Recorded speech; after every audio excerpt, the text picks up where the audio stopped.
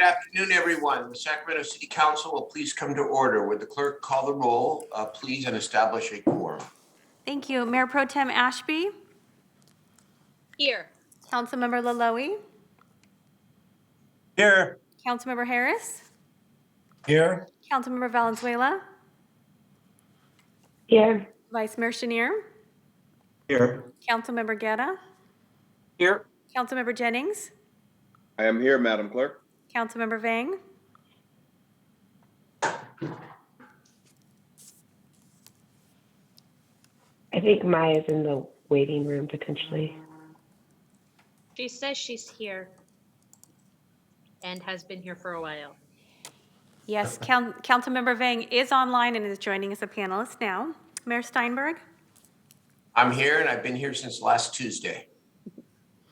thank you. You have a quorum. Good afternoon, everyone.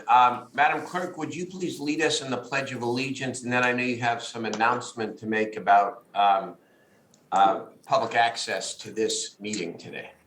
Thank you.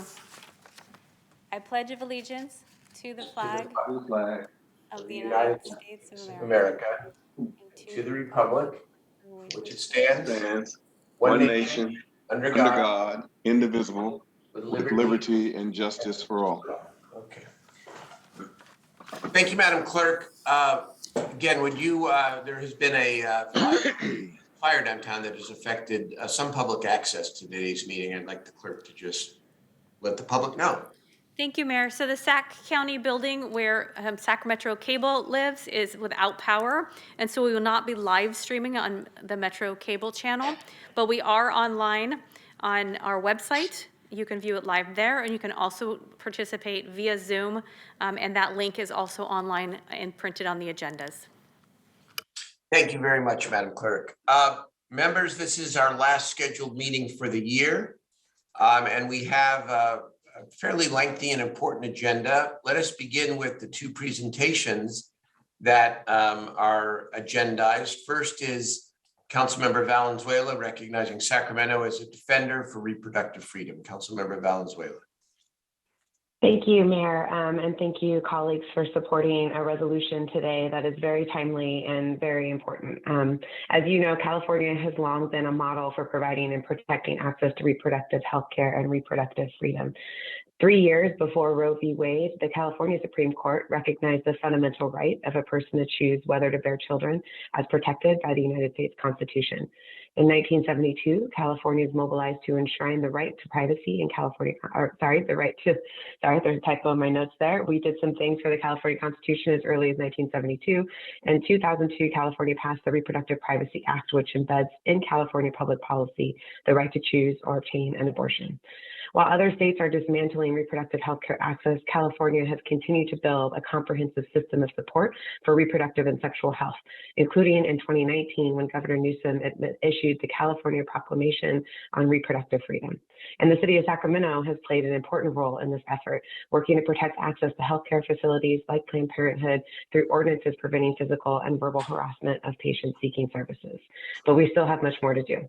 I am working right now with the city attorney, the Sacramento Police Department, and Planned Parenthood Mar Monte on an ordinance to bring back to law and legislation to take further steps to making sure parents and patients and healthcare providers are kept safe and able to access essential healthcare services that I'm hoping we can vote on as soon as possible. So this resolution today is both recognizing how far we've come in the work the city and our important service providers have done, but also to commit ourselves to the fight ahead, which will be long, which will be really intense. And I know California and a lot of you share my goal in ensuring that we remain a place for everyone to get the reproductive and healthcare services that they need. So here to accept this resolution on behalf of Planned Parenthood Mar Monte is Candelaria Vargas. So Candelaria, go ahead. Thank you, Councilmember Valenzuela. Hello, everyone. My name is Candelaria Vargas. I am the Director of Public Affairs for Planned Parenthood Mar Monte, and I am here today excited to accept the resolution. I had it delivered, so it's, oh, I have my blur on, so I'll just go ahead and take that off. Alrighty, there we go. Thank you so much. I really appreciate it. We really appreciate it. I was just going to take a few minutes to share a little bit of information about our health centers in the city of Sacramento. we have 3 health centers in the city of Sacramento. And I just wanted to share a little bit about who we serve and the services that we provide. We have our Fruit Ridge, Capitol Plaza, and B Street centers. And so far this fiscal year 2021, we have had 35,272 visits, have provided 2,663 abortions. So 95% of our patients fall within reproductive age, and over 80% of our patients receive public health care insurance coverage. Over 80% of our patients in our from our Fruit Ridge Health Center who receive services there are people of color, 70% for our Capitol Plaza Health Center, and almost 80%, almost 70% for our B Street Center.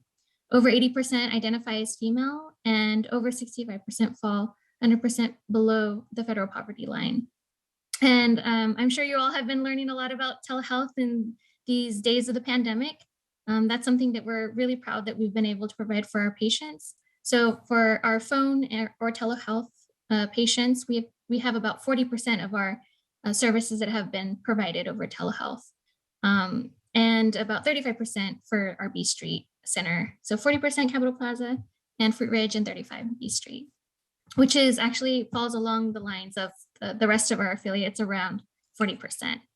Thank you so much for the time today, and thank you so much for declaring Sacramento, the city of Sacramento, defender of reproductive health and abortion access. We greatly appreciate it. Thank you, Candelaria. And I'm proud to have 2 of your centers in my district. I know Vice Mayor Chenier has the 3rd in his district. I don't know, Vice Mayor, if you'd like to add any words before we pass it off to our colleagues here. No, I just want to say thank you for all you do. It's so important, more important than ever, as we know. And we are all there supporting you. Thank you. Keep fighting. We will all keep fighting. Thank you, Mayor Steinberg. Absolutely. Thank you very much, Councilmember Valenzuela, for bringing this forward. And thank you, Candelaria.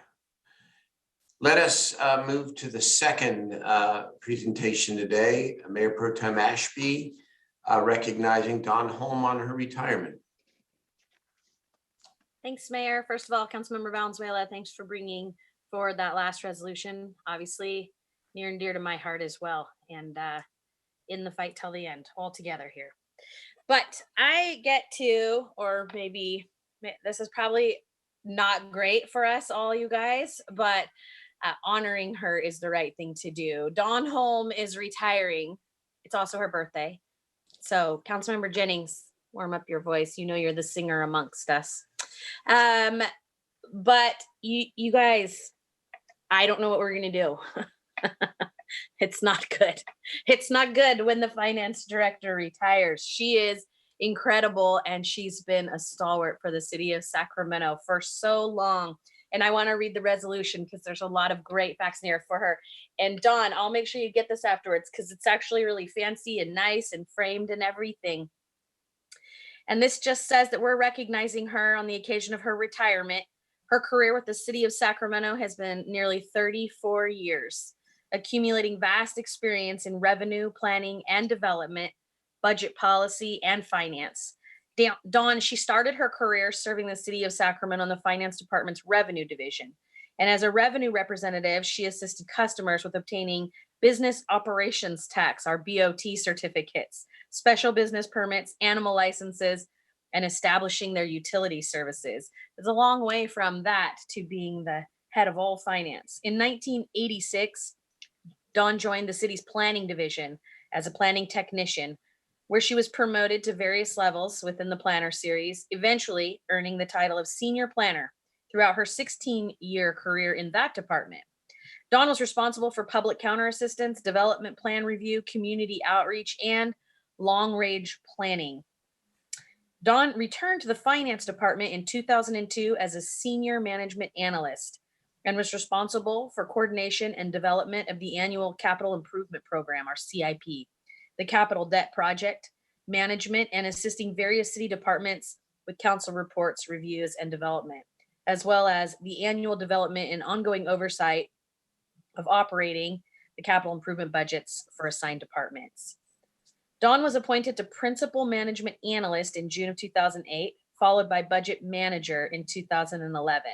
The Finance Department's Budget, Policy, and Strategic Planning Division is responsible for the development of the annual budget, the operating and capital, mid-year review, labor costing, and citywide budget and financial policy coordination with all departments and other government agencies.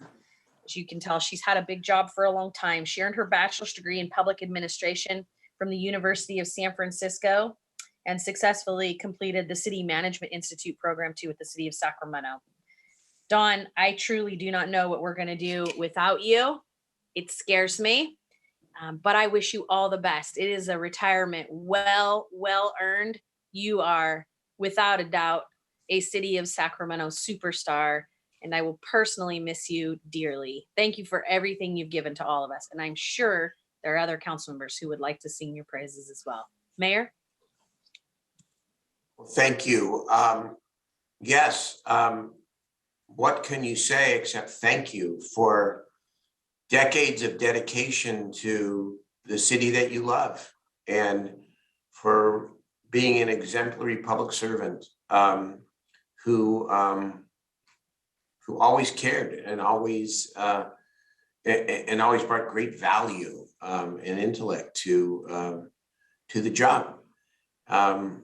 You've earned your retirement, Don, and we're grateful to you for a lifetime of public service. Thank you very much. Jeff Harris? Yeah, thank you, Mayor. Don, you have brought a sense of fiscal responsibility to the city that I greatly appreciate. You are a realist, you're extremely skilled, remarkably talented, a wonderful human being. I agree with Angelique completely. I will miss you tremendously. You know, when I have questions, you have answers. You're always on top of our finance and know where we're headed and where council initiatives will lead us with your forecasting abilities. I can't tell you how much I appreciate the work that you have done along with Lainey. What a dynamic team. You have really kept the city of Sacramento on the fiscally true track, and I so appreciate that.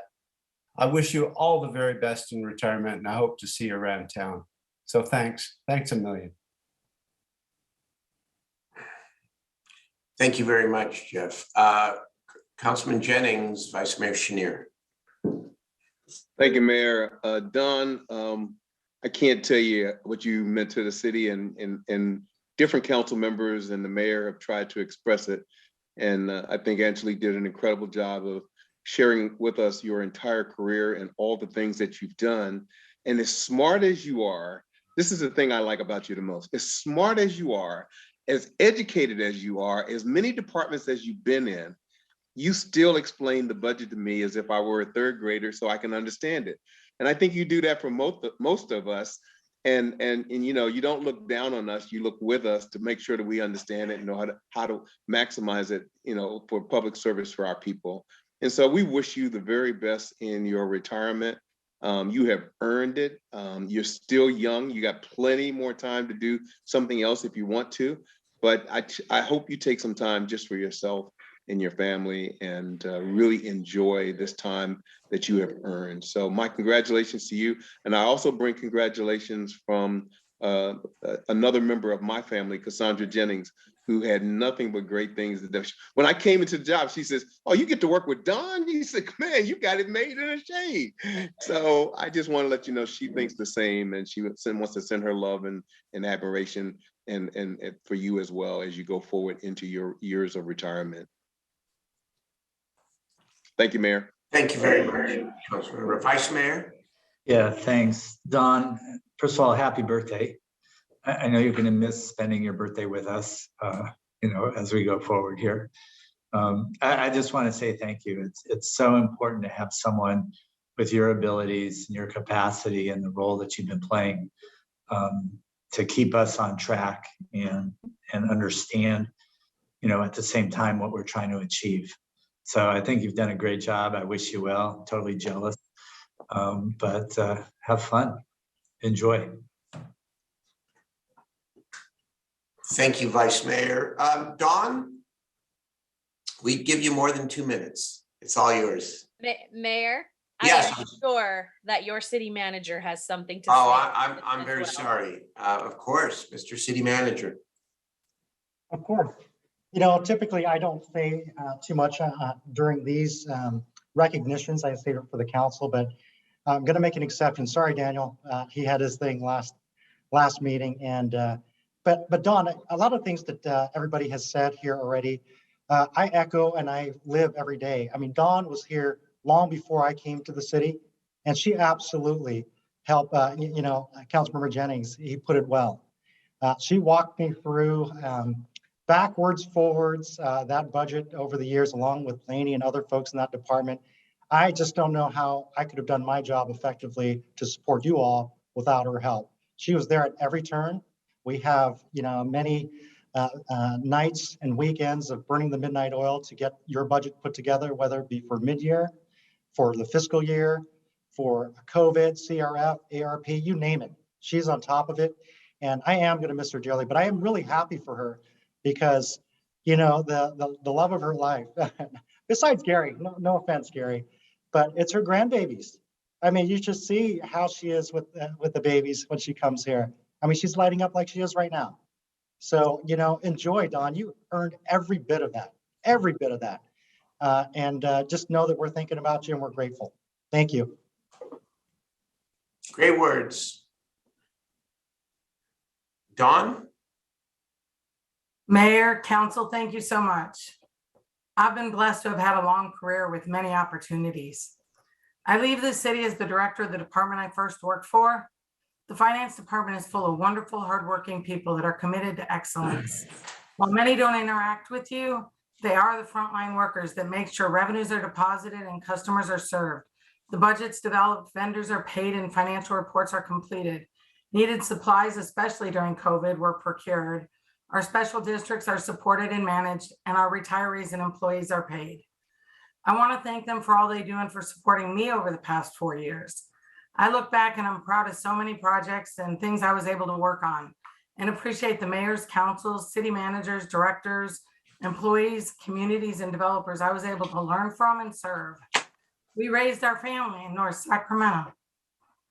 While I will miss the people I've worked with and the work we do to support our city residents and businesses, I'm excited about this new chapter, and I'm looking forward to volunteering, traveling, and as you stated, Howard, most importantly, time with my family and my grandchildren. There's nothing like being a grandparent. Thank you for this recognition and opportunity. I leave you in Thank good you, hands with Dawn. Happy Director Emily Combs. That was beautiful. Today, and a very, very happy birthday. Happy birthday, Dawn. Happy birthday, Dawn. You are Yeah, welcome. happy birthday, Dawn. Make Rick Happiest sing. birthdays, Dawn. Come on, y'all. We gotta Happy sing birthday. her happy birthday. I think so. Birthday to you. Happy birthday to you. Terrible. Happy birthday, dear Dawn. Oh, God. Happy birthday to you. So offbeat and off tone. Terrible. Happy birthday, Dawn. Happy birthday, Dawn. Just know that we put love in it, no matter how it sounded. It was a lot of love. The grandchildren will do a much better job when they see you. They will. Do your job, Gary. Take care of Dawn today. Congratulations, Dawn. Wonderful. Thank you. All right, that's a good way to start the day, huh? Good way to start the meeting, recognizing the importance and value of public service and what agreements, disagreements, the debates, Dawn Holm dedicated. And that's what matters. Okay, let us move to the consent calendar. Are there items that members want to discuss or be voted on separately? I've got a couple of members. See Councilmember Valenzuela. Yes, Mayor, I have comments on item 8 and 26. I'd like to have item 18 voted on separately, and I'd like to pull item 20 for separate discussion and vote. So I'm sorry, so 18 for a separate vote, comments in a separate Yes. vote? Okay, I know, just a separate vote on 18 and then item 20 for a separate discussion and vote. separate vote, okay. And Mayor, I want to just comment on 3 and 7 very briefly. Yes, I appreciate, I was gonna talk about 7 as well, so, okay, anybody else I see? Yeah. Mayor, I have a comment on item 21. 21, a comment, okay. Very good, Councilmember Guerra, Yeah, Mayor, it was comment on number 7 as well. okay. Okay, very good, so then let's just go down the list here. Let's begin with item number 3. Councilmember Chenier had a comment, go ahead, Vice Mayor. Thanks, Mayor. And I'll cede number 7 to both you and Eric. I think that's fine in the No, interest of time. you can talk too. Go ahead. I just, in item 3, we have a number of appointments, and I want to thank Mindy and PP&E. We have our first 3 young people who have made it through the process and are being installed in the Parks Department, the Arts Department, Parks Commission, Arts Commission, and the Police Commission. I'm really proud of them, and I know they did great in their interviews. I'm going to try, each of their names has its own challenges, so I'm going to do my best here. In the Parks Commission, it's Samuel Markovic. In the Arts Commission, it's Akshad Mehta. And on the Police Commission, Choichim Chilko Salazar. And I apologize for that, but I know We about. obviously did a great job with diversity, huh, Councilmember Chenier? There's no question. If you put all these letters together, you've got every one of the alphabet. So in any case, They're great kids. Yeah, I want to thank the 3 young people. I want to thank all those who applied. This is just a starting point for us, and wish them all well and look forward to working with them. Thank you, Mayor. Very Mayor, good. But Vice Mayor Chenier deserves a lot of credit because he ran a whole program with the Youth Commission to prepare every single kid who applied. And all of the kids were standouts. These 3 are the first ones chosen, but having that prep program and having that Youth Commission helping all the other students learn to interview is really a big part of it. So congratulations, Vice Mayor Chenier. This is the culmination of a long time effort for you, and it's great work. Great work. No, I appreciate that, but not the culmination, just a step along the way. That's right. Don't boot them out yet. Very good. I totally agree. Item number 7, which is the establishment of the Stockton Boulevard Housing Anti-Displacement Program. And I know I want to speak on the significance of this, but let me ask Councilmember Guerra and Chenier to go first. Well, thank you, Mr. Mayor.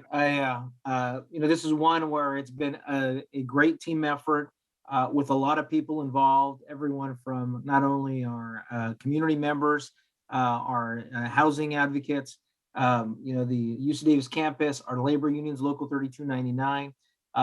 Your office, Mayor, you played a critical role in this, but really a commitment to, as we create a new economic engine for the city, how do we not replicate the dangers in other cities, but how do we build on that and making sure that we support our neighbors and create not the final end, or as Councilmember Chenier said, this is not the culmination, but only the beginning on our efforts to ensure that we're providing housing, supporting our local workers, and making sure that this project of Aggie Square meets the goals that everyone agreed to in the community benefits agreement. So just big accolades and kudos to Sacramento Investment Without Displacement, you yourself, Mayor, and Councilmember Chenier, and our representative staffs on this effort.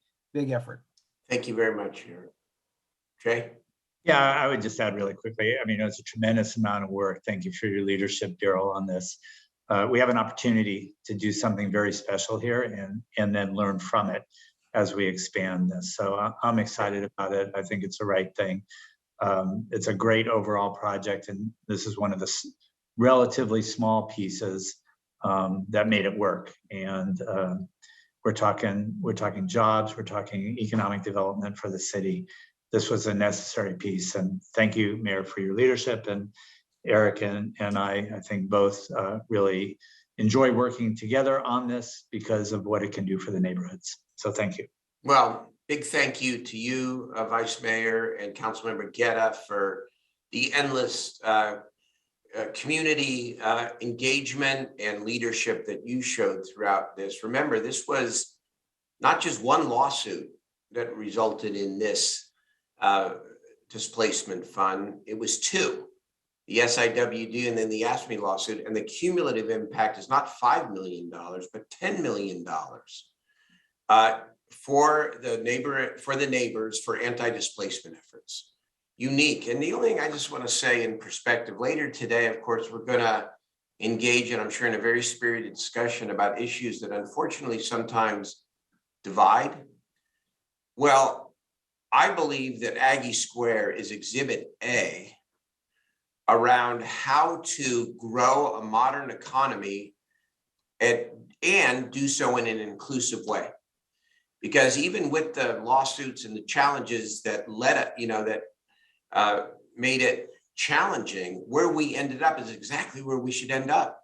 $1 billion plus of new investment, new industries, clean industries in Sacramento, collaboration with the university and the private sector, and at the same time, real money and guarantees for local hiring and affordable housing and housing displacement. People around the country are going to be looking at this model, as they should. And really, really proud of it, and proud to have worked with everybody, the community, AFSCME, the University of California, Davis and Gary May and his team, Wexford, my colleagues, the city staff. This is the way to do it. And let's put that money to work. All right, thank you. Councilmember Valenzuela wanted to talk about item 8. Thank you, Mayor. And I just want to start by thanking the city manager for bringing forward an augmentation using some of the ARPA funding to help augment our 311 community cleanup services. I know I get a lot of calls from the community, both commending the service, but also commenting on backlogs and requests that were submitted sometimes days in advance that it just takes a while because they don't have the resources to get out there. So I just want to make sure, I know that there's a lot of departments that might need different cleanup services for different reasons, that the priority for this contract is really given to the 311 requests from the community so that they really continue to see that shift and that change in responsiveness so that we can keep working together to address concerns regarding trash and dumping as they arise. So thank you, Mayor. That was my comment. I saw the city manager pop up. I don't know if he had a comment in response. Mr. City Manager? Nope. Okay. I just wanted to confirm that's going to be the case. Okay. Very good. Councilmember Valenzuela, I know you asked for a separate vote on item 18, which we will do, but why don't you make the comment on 18 now, if you would, please? Oh, I don't really have any comments. I think I've made my comments before. Yeah, about privacy and surveillance. Yeah. I apologize. Very good. Okay. Thank you. I'm going to skip over item 20 for now, and I'm going to now go to item 21, where Jeff Harris had a comment. Councilmember Harris. Yeah, thank you, Mayor. This item is about trying to get our park rangers to be located at the courtyard at Sutter's Landing Park. Unfortunately, in this bid climate, the one bid that came in was significantly over our estimate. This is a very important project for Sutter's Landing Park in East Sacramento generally. Safety on the bike trail, on the Two Rivers Trail. We need to keep pushing forward on this one, so I would appreciate a vote in the affirmative on item 21 to reject the bid so that staff can go back and refigure the estimate in today's climate and get this project underway. That's all. Thank you. Thank you. Thank you very much. All right. Is there public testimony on any items on the consent calendar, including? Oh, Mayor, I had a comment on 26 as well. Oh, I'm sorry. I'm sorry. That's the one that I missed. Go ahead. Comment on 26. It's okay. Go ahead. Yeah, I've gotten some emails about the service provider that we're going with for Department of Utilities. This was the same similar conversation we had at the Regional Transit Board last night. And since I know a lot of members of our public don't often watch those meetings as well, I wanted to give Bill from the Department of Utilities a chance to respond. I think what's important is, people make statements sometimes we might not agree with, but as long as the contract terms are clear and there's a clear process for complaints if folks feel like a service provider working for the city oversteps a boundary. But Bill, I know you and I had a discussion about this yesterday over email, so just wanted to give you a moment to respond to those concerns from the community. Thank you, Councilmember Valenzuela. Yes, of course, we will be monitoring the performance. We monitor the performance of all of our consultants to make sure that they're within the scope of the agreement.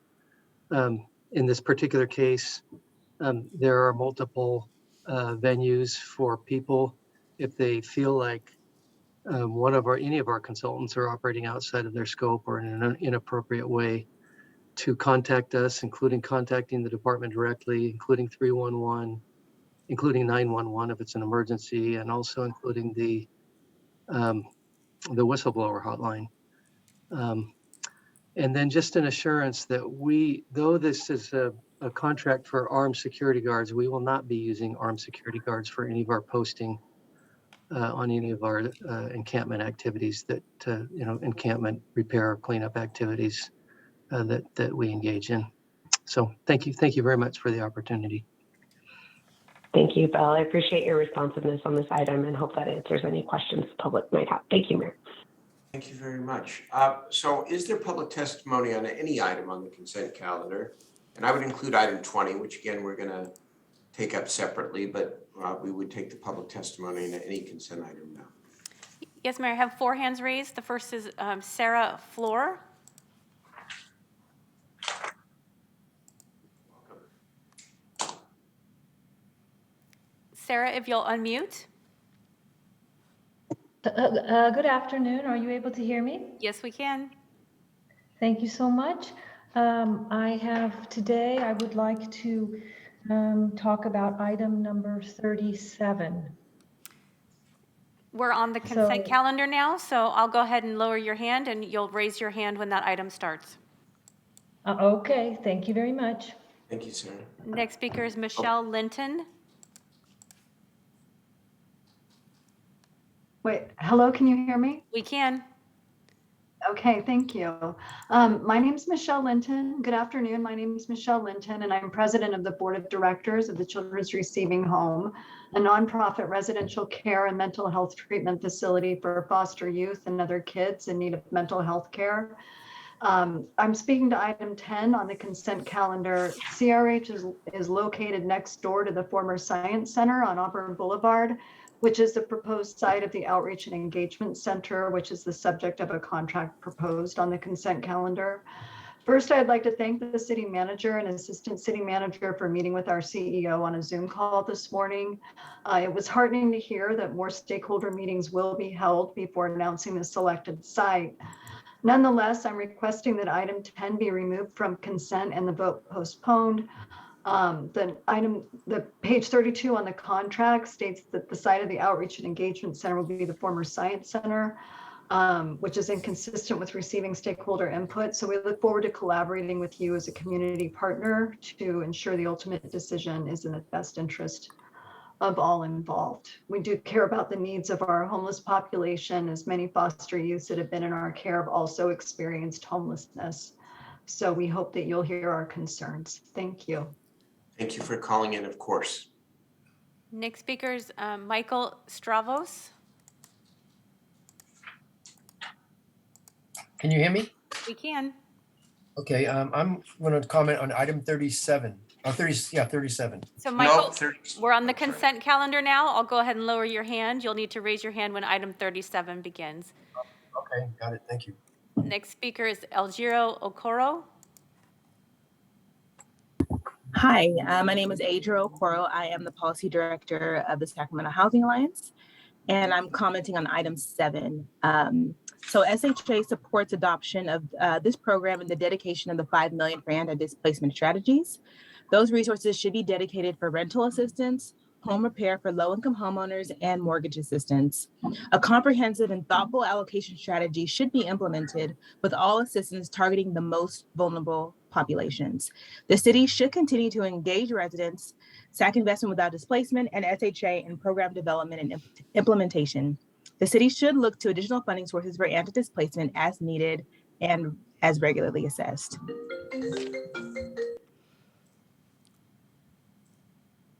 That's all. Thank you. Okay, Thank you for your thank you. comments. Mayor, I have no more speakers. Okay, I'm sorry, Councilmember. Mayor. Okay, I'm happy to get in line. Sorry. I just had a question on number 10. Are you actually pulling that? I know you said something to Ms. That's the Director of Child Protective Services and Child Welfare for Sacramento County. Yeah, I mean, I think pulling item 10 while continuing to work out the details and potentially opening the site prior to full council ratification in January, subject to an understanding and agreement with the Children's Receiving Home is what I strongly prefer. I think pulling it today is fine, but I don't want to wait if we have an understanding with the receiving home prior to formal council ratification to be able to actually open the doors and provide the respite that's called for under this item.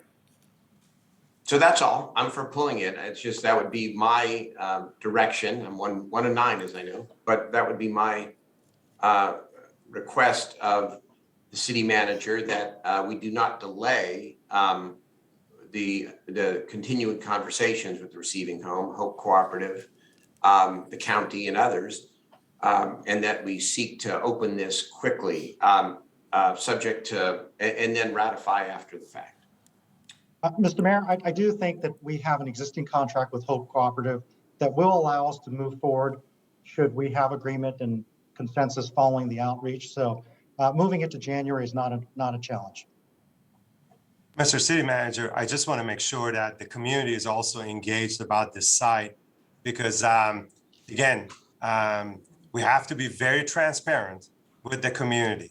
I like to be involved in all those meetings so we can really get feedback, not only from this establishment, which is very important, but also the residents and businesses around this site. Absolutely. Absolutely. Okay. Mayor, can I just say one thing on that issue? I know you know this, but I feel like I need to say it out loud. I mean, that's a big deal to have Michelle Keyes call into the city council meeting and ask us just for a little more time. And part of the reason why it's such a big deal is because we've been trying to get their attention to help us on these issues for so long. And I don't want to ignore her calling in. Plus, she's a really wonderful person who works really hard and has an amazing challenge. So I think what I hear you saying, Mayor, is the same as what I hear the city manager saying. And I can agree to that just fine. I just, there's very few things we could do to help families more than be working in partnership with the Department of Child And the Care. county, we're going to say this, I'm sure, a dozen times this afternoon. The county is our partner, and we all need to work on continuing to elevate that partnership. It's the only way we're going to work out all these issues and provide relief to our community and relief for the unhoused, and to do it in the right way. We must continue to elevate that partnership. Well, I'll leave it at that for now. That's right. Mayor. She's a big part of that. Okay. Yeah. Okay. So why don't we? So I get the intended direction. So why don't we do this? I would like to take a motion now to continue item 10, consistent with the conversation. Please. So moved, Mayor. So moved. Is there a second on that? I second, Mayor. Second, Councilmember Laloe. Let's call the roll on the continuation. Go ahead. Mayor Pro Tem Ashby, Yes. Councilmember Laloe, Aye. Councilmember Harris, Aye. Councilmember Valenzuela, Yes. Vice Mayor Chenier, Aye. Councilmember Guerra, Aye. Councilmember Jennings, Yes. Councilmember Vang, Yes. and Mayor Steinberg. Yes. Okay. Thank you. Thank you for that. Okay. So now I would like a motion on the consent calendar, items 1 through 30, with the exception of items 18 and 20. So moved, Mr. Mayor. I'll second. Okay, let's call the roll on that, please. Thank you. That was a motion by Councilmember Harris and a second by Vang. Mayor Pro Tem Ashby, Yes. Councilmember Laloye, Aye. Councilmember Harris, Aye. Councilmember Valenzuela, Yes. Vice Mayor Chenier, Aye. Councilmember Guerra, Aye. Councilmember Jennings, Yes. Councilmember Vang, Yes. and Mayor Steinberg. Yes, the consent calendar as described in the motion passes. I'd like a separate motion, please, on item 18, which has been discussed, but I need a motion, please. I'll move item 18, Mayor. Thank you. Second? Jennings will second. Item Jennings 18. will second. Let's call the roll then on item 18, please. Mayor Pro Tem Ashby, Yes. Councilmember Laloye, Aye. Councilmember Harris, Aye. Councilmember Valenzuela, No. Vice Mayor Chenier, Aye. Councilmember Guerra, Aye. Councilmember Jennings, Yes. Councilmember Vang, No. and Mayor Steinberg. Yes. All right, that item passes 7-2. Now, the consent calendar is dispensed with. Item 10 is continued with the exception of item 20. So let's hear that separately as requested by Councilmember Valenzuela. We've heard public testimony because I asked for public testimony on all items, including item 20. And then we will move to whatever appropriate motion and vote. Okay. Thank you. Staff? Do you want me to start off here, Mayor? Sure. Why don't you frame it since you've pulled it off? Go ahead. Yeah. I mean, this is largely a procedural motion because there's been a new law in effect that requires us to register equipment that our police department is using and for what purposes. And there's a lot of detail that's now publicly available, which I appreciate. So my concern is not with that. My concern is with a couple of components that are within this new policy that I'd like us to discuss. First, there is authorization being sought within this item for the purchase of a new armored car, a Rook, R-O-O-K, I think I'm pronouncing that correctly. Now, the police department has assured me that they'd be going after grant funding to purchase that vehicle, but I don't think it's appropriate for us to purchase a third armored vehicle, especially when we have access to the one that the sheriff's department owns. So I am looking to have us not authorize that vehicle. I also have some concerns around the less lethal equipment listed in here. I know a lot of my concerns, I hope, will be addressed through our review of protest response policies, which is ongoing, working with OPSA and the Police Commission. And so that is one thing. But tear gas equipment is included in this. And this is something that I've had serious concerns about for a while. Tear gas is a chemical that's not allowed to be used in warfare, but it's something that is included in this policy by default because we're authorizing our police department to have that equipment. And so I would like essentially to ask if my colleagues would consider removing authorization to purchase the Rook as well as the tear gas equipment before we approve this policy. I think it's long past due time for us to stop using tear gas on the streets of our city. So would like to hear my colleagues' feedback on those 2 points. Thank you, Mayor.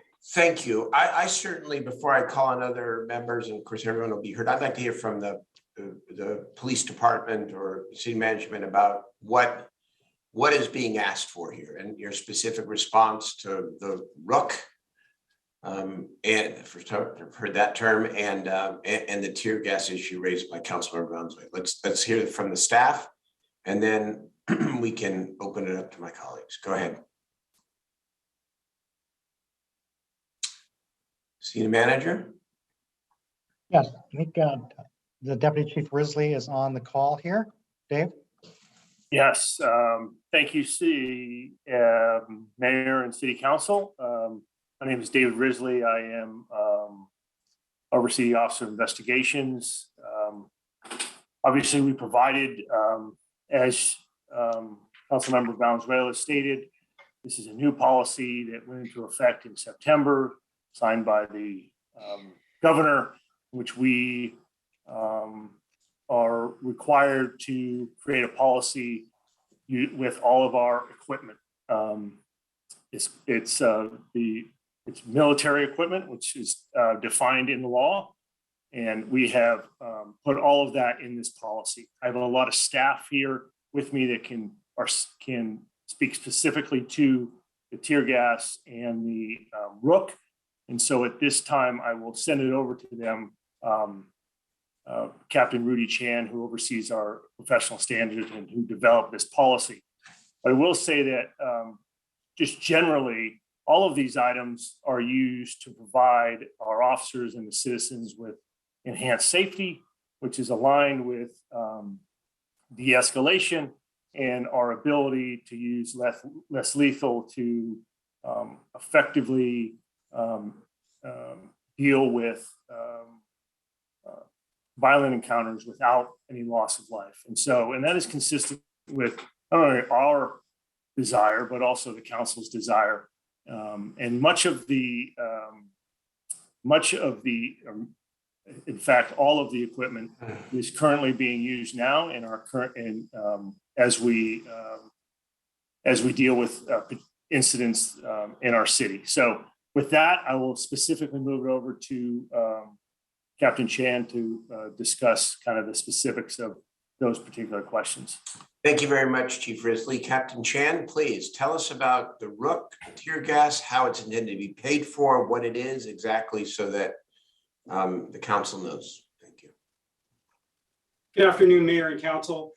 Specifically, I heard Councilmember Valenzuela's concerns regarding tear gas as it pertains to protests and First Amendment events. Let me first start by saying that with respect to tear gas in First Amendment event, whether it be a unlawful assembly or protest or whatever, there was a new law that was passed, was signed by the governor in September. That is AB 48.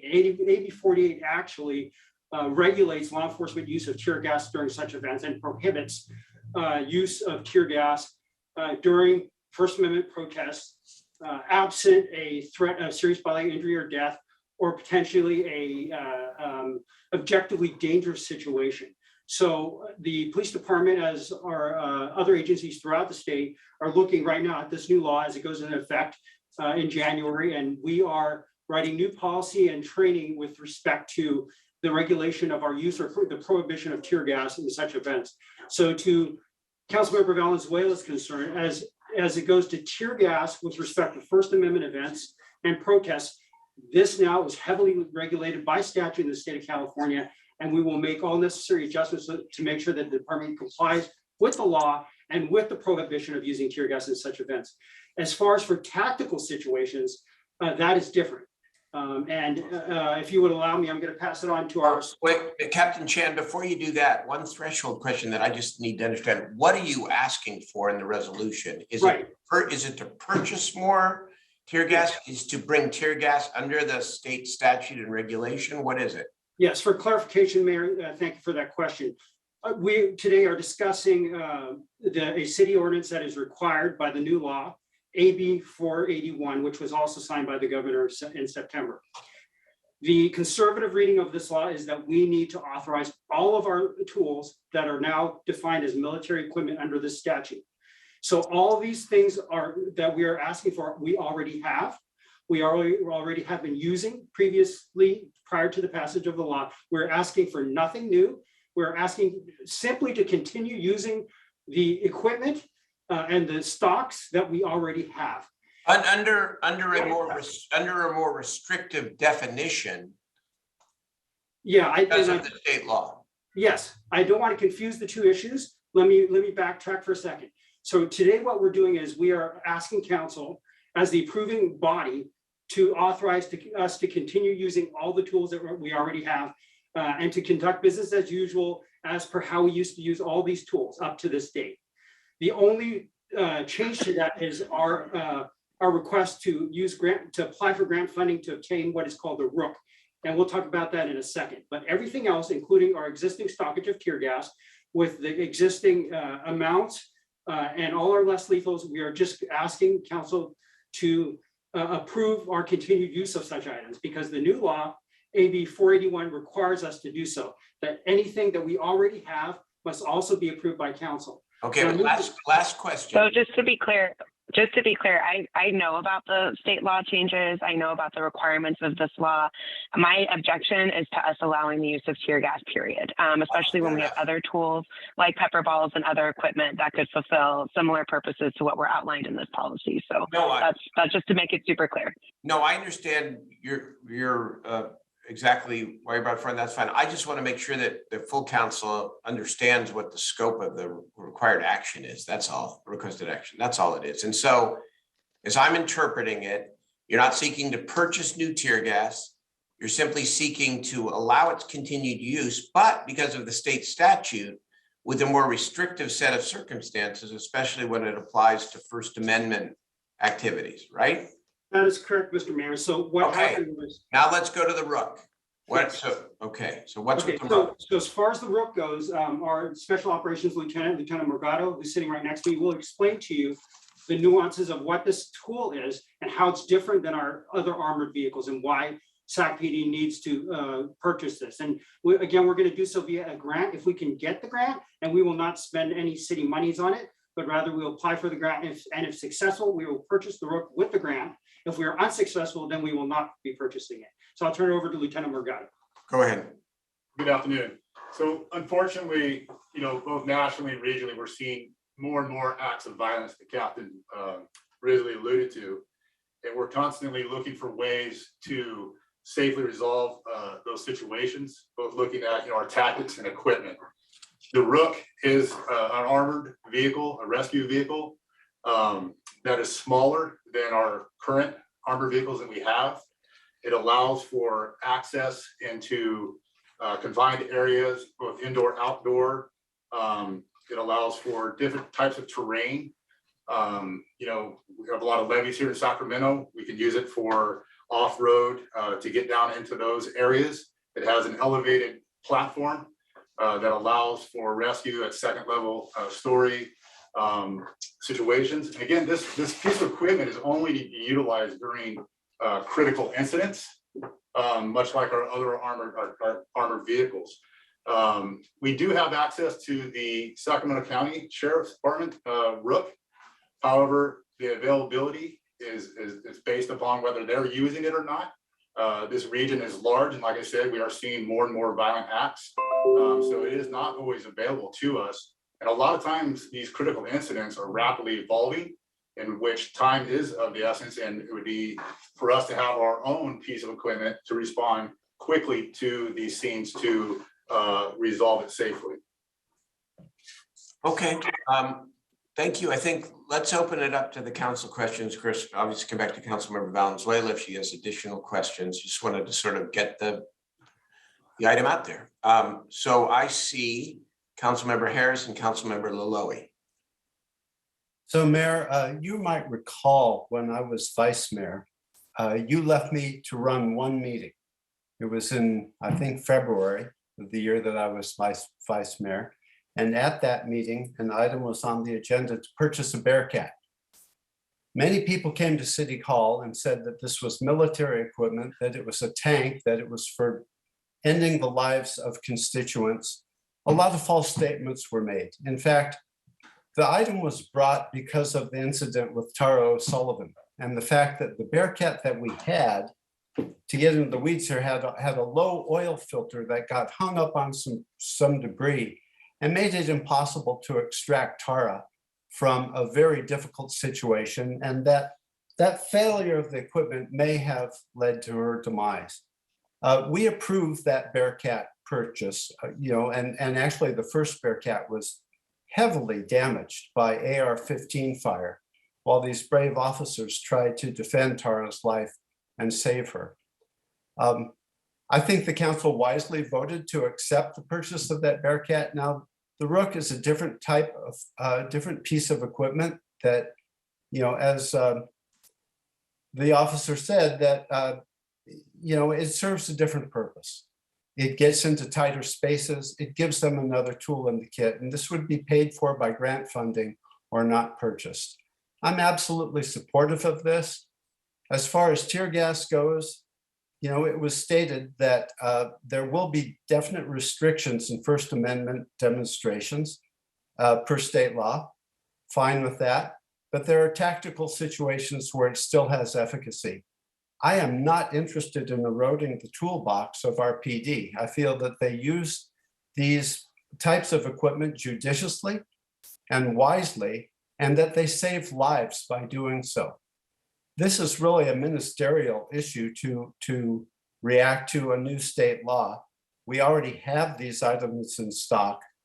I believe in our police department, and I believe that they only deploy this stuff realistically, the less lethal weaponry, to save lives. I think they did an outstanding job in the George Floyd protests and Stephen Clark protests, that many lives could have and probably would have been lost and more property damage affected, if not for the leadership and the command decisions that our PD made. I'm absolutely in support of this item, Mayor, and I frankly, I'm a little shocked that it's brought into contention, but everybody has a different opinion about these things. I'm very much in favor of this item. That's why it's on the agenda, to argue, debate, and to come to a resolution. It's okay. Mr. Mayor, we also do have one clarification also in regards to the Rook, if I may. Please. Mayor and Council, so the Rook, just for your understanding, as the operations lieutenant or SWAT lieutenant mentioned earlier, we sometimes have to call on the sheriff's department to borrow their Rook based on the tactical situation at hand, and that has occurred in the past on several occasions.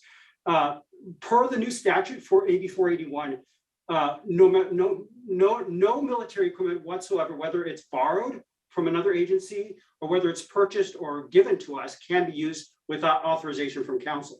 So what you're also doing today is allowing us to continue to borrow the Rook from the sheriff's department if the tactical situation needs it, and we need that piece of equipment to protect life. So without authorization from council for the Rook in any form on this ordinance, if it's not included in the ordinance, then we can't even borrow it from another agency to help us to protect life. And the other thing that I have to bring up with respect to the Rook also is we are solely at this point asking for permission to apply for the grant, because this law is so narrow, is so strict, in that even before we apply for grant, we have to have it on ordinance and approval through council. So we're asking solely to, at this point, apply for the grant. If we don't get the grant, then we don't get the Rook. If we are successful in applying for the grant in February, then we'll have to come back to council and get permission to move to the next step, and that is to acquire it. So that's it. Hopefully that helps. That's good additional detail. Thank you. I've got Councilmember Laloy, then Councilmember Vang. Thank you very much, Mr. Mayor. Just to kind of follow what the captain just stated, some of these equipments that we're using right now, and the fact that on the Rook, we have to literally go to the sheriff department and say, hey, excuse me, can we borrow this for about half an hour and we'll bring it right back to you? And pretty much they can say, nah, we're busy right now, or we don't have the staff. It's really embarrassing that we talk about our city and how we're involved in so many things that we really don't belong into being involved, yet things that the city needs, we want to contemplate on. Councilmember Valenzuela, I understand that you indicated that tear gases are not even used in warfare. From someone that's been in there in a warfare, from someone that has had bullets fired at him and bombs dropped on him, I can tell you in many situations, I kind of wish that we did use tear gas in warfare versus drone bomb drops or stray bullets that have killed numerous peoples, and including children and women. So the title of this, military equipment, it's a little bit scary, because when you read the content of what's considered military equipment, pretty much everything that's listed on that is to stay away from using lethal force. So it's trying to save lives. And, I am completely for this. And I believe in our police department. I think they're a class act, probably one of the top forces in the nation. And I am in complete support of item number 20. Thank you. Thank you, Councilmember Lawley. Councilmember Vang, and then I'm going to make a comment. Mayor, thank you. I'll make my comment short. Captain Chan, just for clarity, this ordinance that's brought forward is really to make sure that we're in alignment with AB 481, correct? Yes, that is correct, Councilmember. Okay, Mayor, I'd like to make a motion to adopt this ordinance to ensure that we're in alignment with AB 481, because I think that's really important in terms of policy and procedures, with an amendment that I'd like to move the exception, with the exception of removing tear gas in the Rook vehicle. I like to have the opportunity just to vote on the policy to ensure that we actually have an ordinance in place to make sure that we're in alignment with AB 481. But the ordinance includes tear gas. In other words, there is no, I want to make sure you, of course, make any motion that you want. I just want to make sure that it captures your point of view. And there is nothing in the ordinance that seeks to purchase more tear gas, as I understand it. It's simply to conform the existing use of tear gas to the state law. And so if you take tear gas out, it's actually then not supporting the ordinance, which is a respectable position. I'm just trying to make sure that we're framing the actual choices here. Because I think what you're saying, is that you oppose the ordinance because tear gas is essentially integrated into the ordinance. Maybe go ahead, you finish, and maybe I can help clarify with my comments, because Yeah, no, I mean, that was pretty much what I would like in terms of my motion, but go ahead, Mayor. Okay, no, yeah. that's okay. So first of all, I'm not nearly, respectfully, I hear all the passion. I'm not nearly as gung-ho as Councilmembers Harris and Malloy on this. I think the colleagues, Councilmember Valenzuela and Vang, raise important questions. I think that oversight is really important, and how this new equipment is being used is really important to have a discussion about. And secondly, the use of tear gas is controversial. And I've seen it both sides and both ways, right? It can be misused, or it can be used to de-escalate, as Chief Risley said, to avoid the use of more deadly force. On balance, I'm ready to support this ordinance tonight for two reasons. Number one, on the tear gas issue, it actually conforms with the state law, which restricts the use of tear gas. And so I think that's a step in the right direction. On the Rook, I heard Captain Chan say very clearly that they will not come to us seeking general fund or city money for this additional piece of equipment, to go seek a grant. And yes, I do remember, of course, the Tara O'Sullivan situation, where that equipment was used in a heroic fashion to try to save the life of one of our fallen officers. And so I will support the motion as is. If there's a substitute, well, if there's a main motion or substitute, that's fine. But the tear gas issue is actually, this overall motion actually limits the use of tear gas, because it requires us to conform to the new state law. So that's where I'm ready to support the staff recommendation on this for the reasons. So Mayor, my hand is up again, if you don't mind. Well, let me make sure I get to others who haven't spoken yet, if that's okay. Well, I'd like to offer a substitute motion. I'm not sure there is, well, Councilmember Vang's motion has not gotten a second yet, so. Okay. Let's hold off. Councilmember Vang, restate your motion. You go ahead. Councilmember Vang? Yeah, my motion is to adopt the ordinance to ensure that we're in line with AB 481, with the exception of removing tear gas in the Rook vehicle. Okay, that's a motion. Is I'll there? second. That's a second from Councilmember Valenzuela. Councilmember Harris would like to make a substitute motion. Go ahead. Thank you, Mayor, and I appreciate your comments. You know, I just want to clarify one thing. Many people think that the Bearcat and the Rook are armed vehicles. They are not. They are armored vehicles. They are simply defensive mechanisms to retrieve officers, to shield officers from fire from assailants. These are good pieces of equipment. So my substitute motion is to accept the ordinance as written, unchanged. Okay. Is there a second? There is a second. There is a second by Councilmember Jennings. Now let's go to the remainder of the council members. Mayor Pro Tem Ashby. Yeah, I just want to say that this is an extremely inappropriate way to have such a broad policy discussion. This is, as the mayor very clearly stated, this is an administrative item, and I'm sure it was perceived to be that. It's why it's on our consent calendar. And I think there's some conversation happening right now around an administrative decision that's more rooted in policy changes that folks are seeking. And I would just recommend that you send those to Law and Ledge, and then those conversations can come back. But right now, actually, Councilmember Vang, what you're proposing is going to have the opposite intended effect, meaning this particular policy, as Councilmember Harris and Laloe have put forward, is going to further limit the use of tear gas. If you took tear gas out of this, you wouldn't be limiting it further.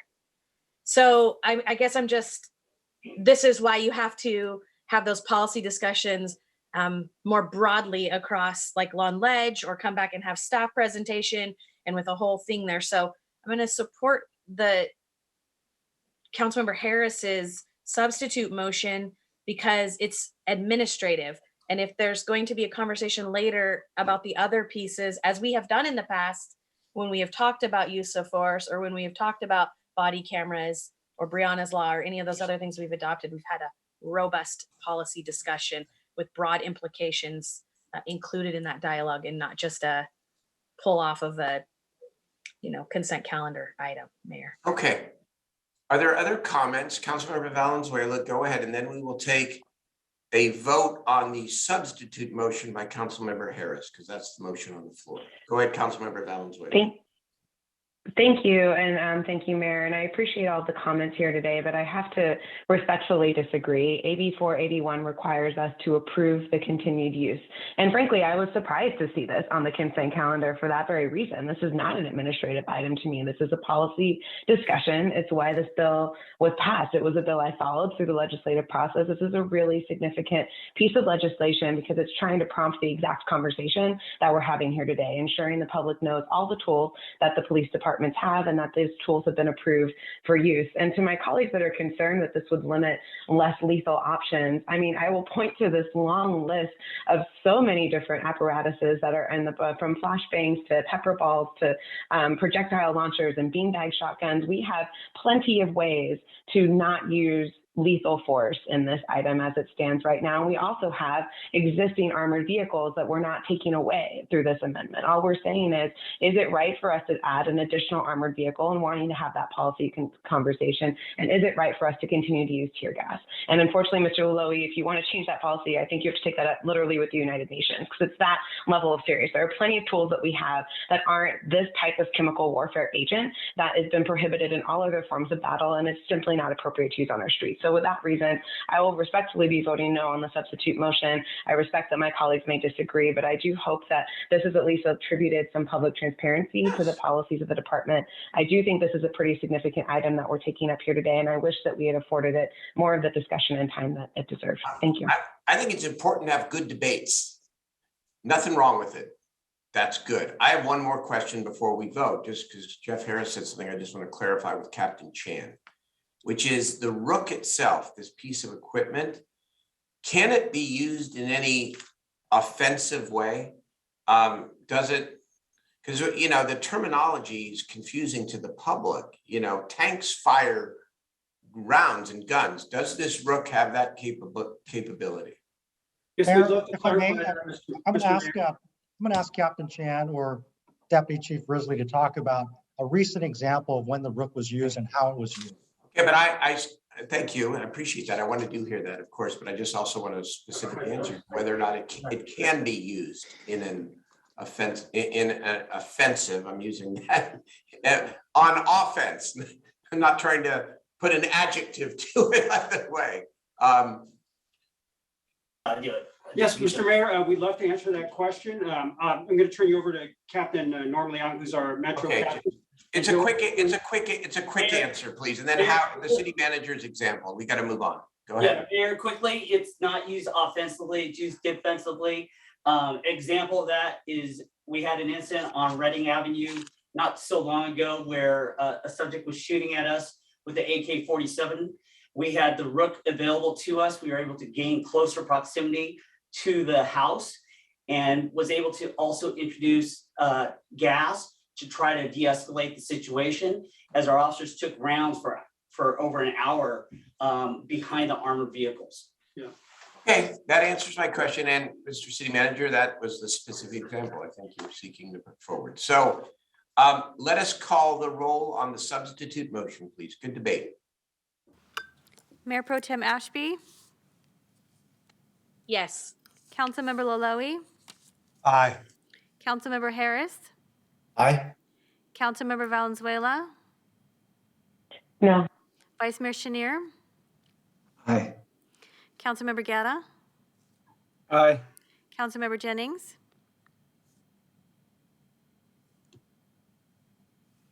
Yes. Councilmember Vang, No. and Mayor Steinberg. Aye. The measure passes 7-2. Thank you. Thank you all very much. That's the consent calendar. We now move to public hearings. We have 2 items before we get to the discussion calendar. I think they should be relatively short. Maybe they could both be presented. Is it 30 minutes a piece for the salary schedule? Hope this can be done faster than that. Items 31 and 32, please. Who is presenting on this? I am right here, sorry. Just want to make sure I'm unmuted. All right. Good afternoon, Mayor. Everybody can see my presentation, I hope. Good afternoon, Mr. Mayor, Council member. Yep. I may have the wrong agenda here. I'm looking at public hearing items 31 and 32, which is approval of salary for the city treasurer. Mayor, that would be the discussion calendar. What happened to the public hearing calendar?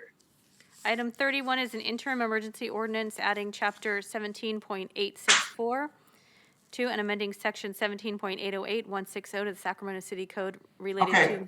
to. Somebody gave me the wrong agenda, so I just got to get the right one. Go ahead then, please. Yes, good afternoon, Mr. Mayor and council members. My name is Garrett Norman, Associate Planner with the Community Development Department. Staff is asking the council to consider adopting an interim emergency ordinance that implements the provisions of the new state's legislation, Senate Bill 9. If adopted, the emergency ordinance will become effective January 1st, 2022. The new legislation for Senate Bill 9 was signed by Governor Newsom in September of 2021. And it requires the city of Sacramento and other jurisdictions to ministerially approve 2 types of projects. The first is 2 residential units on a parcel within a single unit residential zone. And the second is an urban lot split subdivision of 1 lot into 2 within a single unit residential zone. The applicant can then develop both lots with 2 units on each parcel for a total of 4 units. All development must meet specific objective criteria, and all projects approved under SB 9 are not subject to the California Environmental Quality Act or CEQA. Lastly, this new legislation and the proposed emergency ordinance goes into effect on January 1st, 2022. SB 9 is limited to the single unit residential zones, and in our city, that is the rural estates, RE, or the single unit dwelling R1 zones. SB 9 cannot be within any historic district or landmarks, or on any sensitive areas such as wetlands, earthquake fault zones, conservation land, FEMA floodplain, high fire hazard zones, farmlands, and hazardous waste sites. The development must also comply with objective development standards. And for development of the 2 dwellings, the objective development standards will include compliance with the city's infill housing design standards, compliance with the city's bulk control standards, 10-foot setbacks for 2nd-story balconies, decks, and open staircase landings, 4-foot interior side and rear setbacks, and front and street side yard setbacks must meet the requirements of the R1 and RE zone. All units must comply with the lot coverage requirements of the R1 and RE zone unless it prevents the development of 2 800 square foot units. And lastly, 1 parking space per unit is required unless the site is within a half-mile walking distance of major transit stops and high-quality corridors, and if the site is within 1 block of a car share. Staff has received several comments from the community expressing concerns to the parking exemption for car shares, and in particular, the gig car share, because it does not have fixed pickup and drop-off parking spots, but instead uses a home zone service boundary. SB 9 says we shall not impose a parking requirement if there is a car share vehicle located within 1 block of the parcel.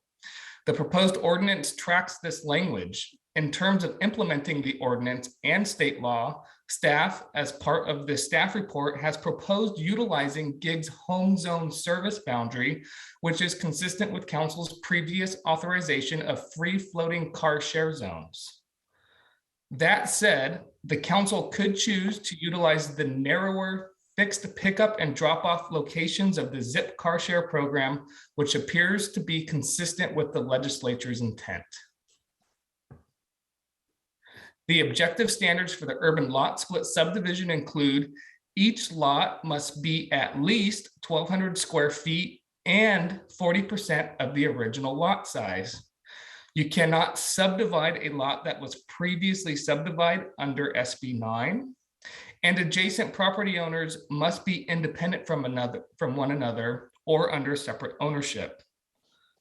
The city can require easements for the provision of public access and services such as vehicular access and water and sewer lines. However, the city cannot require dedications for right-of-way, off-site improvements, or correction of non-conforming zoning conditions. If any SB 9 application is unable to comply with the objective standards for the 2-unit development or urban lot split, then those projects are ineligible for the SB 9 ministerial review and will need to go through the city's traditional process for subdivision maps and site plan and design review. There are some anti-displacement requirements written into the legislation as well. Specifically, the project cannot involve the demolition of deed-restricted affordable housing, rent-controlled housing, housing that's been withdrawn from the rental market in the last 15 years, and housing that was occupied by a tenant in the past 3 years. If the unit was occupied by a tenant within the last 3 years, then only 25% demolition of the exterior walls is permitted. Accessory dwelling units and junior accessory dwelling units will count as units under SB 9. So every SB 9 parcel will have a maximum of 2 units. Any dwelling units created by SB 9 cannot be used as short-term rentals or any other non-residential use. Application review fees and development impact fees will continue to be invoiced and charged like any other project in the city. There are no exemptions to fees for SB 9. And under this ordinance, no private protected tree may be removed. The one exception to this rule is if leaving the tree in place would physically preclude the construction of 2 800 square feet units. This exception is required by SB 9. At any time, however, the applicant may choose to go through the city's discretionary tree permit process. Staff will notify the community of all SB 9 applications. All applications will be routed to the neighborhood association within 500 feet of the project site, and project sites will be posted with an early notice sign that is physically posted on the project site containing information about the project and staff contact information. Each application, including the plans, will also be visible in the new agency counter online permitting tracking tool. The city does have the ability to deny a SB 9 project, but it is under limited circumstances. The building official would have to make written findings, and specifically the project would have to be determined to have a specific adverse impact on public health and safety that can't be mitigated. And it also must be based on a preponderance of evidence. Lastly, staff hosted 2 webinars in mid-November that included over 100 attendees. Each webinar was recorded and posted on the city's designated SB9 webpage and included robust Q&A sessions. Staff also created an FAQ document that is attached to this council staff report and is also available on the city's dedicated SB9 webpage. For the next steps, staff will work on a permanent SB9 ordinance that will include additional outreach with our neighborhood associations. This concludes my presentation, and staff is available to answer any questions. Thank you. Okay, thank you very much, Mr. Norman. Do we have public testimony on this important implementing resolution? Yes, Mr. Mayor, I have 7 hands raised. All right, let's hear from the public, please. The first is Dean Dalben. Hello, my name is Dean Dalben. I live in District A, South Sacramento. I have several issues important to this, and I send emails to all or most of you regarding these, so I won't have enough time to go over everything. But I want to make sure we define the meaning of our terms used in this ordinance. Specifically, what does equity mean? How does this relate to equality and equal opportunity? The location restrictions in this ordinance do not really provide a choice for equity or housing along the affordability index. Nothing is specifically identified in this ordinance until agreed upon maps are included that defines a lot of the areas of concern, such as flood risk, earthquake, other issues mentioned there in restrictions. What social and economic impacts are of these exclusions?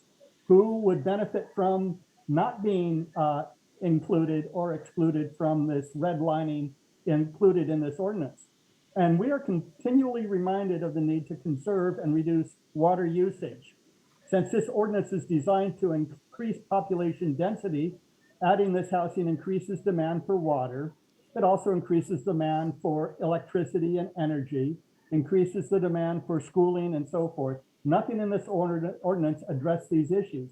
The parking space also is unrealistic as outlined in this ordinance, and there's nothing included in this to provide charging for electric vehicles. We don't know the maximum or minimum number of bedrooms or bathrooms in this that are allowed, and it's probably going to be reassessed when these buildings are included. I would suggest that all Proposition 13 limitations be removed from such property and they are assessed at full value. Also, a certain percentage of this housing needs to be devoted to low income and very low income housing. Perhaps 15% of these units determined by a lottery choice are selected for this, and landlords are charged a certain amount to contribute to a low income housing fund to provide this. Thank you for your comments. Your time is complete. Thank you very much for listening to my comments, and I hope for change. Thank you. Thank you for your comments. Next speaker is Elgiro Okoro.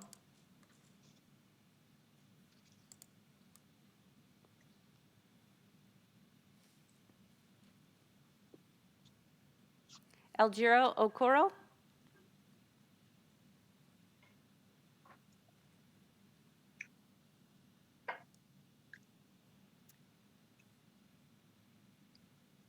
Elgiro, you are unmuted.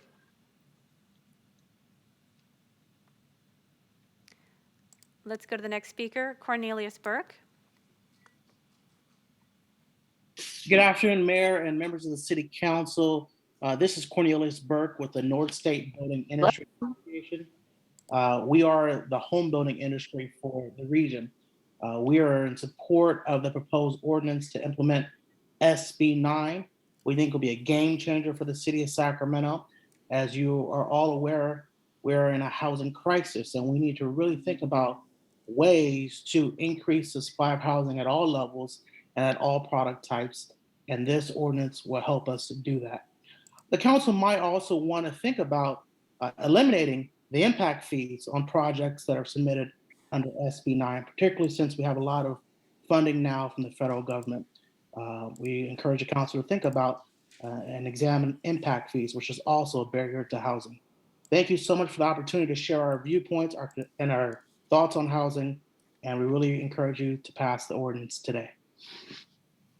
Thank you for your comments. Next speaker is Ansel Lundberg.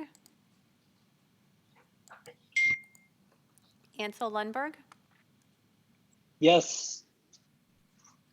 Hello, good afternoon, Mayor and Council. My name is Ansel Lundberg. I am a District 5 resident and co-chair of House Sacramento. We are the YIMBY Yes in My Backyard organization in Sacramento. I'm just calling to also show my support for this ordinance. I think it is commendable.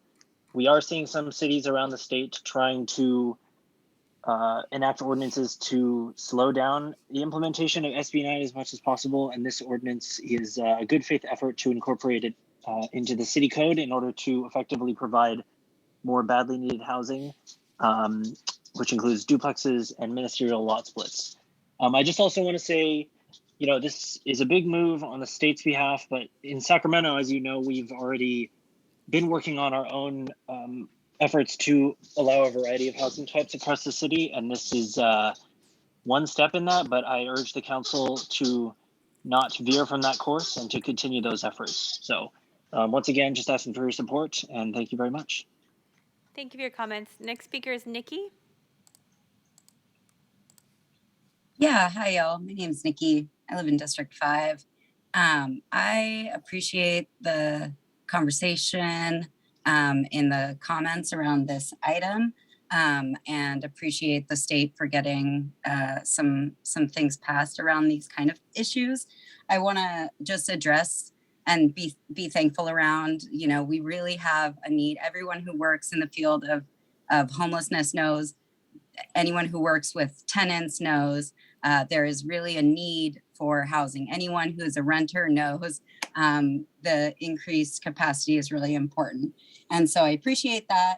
I do want to talk about the parking requirement. I want to highlight a case in the Bay Area with a project called Homefulness, where the parking requirement specifically has delayed the development of a 2-unit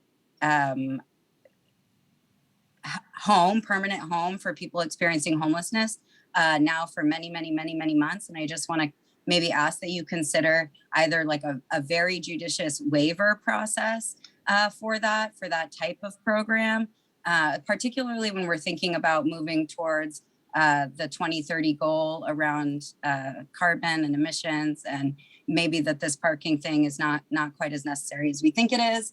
And also had a question, I guess, about the inclusion of things being, the exemption, I guess, of things being withdrawn from the rental market for 15 years. I just wonder why, I don't know if there's like a good equity reason, a racial equity reason, class equity reason why that should happen. I'm happy to hear it. But otherwise, I'm like, why aren't people who've owned property allowed to change their mind about what they want to do with it in the course of 15 literal years? So if anybody could speak to that, I'd really appreciate it. Thanks. Thank you for your comments. Next speaker is Adro Okoro. Hello, can you hear me? We can. Okay, thank you. Yes, my name is Adro Okoro. I am the policy director for the Sacramento Housing Alliance. We're here to support SB 9, this emergency ordinance, the adoption. It's a first step in an even needed bolder actions to address historic redlining and exclusionary zoning. This action, along with general plan strategies to modify single-family zoning, must be considered, but one component of an overall strategy to fund and facilitate the development of regulated affordable housing. Council must act affirmatively to enact specific measures to prevent displacement, in addition to supports for first-time home buyers and homeowners who have paid a low income. Thank you. Thank you for your comments. Next speaker is Maggie Coulter. Can you hear me? We can. Okay, I'm with Save Sacramento Neighborhoods. Thank you for your time. The city's proposed emergency ordinance to implement SB 9 includes many important provisions, including the limitation to 4 units, not allowing lot sizes below 1,200 square feet, maintaining permissible setbacks and lot coverage, and not allowing these units to be used as short-term rentals. But the ordinance is missing on several important things, including assuring that at least one of those units is affordable, protecting existing trees by making sure that mature trees are not cut down to build SB 9 units, and that there is adequate space for trees, vegetation, and privacy, even if this means a unit needs to be 2-story rather than 1. Finally, the parking issue, as was alluded to, it's patently absurd to say that no undesignated share car spaces provide any kind of reliable transportation. So I would agree with Garrett's statement. This needs to be limited to zip cars where there is a designated space. So this ordinance does have to be adopted, but the council should either amend it to address affordable housing, protecting trees and the parking issue, or direct staff to come back with those changes. The city council also must state right now that it will not implement SB 10, a bill that would allow up to 14 units on a single family lot with no public input and no environmental review. The council must respect and protect the choice of single family neighborhoods that are desired by all racial and economic groups. People across the spectrum want single family neighborhoods, and this needs to be a legitimately recognized choice in the city of Sacramento. Finally, the city needs to look at the drought and decide whether maybe we actually need a building moratorium with these increased restrictions on water. Thank you very much. Thank you for your comments. Mr. Mayor, I have no more speakers. All right. Thank you. Thank you very much, Madam Clerk, and thank you to the members of the public. We do have some council members. I have Councilmember Harris on this item. Go ahead. Thank you, Mayor. First, I'd like to thank staff. Thank you, Garrett, Greg, Evan, all the planning staff who have worked really hard on this to bring this emergency ordinance forward so that we can adapt to state legislation. Right at the outset, I'd like to say that I feel that land use decisions should be local, and I don't really appreciate SB 9 and the broad paintbrush that was used to affect every jurisdiction. We're all unique, and these kind of decisions should be made locally. Quite frankly, the wider array of housing choices that our staff work diligently on is a better option than SB 9, but the legislation passed, and so we have to deal with it. I think the emergency ordinance does address virtually everything, but Garrett, I do have a couple of questions.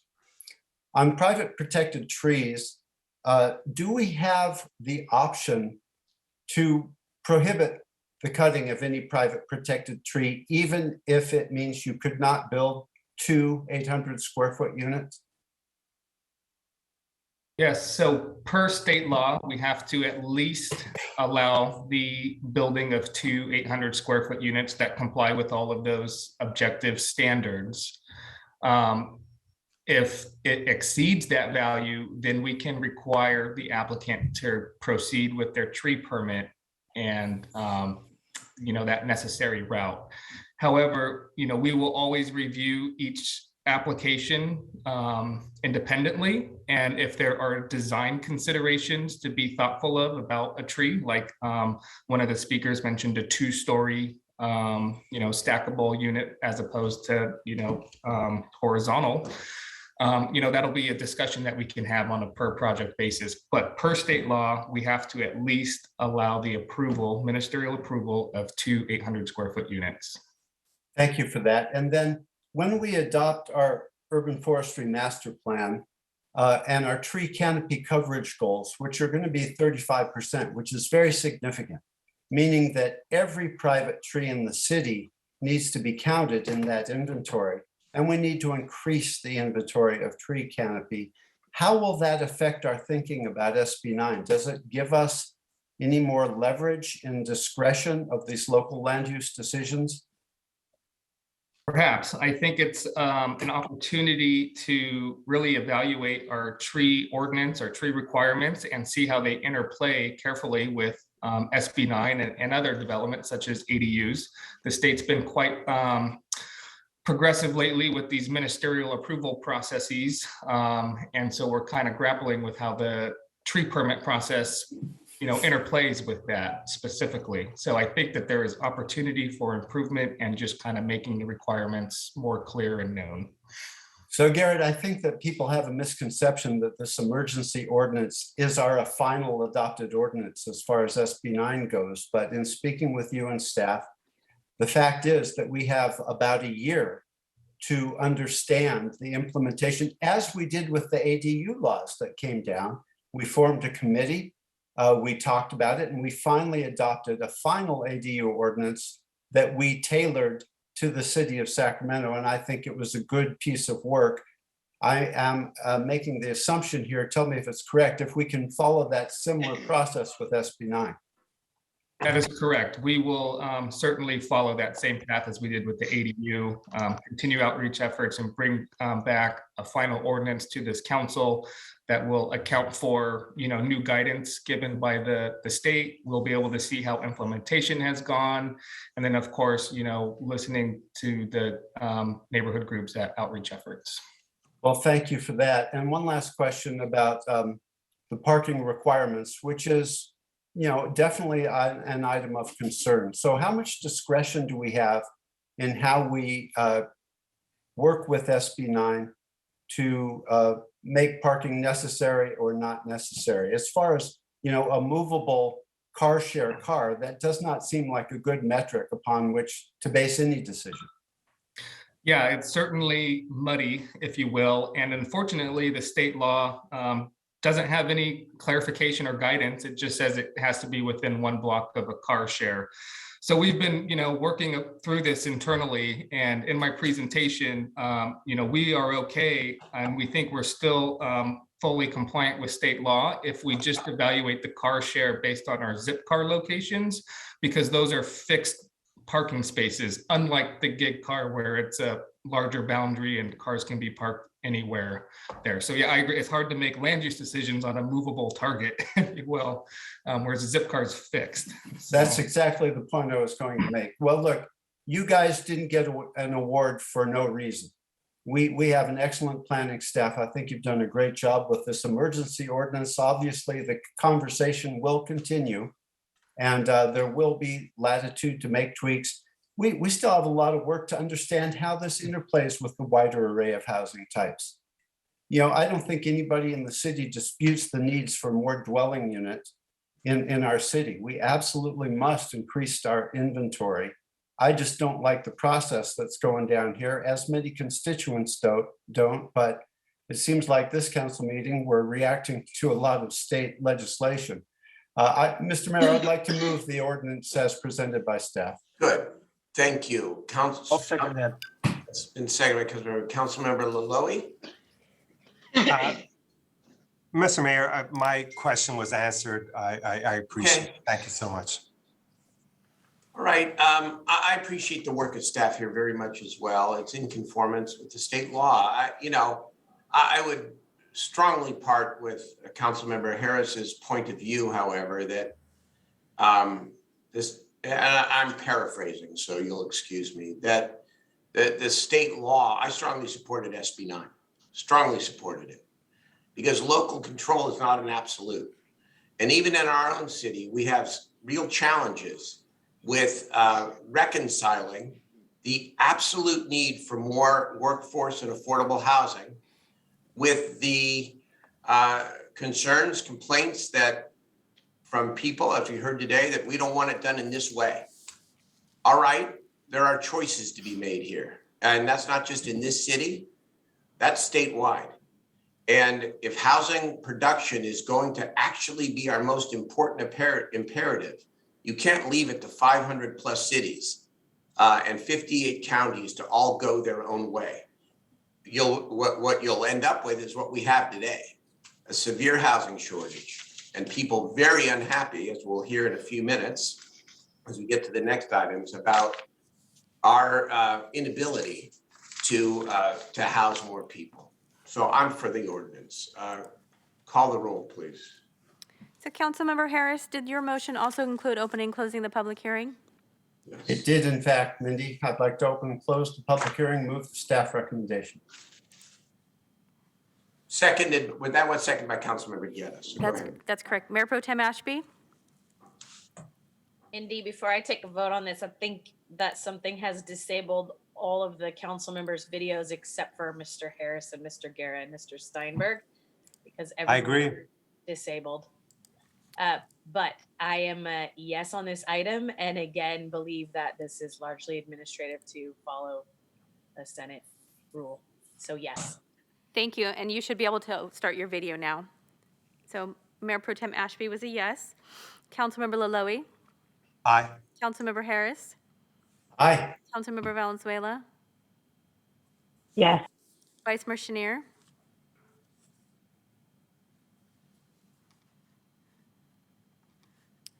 let me see if he's on. Councilmember Guerra, Aye. Councilmember Jennings, Yes. Councilmember Vang. Yes. I'm going to go back to Councilmember Chenier. Vice Mayor Chenier is rejoining us. Aye. Thank you. Aye. And Mayor Steinberg. Yes, all right, that passes unanimously. Thank you very much. Let's go now to item 32.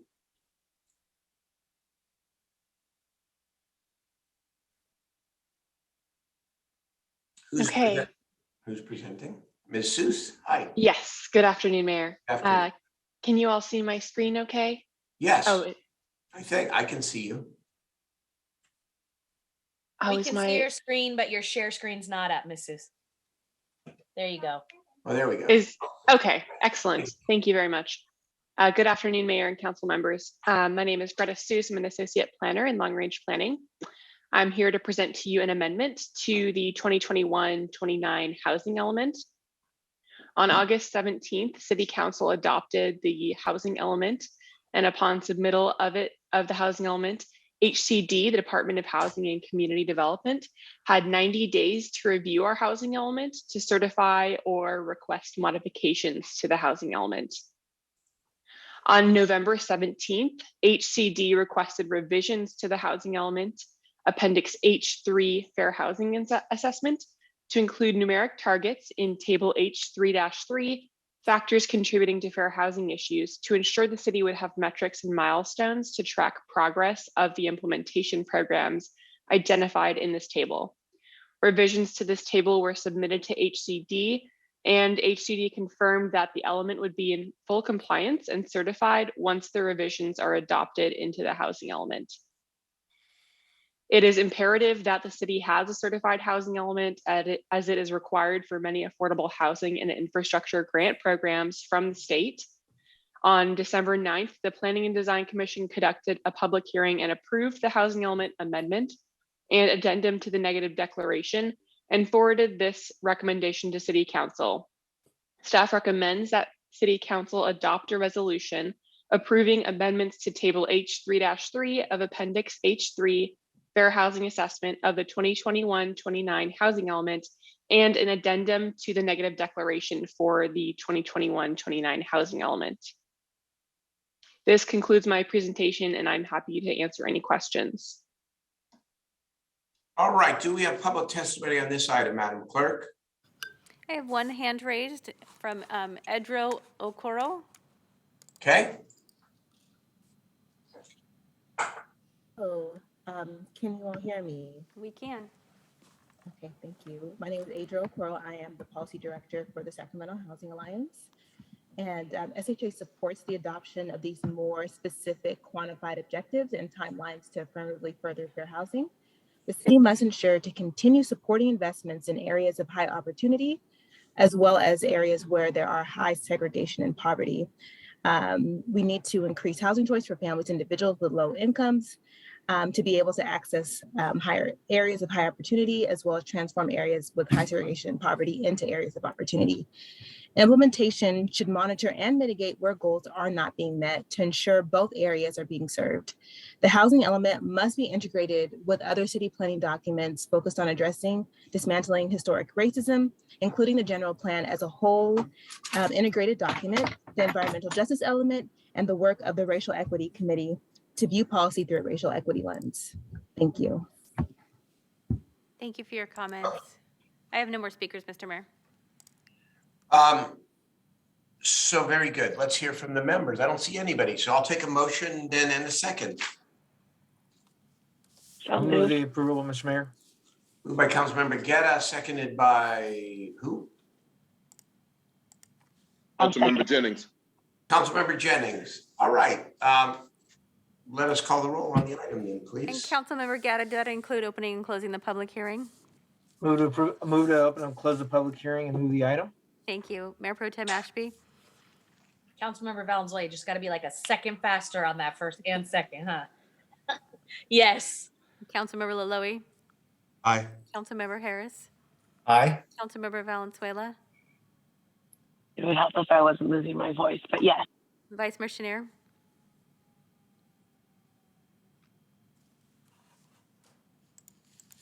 Let's see if we lost him again. Councilmember Guerra, Aye. Councilmember Jennings, Yes. Councilmember Vang, Yes. If we Vice got Mayor Councilmember Chenier. Chenier back? He's joining us now. Vice Mayor Chenier, item 32. Did you put me as an aye on that vote? I apologize. Yes. No problem. Thank you. Say aye. Yeah, okay. Aye. And Mayor Steinberg. Aye, that passes my meeting. Sorry for your tech trouble there, Vice Mayor. It's all right. It's okay. We're all working it out. Okay. Thank you. That item passes unanimously. Now let us go to item 33. I know I have my Chief of Staff, Kelly Rivas, who's worked very hard on this, as well as Councilmember Vang, the co-chair of the City Council's Committee on Racial Equity. I'm going to turn it over to Councilmember Vang for opening comments, and then we'll proceed from there. Thanks, Mayor. Really proud and excited about this item that's coming to council today. As I've shared in our Racial Equity Ad Hoc Committee, as we embark on our mission to reach racial equity in the city, it's incredibly important that we move forward with intentionality in our words and also our actions. And part of that work, one, is acknowledging our own position in a system that has contributed to the inequities and outcomes that we see today. And as an institution, I often have shared with my students and family and friends that we too have contributed to the historical harm and displacement of Indigenous communities. And as you all know, we are operating on Indigenous people's homelands. And for me, to build a more inclusive future, we really need to make sure that we're eliminating the ongoing erasure of Indigenous people's voices, lives, and history. I see our council meeting, our boards, and our commissions as governing bodies that can serve as a space to educate and build a more inclusive and conscious community. And I acknowledge that land acknowledgement is really just an entry point, but it's really our actions moving forward that will matter. Before we begin the presentation, Mayor, I'd like to actually hand this over to Councilwoman Valenzuela, who is the only Native American woman on this council. I'd like her to give the floor to her to say a few words before we begin the presentation. And then, of course, I will introduce not only Ms. Fong Rivas, but Chairman Tarango and Brita Guerrero as well. Go ahead, Councilmember Valenzuela.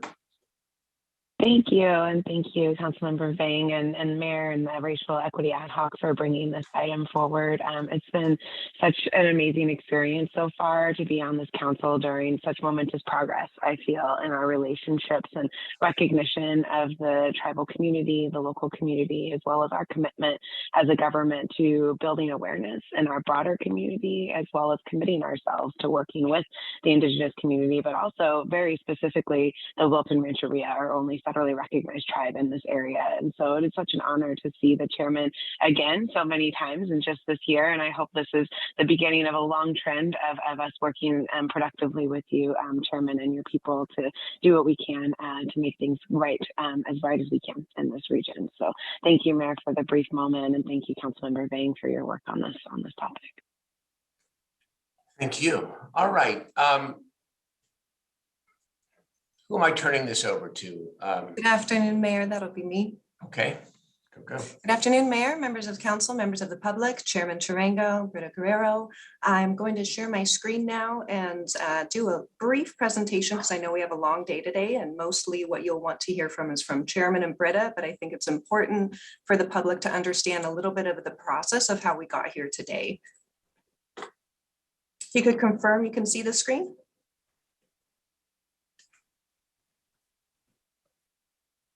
Seeing thumbs up, thank you. Okay, so adopting a land acknowledgement for the city of Sacramento. This process began with our Racial Equity Committee. As you know, this is very brief and is also in the materials, in the staff report. So I will not read this verbatim. It just essentially tells what a land acknowledgement is, really an organization, a city, a park, or any other structure that was built and operates on Indigenous peoples' ancestral homelands. On October 26th, the Racial Equity Ad Hoc Committee unanimously adopted this land acknowledgement and the process to move forward. As staff to that ad hoc committee then took on the work to work with Chairman Tarango, Britta Guerrero, and their community to provide a draft from the city for their approval, reading through. They shared this with elders, and I just want to acknowledge an immense point of privilege that the city of Sacramento had in this work, which is the work that had been done previously by the Sacramento Native American Health Center in developing their center's land acknowledgement with local tribes and elders. We are very lucky to have been informed by that process in our own educative efforts as a city. We have received some questions about why we would like to recite this land acknowledgement before the Pledge of Allegiance. Quite simply, it is an act of practice of affirming the folks that have come before us on this land. I will leave this slide up for just a short while so you may read it. And we hope that in an act of practice, just as we affirm our allegiance to this country, that we are affirming our efforts to strive to become really, truly one nation with liberty and justice for all. We also have received some questions about acknowledging other marginalized groups. I think it is very important to understand in the efforts we're doing with our Racial Equity Committee that we understand and acknowledge the marginalization of any group and individual as a government body. Adopting a land acknowledgement does not negate or ignore the experience of different groups. It simply acknowledges that the people native to what we now call the United States of America are the ones who were killed, dispossessed, and displaced from their original homes and community. I'd now like to turn it over to Chairman Jesus Tarango of Wilton Rancheria and Britta Guerrero, the CEO of our Sacramento Native American Health Center. Can you guys hear me? Yes. Well, thank you. Thank you, Mayor, and thank you to all the council members here today. I just want to first start off by saying, thank you so much to the city of Sacramento, especially your staff there, Mayor. It was truly an honor to work with your staff and really taking this on, as in the past, we've been asked to write these land acknowledgements, and my response back was, for us to really do something and to make a change, we ask that you do your own research and create a land acknowledgement, and we will help get that final product. And they did that. And I think what we have here is a beautiful land acknowledgement that not only acknowledges the people of Wilton Rancheria, but all the tribes that were actually in this region. We definitely are different here. And I think that's due to the impacts of this region, whether it was the missions, Sutter, the gold rush, all those things. And so I really do think we have something beautiful here that gives the love and recognition to those tribes that have been here. And hopefully, this is something that could carry on. But I do just want to give a brief little history about who we are. Wilton Rancheria, we're primarily made up of Plains, Northern Sierra, Bay, Miwok, and obviously Nisenan people of this region. And so we're not just one little tribe. We have descendants that descend from all those different tribes that I just said.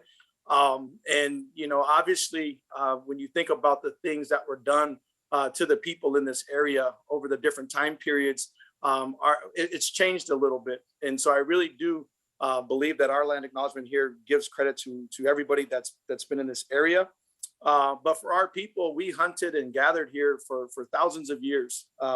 And I would say, when you think about from a government standpoint, when did we really become something? That would have been in 1928 when we were given 38.77 acres of land in Wilton. And from there, we formed a government that was able to function and run all the way up into 1964. And I don't know if everybody's familiar with the termination period here in California, but we were one of the tribes that was federally terminated. And so for us, what does that mean? That means that we went one day from being a people, being recognized as a people, to having everything taken away from you, and to not even have that federal recognition that you are a Miwok man or a Nisenan woman. And so for us, we had a long fight. 50 years it took us to regain our recognition. And I just want to throw it out there that it's a little harder to get your re-recognition as opposed to getting recognized. And because of our elders and the people that we've had here, they fought for that. And we were able to be re-recognized in 2009. A few years later in 2012, my people adopted our Constitution of Wilton Rancheria. We're a very, very young government, but we do have 4 branches of government. We have a general council, we have a tribal court, we have our tribal council who acts as the legislative branch, and then you have the office of the chair, and that would be myself and my vice chair who act as the executive branch of our government. We have about 900 plus members. I would say most of our members reside within Sacramento County, although we do have some people that live outside of the state. I definitely want to just say that, our government here oversees an ICWA department, housing department, a finance department, cultural, health, and enrollment and education. And so we are blessed, I would say, with our elders who fought for us to be where we are today. I think everybody knows here in Sacramento, we are definitely building a beautiful project that's going to be down the road at 99. And it's definitely a blessing for us to have that casino project, but it doesn't define me as an Indigenous man or my people. It's only going to help us, with the resources that we will need to try to catch up to other cultures and communities as we were, I would say, forgotten and unheard of for so many years. But I just want to say, on behalf of my people, it's a blessing to be here. Our people, as I said, have been known as the unheard voice. And I think this land acknowledgement gives us that voice, and it definitely honors the people who were here before me. It honors us. It honors me as a person that's here. And I definitely think it's going to honor our future. And for us, it's really about representation. And I think land acknowledgements give the Indigenous people of at least of California that right or that place in saying. And I would hope that this is something that takes off in other cities. Sacramento is the capital city of our beautiful state. And so I'm just deeply honored to be here, Mayor, and for the time. Chairman, I had the honor of being out in the city council entryway, breezeway, with you and your mom and other leaders of Wilton Rancheria to be able to observe your powerful ceremony dedicating this land. And what you are doing here is so important to the culture of our city, to our commitment to racial equity. Because the truth of the matter is, unless we learn the lessons of history and reckon with our own past, we can't possibly be successful in attaining or even moving closer to attaining a greater racial equity. It's about learning the lessons and then changing. And so this is not some frivolous thing that, will just be something at the beginning of every council meeting. This is a constant reminder to be rooted in the work we are called upon to do and to remember what happened and what continues to happen and how and why we can have this unique opportunity to do it so different. Grateful to you and your tribe and your family. Britta, do you want to say a couple of words? Sure. First, I just want to say thank you, Mayor Steinberg, and also to all the members of the council. In addition to the Racial Equity Committee, I wanted to echo what Councilmember Vang had to say, that more than land acknowledgements, it doesn't actually stop there. Land acknowledgements are collective statements where we eliminate the continued erasure of Indigenous people and voices. Reconciliation with Indigenous people actually requires work, improved education, creation of economic opportunities, protection of sacred spaces, and so much more. Confronting the past in all of its beauty and acknowledging the horrors brings us productively and proactively to a more inclusive future. I want to thank Mayor Steinberg, the council, Kelly Rivas, and everyone who's participated to help us move this forward.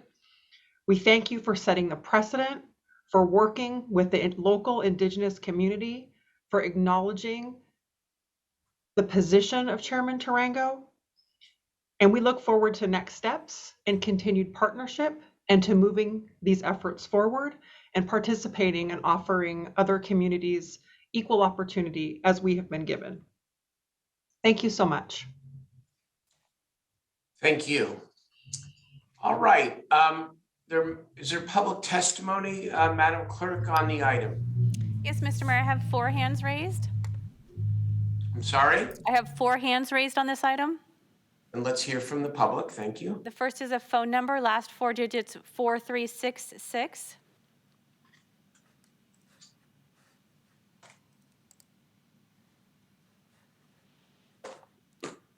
Phone number, last 4 digits 4366.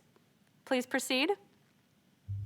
Yes, this is Lambert Davis of To the Bay and Back Cheesecakes. I wanted to send a shout out to Chairman Jesus Tarango. He was very kind to my family to allow us to supply them with some cheesecakes. That was just a wonderful gesture on him and his staff's behalf. I also would like to thank Mayor Steinberg and City Council persons Vang and Valenzuela for their role in this, because this is very important to acknowledge people who were here. That's what's called indigenous.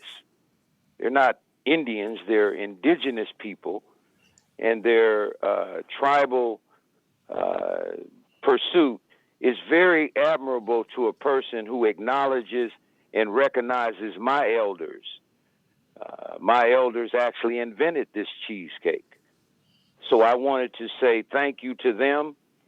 And that's true leadership now. Those are true leadership skills.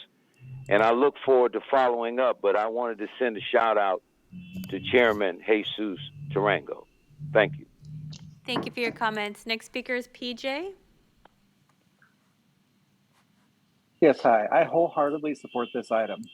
I would ask that this not be an endpoint to your engagement with Indigenous communities or your acknowledgement of the horrors that took place on this land prior to settler colonialism ravaging it. Introspection and empathy is invaluable when contemplating our place in this country and in its history, both current as it is being made and in the not very distant past. We need to recognize the harm that took place here. We need to recognize the atrocities carried out so that we could live the way we currently live today. We also need to recognize the damage that we did, not only to those communities, but also to ourselves in being tacit benefactors of those crimes and the damage to the environment that occurred as a result of us ignoring Indigenous land care techniques, which help to preserve the environment. One very obvious example that we suffer from yearly now is the overabundance of fuels for wildfires. Indigenous peoples were well aware of this and ensured prescribed burns happened to reduce the fuel load. We came here in our abject whiteness and ignored all the knowledge that they had accumulated over thousands of years. We harmed them, we harmed their environments, and we harmed ourselves and our relationship to the environment. So there's a lot of harm to consider when doing a land acknowledgement, and it's important to actually change your viewpoint going forward. To not assume the colonizer viewpoint that you have all the answers and actually engage with advocates and those affected by decisions to ensure that any solution reached is holistic in nature and takes into consideration those most affected by policy. Thank you. Thank you for your comments. Next speaker is Nikki.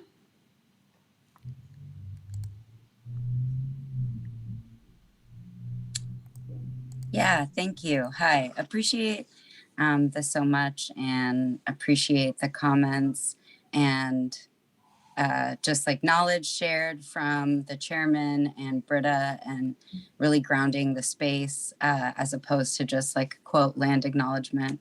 You know, what is this? Can this be all about? And I just have a couple of thoughts. I want to know if we will like take on an understanding or some type of reconciliation process around the harms that like we continue to be a settler colony in this land. And I just wonder if we're going to move towards addressing those harms.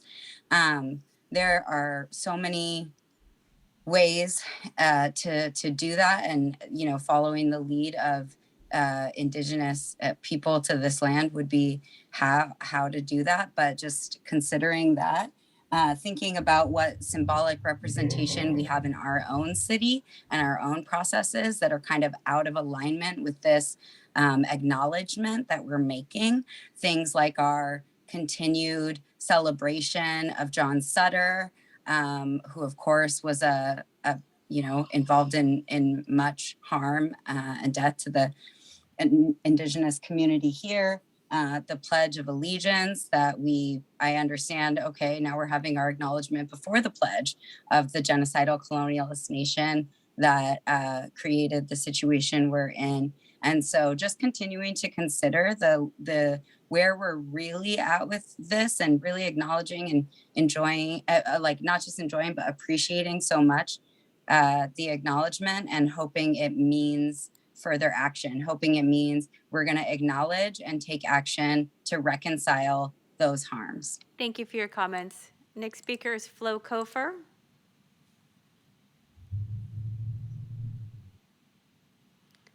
Flo Kofer, if you'll unmute.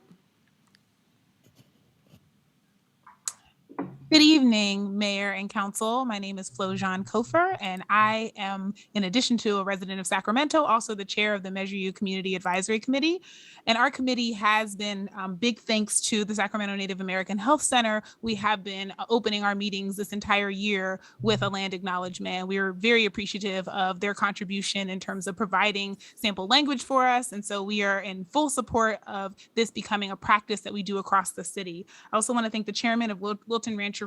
It's really important that we recognize our only federally recognized tribe, and also recognizing that this is the first step in the truth and reconciliation and reparation. And so we are pleased to see that we are making this first step, but also recognizing that it is just a first step. It is an increased awareness that we now have of what has happened historically, but it is not enough in order to be able to truly make restitution to communities that have been harmed for centuries. And so we encourage the city to take this as a first step in that commitment, but to know that's not where it ends. Thank you. Thank you for your comments. Mayor, I have no more speakers on this item. Thank you. I want to thank everybody, including, again, my chief of staff, Kelly Fung-Rivas, who has really worked her heart out on this. And I'm just proud to help be one who is part of bringing this forward. So let's take a motion in a second, please. Mayor, I think you have two. I'm sorry, I see people, I apologize. Councilmember Guerra and Mayor Pro Tem Ashby. Thank you, Mr. Mayor. First, I wanted to again thank Chairman Tarango and Britta Guerrero for not only the great work in moving this council forward in this, but for your consistent work in the community and helping all of the greater Sacramento community. A great conversation with Chairman Tarango, and also getting to know that his family has been his consistent supporters of youth and encouraging them to aspire for their dreams and making opportunities for youth. So, thank you again for that great work. I'd like to move it, but I'm going to leave this to our colleagues who've been working on this to do so, Mr. Mayor. But again, I wanted to personally thank again all the great work that Britta and also Chairman Tarango have been doing on this. And I'm more excited about the future work moving forward. This is a great step, but I'm excited about those next steps that we talked about, and particularly for improving outcomes and for our youth in the future here. So thank you. Yes, thank you, Councilman Guerra. Mayor Pro Tem Ashby, Councilmember Harris. Thank you, Mayor. So first of all, I'd like to just say that this is exactly the kind of work I expected to get from Councilmember Vang, by the way. I'm sitting back here with great pride thinking to myself, this is exactly what I thought she would do when she got to this dais. And so my Councilmember Vang, I'm really proud of you. Great work. This is the kind of thing that needs to happen. But also I am a firm believer in action following acknowledgement. You know this, so does Councilmember Valenzuela. So I'm going to make a suggestion right now. And I'm only making a suggestion because I think this motion should be made by one of the other two ladies at this dais. And I think it's important to acknowledge who makes this motion. But action should follow acknowledgement. Ms. Guerrero has been a stalwart partner, not only in helping you bring this motion forward and setting this in place, but to helping us over the last 2 years with everything that we have faced in this city. And she has suffered consequences for standing in the right and true path of her own truth and the people that she serves. I want to make her right and whole. And I want to take meaningful action tonight in addition to the acknowledgement that we're adding to our weekly routine.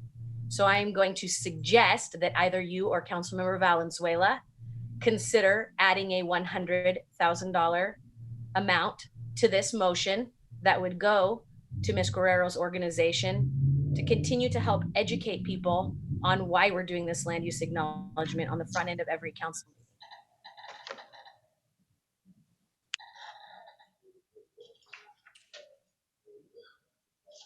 Okay. Let's hear from the members. I know Councilmember Valenzuela is up on the. Councilmember Harris was first and Yeah, then. Councilmember Harris, then Valenzuela. Yeah, thank you, Mayor. You know, this country does have a big problem in that our history books have never acknowledged what happened to the indigenous peoples. We were never taught what the genocide was really like that was perpetrated against indigenous people. Not only indigenous people, but even their food source, meaning for the Plains Indians, certainly the buffalo were slaughtered wantonly. We have an unglorious past in America, but if you look at the history of the world, almost every country has a similar past. You know, humans are basically flawed. We're avaricious. We take and we plunder. It's been proven over and over again through human history. You know, I like the idea of this acknowledgement. You know, when I hear you, Chairman Tarango, talk about, and Britta, talk about erasure of your absolute being and your culture and your past, and I think about the genetic dilution that was perpetrated upon many tribes. You know, these are very difficult issues, and I think it's absolutely appropriate to call them out and call attention to them. You know, Kelly, I'd like to thank you. You know, I appreciate your work on the race and equity ad hoc. This is a unique thing to take on. Now, understand that I'm a person I spent 2 years of my life as a young man, as a carpenter and a superintendent on a housing project on the Round Valley Reservation. I built 170 houses for Native Americans back then and got to know members of 5 separate tribes up in Mendocino County. I heard many, many stories from elders. You know, there's actually a creek up there called Bloody Run Creek, and it has to do with massacres that occurred. You know, there are real difficulties with our past, and I'm all for acknowledging it. So, but Kelly, I want to ask you, because a couple of my constituents have posed this question to me. Why every meeting when, you know, you're working on a race and equity resolution, you know, talking about systemic racism and just, you know, the mistreatment of many groups, right? Why this resolution for this group at every meeting when other resolutions are going to be for other groups that have been certainly historically harmed? I mean, is it the intention of the committee to bring more of these forward? Thank you for the question, Councilmember Harris. Out of deference to our chairman and Britta, I'd like to offer them the opportunity to answer that before myself. Yeah, I'll take a shot at that. And you know, I think the significance and importance, it boils down to respect. You know, I shared earlier today, there's 111 tribes in California. We're number 109. And anytime I travel into another tribe's territory or another tribe's region, I always give respect and honor, and I thank those people for allowing me to be on their land. And so I think it's very, very important to have it done, just as the Pledge of Allegiance is done, as you're paying the respects to those people's land that you're on.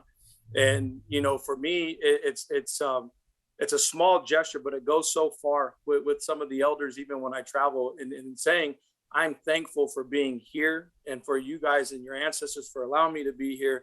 And so for me, I think it's very appropriate because you're bringing that back to light and you're paying respect to the land that, I would say my ancestors' blood that's in the ground, and they were here before, we're here now, and we're going to be here in the future. So for me, I think it just goes down to that simple respect and acknowledging that there was a people that was here and they're still here and they're going to continue to be here. Thank you for that. I appreciate it. Britta, anything more to add? I am an out-of-state Native person, so I am not an original inhabitant of this place, but I am an original pre-American.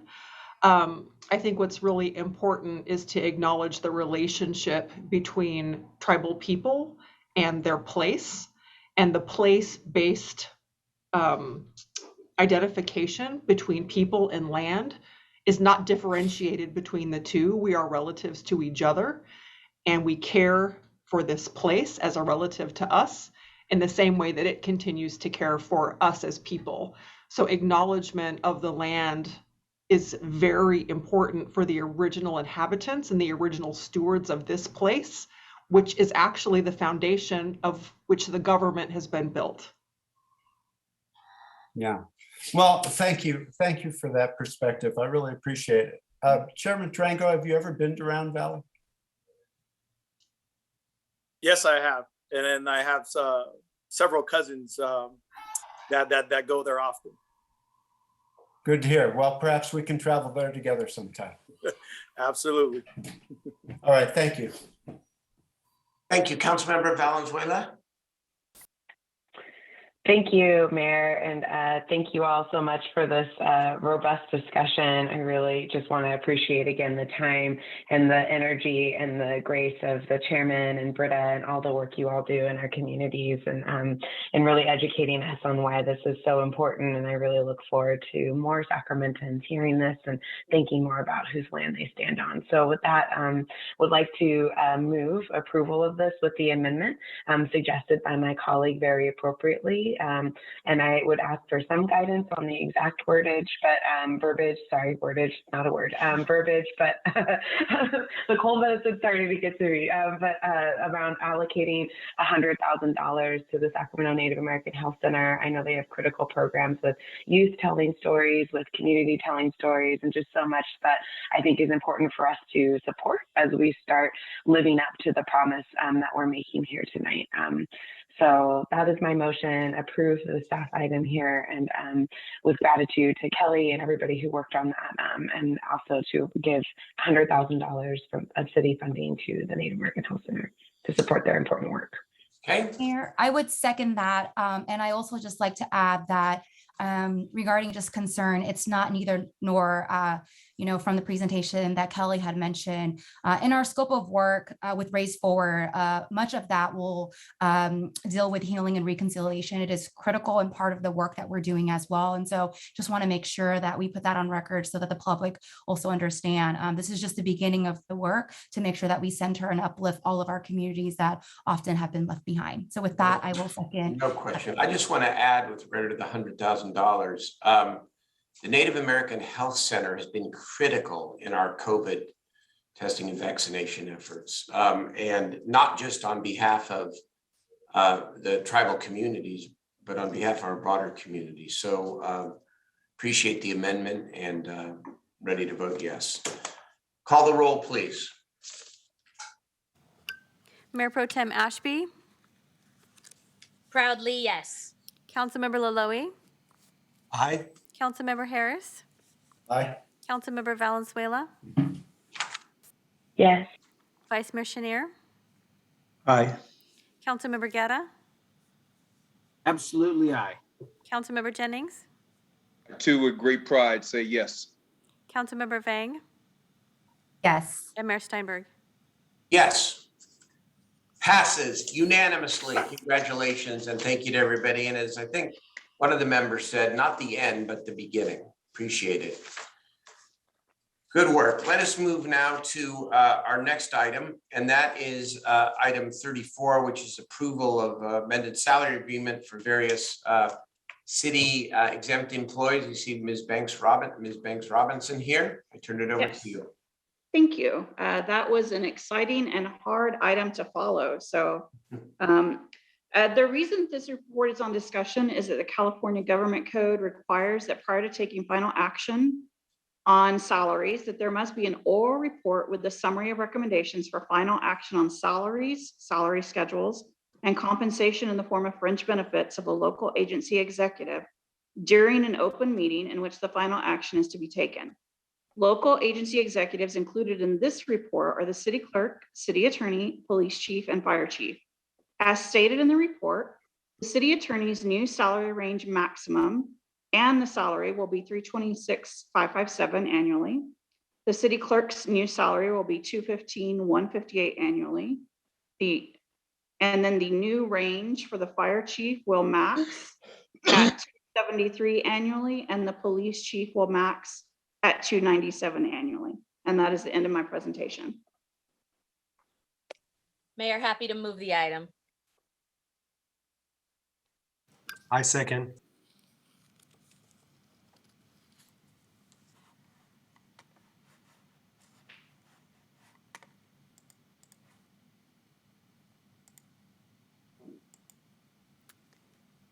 I don't know if we lost our mayor there. It appears we've lost our mayor.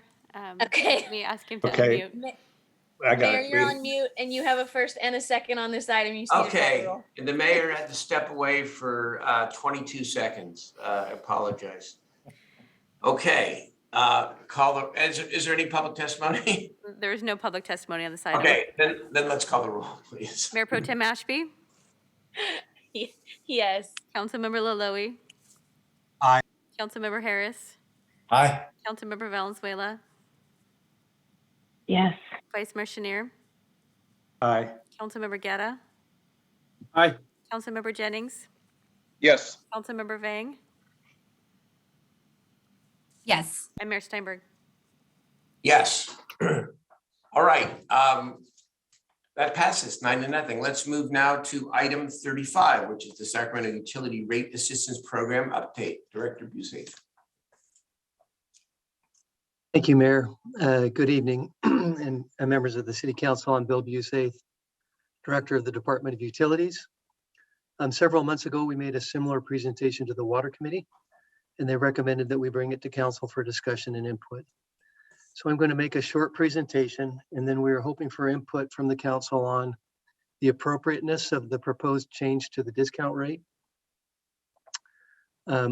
Also on our recommendation on the proposed rental assistance program, and also on the best time and venue to bring this item back to Council for ultimate approval. SURA is the Sacramento Utility Rate Assistance Program to city residents who are income eligible, which means that they're at or below 200% of the poverty level. Here you see a timeline of the SURA program over the years. Key milestones include the establishment of the program by the Council in 2013, successfully working with SMUD to automatically include DOU customers enrolled in the SMUD program into the SURA program, and that happened in FY19, and the rental assistance pilot that we did in FY20. The rate assistance program is funded at the direction of City Council with general fund utility tax revenues, and the program is managed by the Department of Utilities. In this presentation, we're going to go over a new proposed 25% discount methodology and how it would make the program more sustainable under the current budget, while allowing an increase in participation or participants. I'll also review the apartment dwellers rental assistance pilot program, the cost projections for a rental assistance program, and our recommendation. This table compares the current SURA discount with those offered by like entities throughout the state. The current average discount rate for the SURA program is 36%, and the proposed 25% benefit matches or is higher than all others on the table and any others that we're aware of in the state. Customers participating in the SURA program receive discounts on their water, wastewater, and solid waste fees. These discounts equal the rate adjustments that have occurred since 2016 for most participants and since 2013 for legacy participants. This chart projects the costs of the program under its current structure and level of participation. As shown, we anticipate that we will be very close to spending the full budget amount in FY22 and possibly go over a little. The chart also shows that under the current structure, if participation in the program increases, we will need a budget increase in this fiscal year. This chart shows the current and proposed discount amounts. As mentioned earlier, our current customers are divided into legacy and non-legacy customers. The difference being that the legacy customers have been in the program since its inception and receive a discount based on the rate adjustments since then. And the non-legacy participants entered the program later and receive a discount based on the later rate adjustments. There are far more non-legacy customers, making the average benefit about $40 or 36%, as you can see in the table. And also, as you can see in the table, the proposed average benefit is of 25% is about $27.50. This is per month. This graph shows that under the proposed 25% benefit, the program could be managed at the current level of participation within the current budget through the FY25 and still leave room for expansion of expanded participation. The numbers in this graph are based on an assumption that the proposed recycling and solid waste rate adjustment and the new storm drainage fee pass, and that we would be directed by council to include them in the program. In 2019, then Councilmember Larry Carr requested a pilot to explore the feasibility of rent assistance for apartment dwellers. Just a reminder that apartment dwellers are not DOU customers. Our customers are property owners.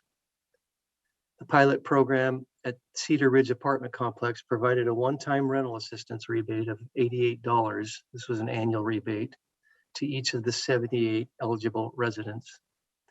This table shows the estimated cost of a rental assistance program that would expanded throughout the city based on an estimated water and wastewater benefit as if they were DOU customers and an estimated administration cost.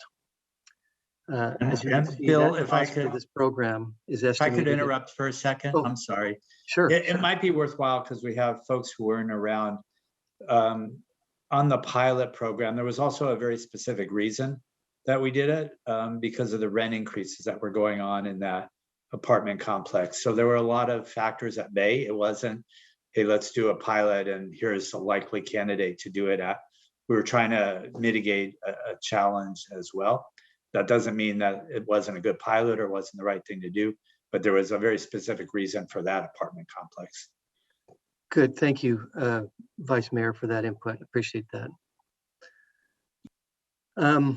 This table shows that if this program, based on, again, a 25% benefit as if they were DOU customers, would cost the city just under $2 million per year. The column that shows the annual total apartment dwellers, or the annual residential cost, is the cost of the SURA program in FY21. Staff is not recommending an expansion of this pilot program because it would exceed the current budget. of the program by about $2 million. As I mentioned at the beginning, we're looking for input from council on the appropriateness of the proposed discount rate, our recommendation on the proposed rental assistance program, and when would be the best time and venue to bring this to council for approval. And I'm available to answer any questions, of course. Okay, thank you, Bill. Really important subject, obviously. Bread and butter. Do we have public testimony? Yes, Mayor, I have 2 hands raised. Okay, let's hear from the public testimony. The first is Nikki. Yeah, hey, just happy to hang out with y'all all night.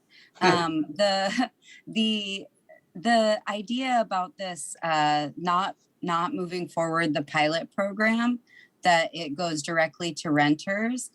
I just want to maybe consider a little bit how that impacts their ability to stay renting in the place that they're at, and maybe draw a comparison to some of the other extensions of programs based on cost.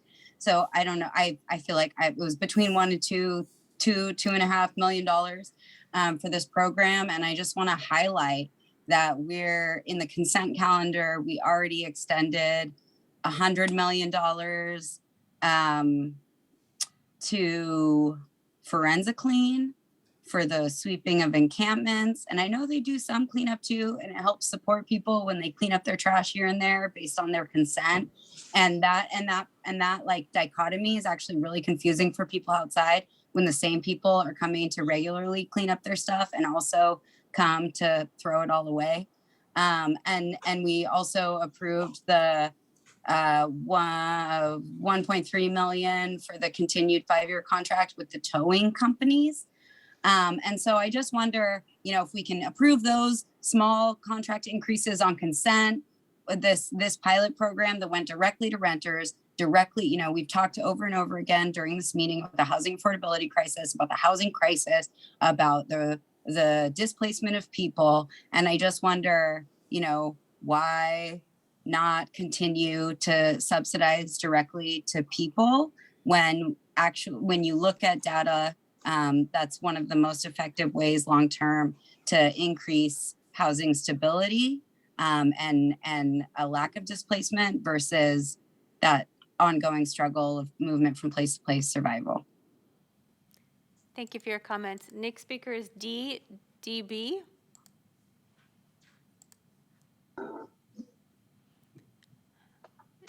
DDB, if you'll unmute your microphone.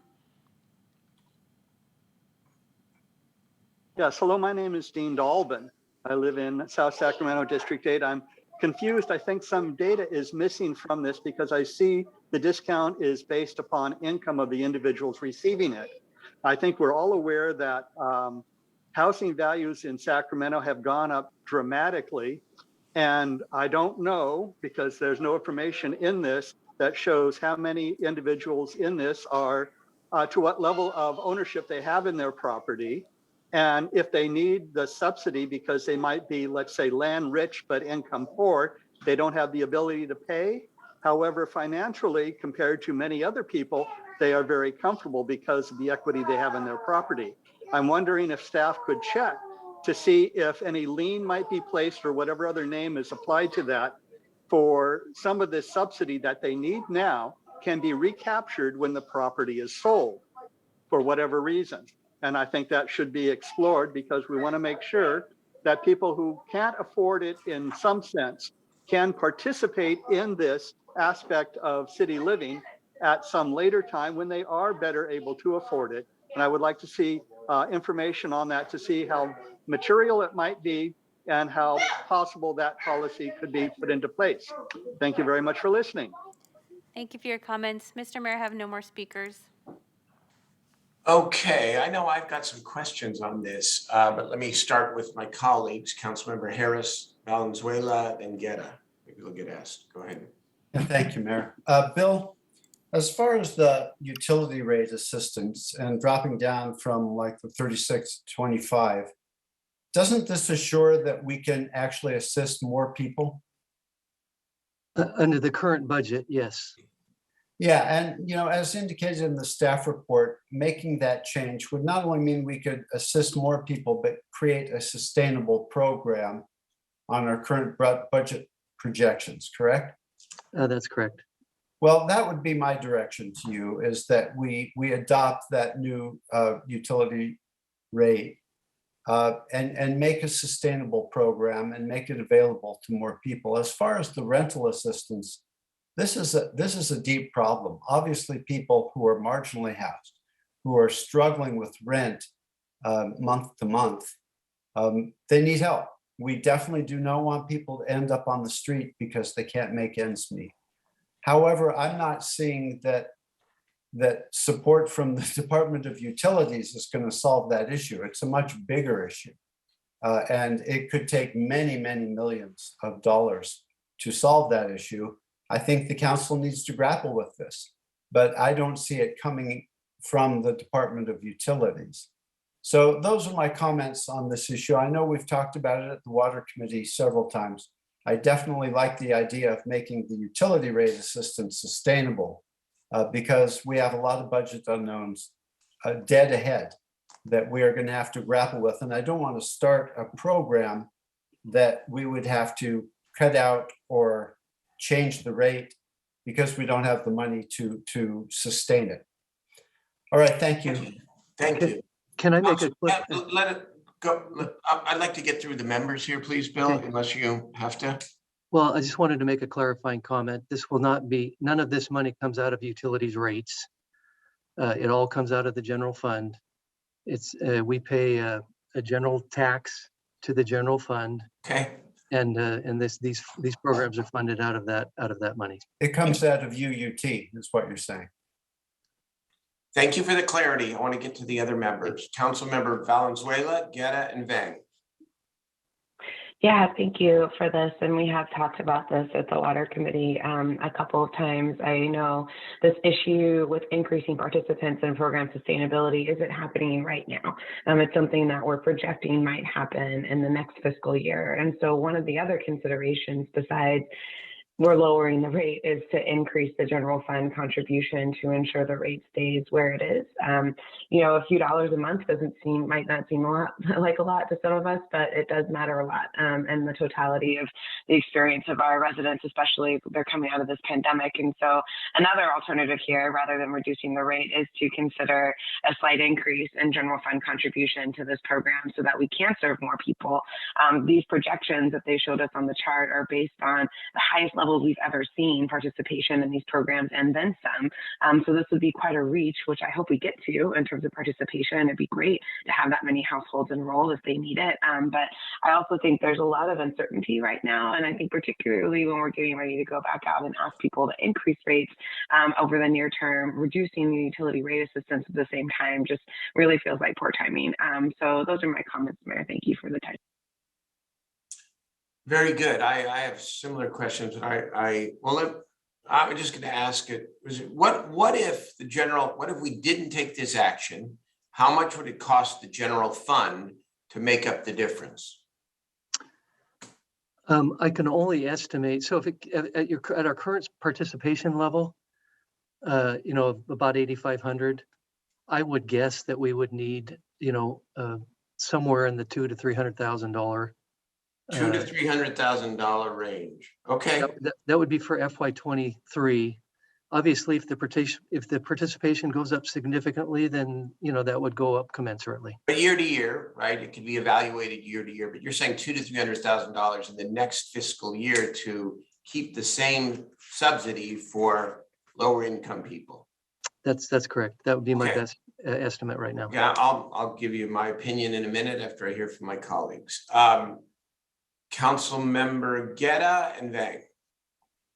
Thank you, Mr. Mayor. I mean, that was basically that was the question I was going to ask was what that number was. And, since we're coming up to the CAFR here, I'd like to see that in when we meet on the CAFR and the Budget and Audit Committee, what's the scenario alternative for maintaining that amount. So Bill, I'd like to make sure that when that comes forward, that we look at that I mean, we've done a lot to increase our community engagement. I want to thank Lynette Hall for the amount of effort out there. The amount of outreach we've been doing now. Bill, I really appreciate the multi-language efforts that the Department of Utility are pushing. And so I can see the participation rate continuing to increase. People are becoming more aware who haven't been on this, so I think that's important.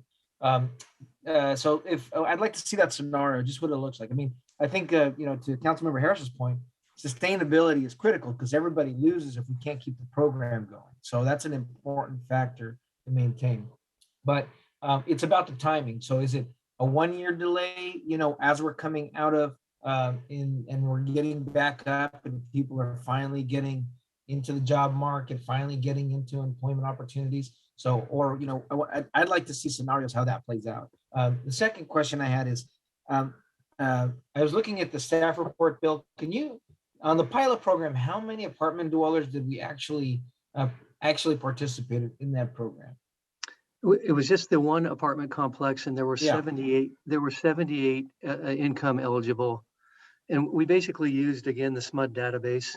Correct. And those apartment dwellers that were enrolled in the SMUD program, those were the ones that we sent the rebate checks to. Okay. For the so I mean, look, those 78 obviously it matters significantly to them. Again, it's the timing. Obviously, I do agree that this is that amount of money is not sustainable in the long term without an actual funding source to increase it.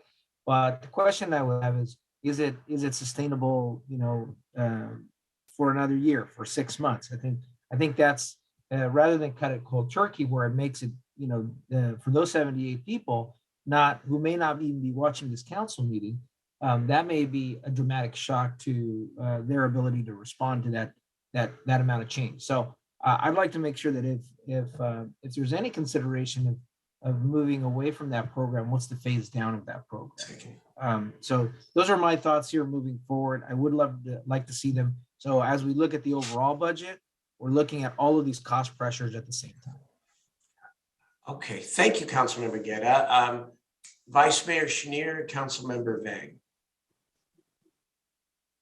Councilmember Vang was up first. If that's okay.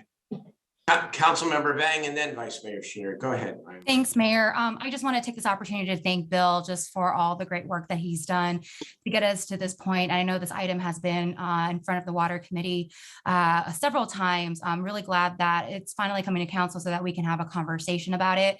There is a lot of uncertainty with many of our families in the city of Sacramento. And I do appreciate staff sharing that under the current budget, it's not sustainable. But if we do have an opportunity to look at our general fund, we can, support this for another year and relook at our numbers. My understanding also, Bill, can you just reconfirm on an annual basis in terms of utility funds, because all utilities pay utility tax that covers city costs, how much of that comes into the city? It's about on an annual basis.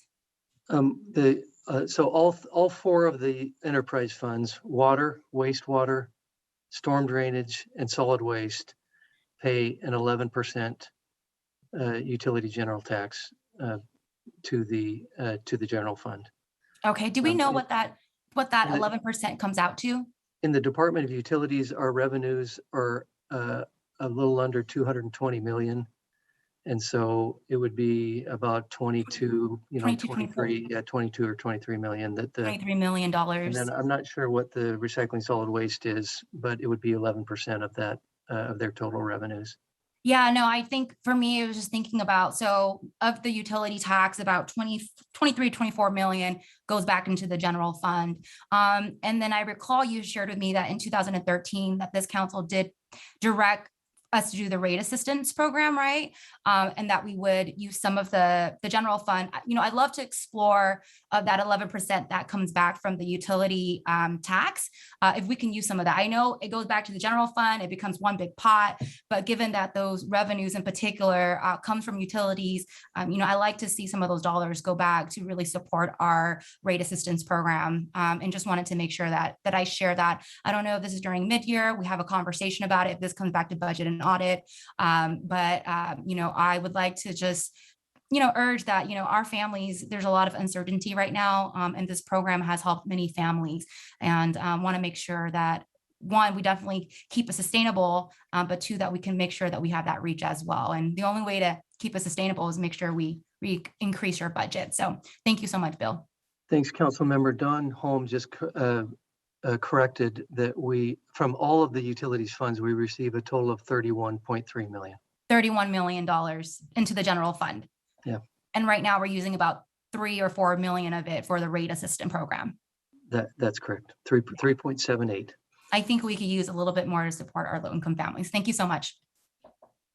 Okay, Council Vice Mayor, and then I'm going to make my comments. Go. Thanks. I'll be brief. Bill, thank you for the presentation. I think it's really informative. You guys did a great job. My comment has nothing to do with the program itself, but I just feel the need to be a little bit of a budget curmudgeon here.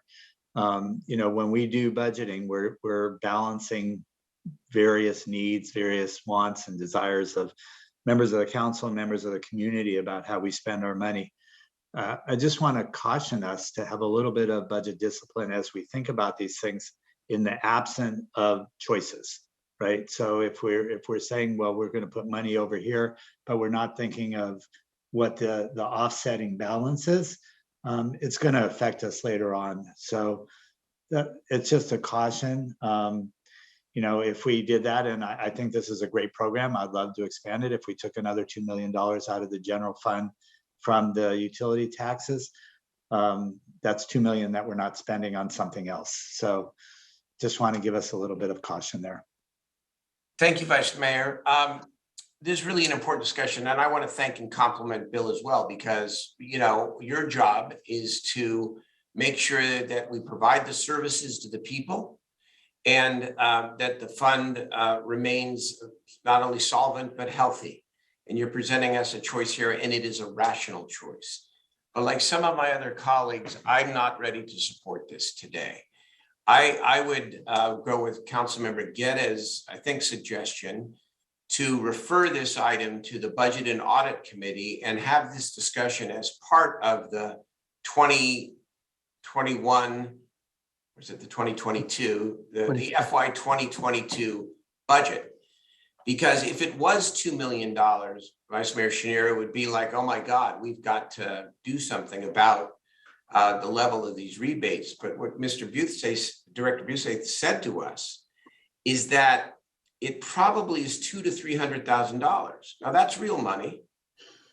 But when you juxtapose that versus the plight of lower income people, to lose $10 or to lose $15 a month, I don't want to make that choice in isolation of the budget. I'll tell you, we find ways to we just found $100,000 thanks to Mayor Pro Tem Ashby to fund the Native American Health Center, $200,000 to $300,000. We're doing lots of important things on behalf of the least among us. And I would bet you, so long as there isn't an economic collapse here, that we could find the $200,000 or $300,000. And then in fiscal year 2023, if it ballooned because of access to something much higher, we could reconsider it then. But I'm not ready to make this cut now, because it is a cut in real income, in real benefits to lower income people. So that's where I'm at. I would take a motion to refer this item to the City Council's Budget and Audit Committee for consideration as part of the FY22 budget. Mayor, I'll second that. Well, how about you make the motion? There you go. Okay, I'll make the motion to move this item to budget and audit. Councilmember Gueda, since it was your idea, do you want to second it? I'll second it. Yep. Okay. Although it is listed as a receive and provide direction, so I don't. I'm sorry. We actually do that with that direction. Madam. That's the direction, yeah. Well, this is intended as direction through a motion. So let's call the roll, please. Mayor Pro Tem Ashby? Yes. Councilmember Laloe? Aye. Councilmember Harris? Aye. Councilmember Valenzuela? Yes. Vice Mayor Chenier? Aye. Councilmember Gueda? Aye. Councilmember Jennings? Yes. Councilmember Vang, Yes. and Mayor Steinberg. Yes, that passes now 9-0. Okay, let's move to items 36 and 37. They are going to be taken up separately, but they're obviously related. We're going to start with item 36, which is the status update and report on the comprehensive siting plan. And then we're going to move to the proposed resolution that I have put forward. I want to make just this statement at the beginning of all of this, and then save my comments on the status report for after the presentation, and save my description of the proposed resolution for when we get to that item after the status report. But I want to begin with this. And this to me is very important. I hope it's sort of scene setting here for the council and the community. I know that today in many quarters will be seen as another chapter of us versus them. Activists versus the business community.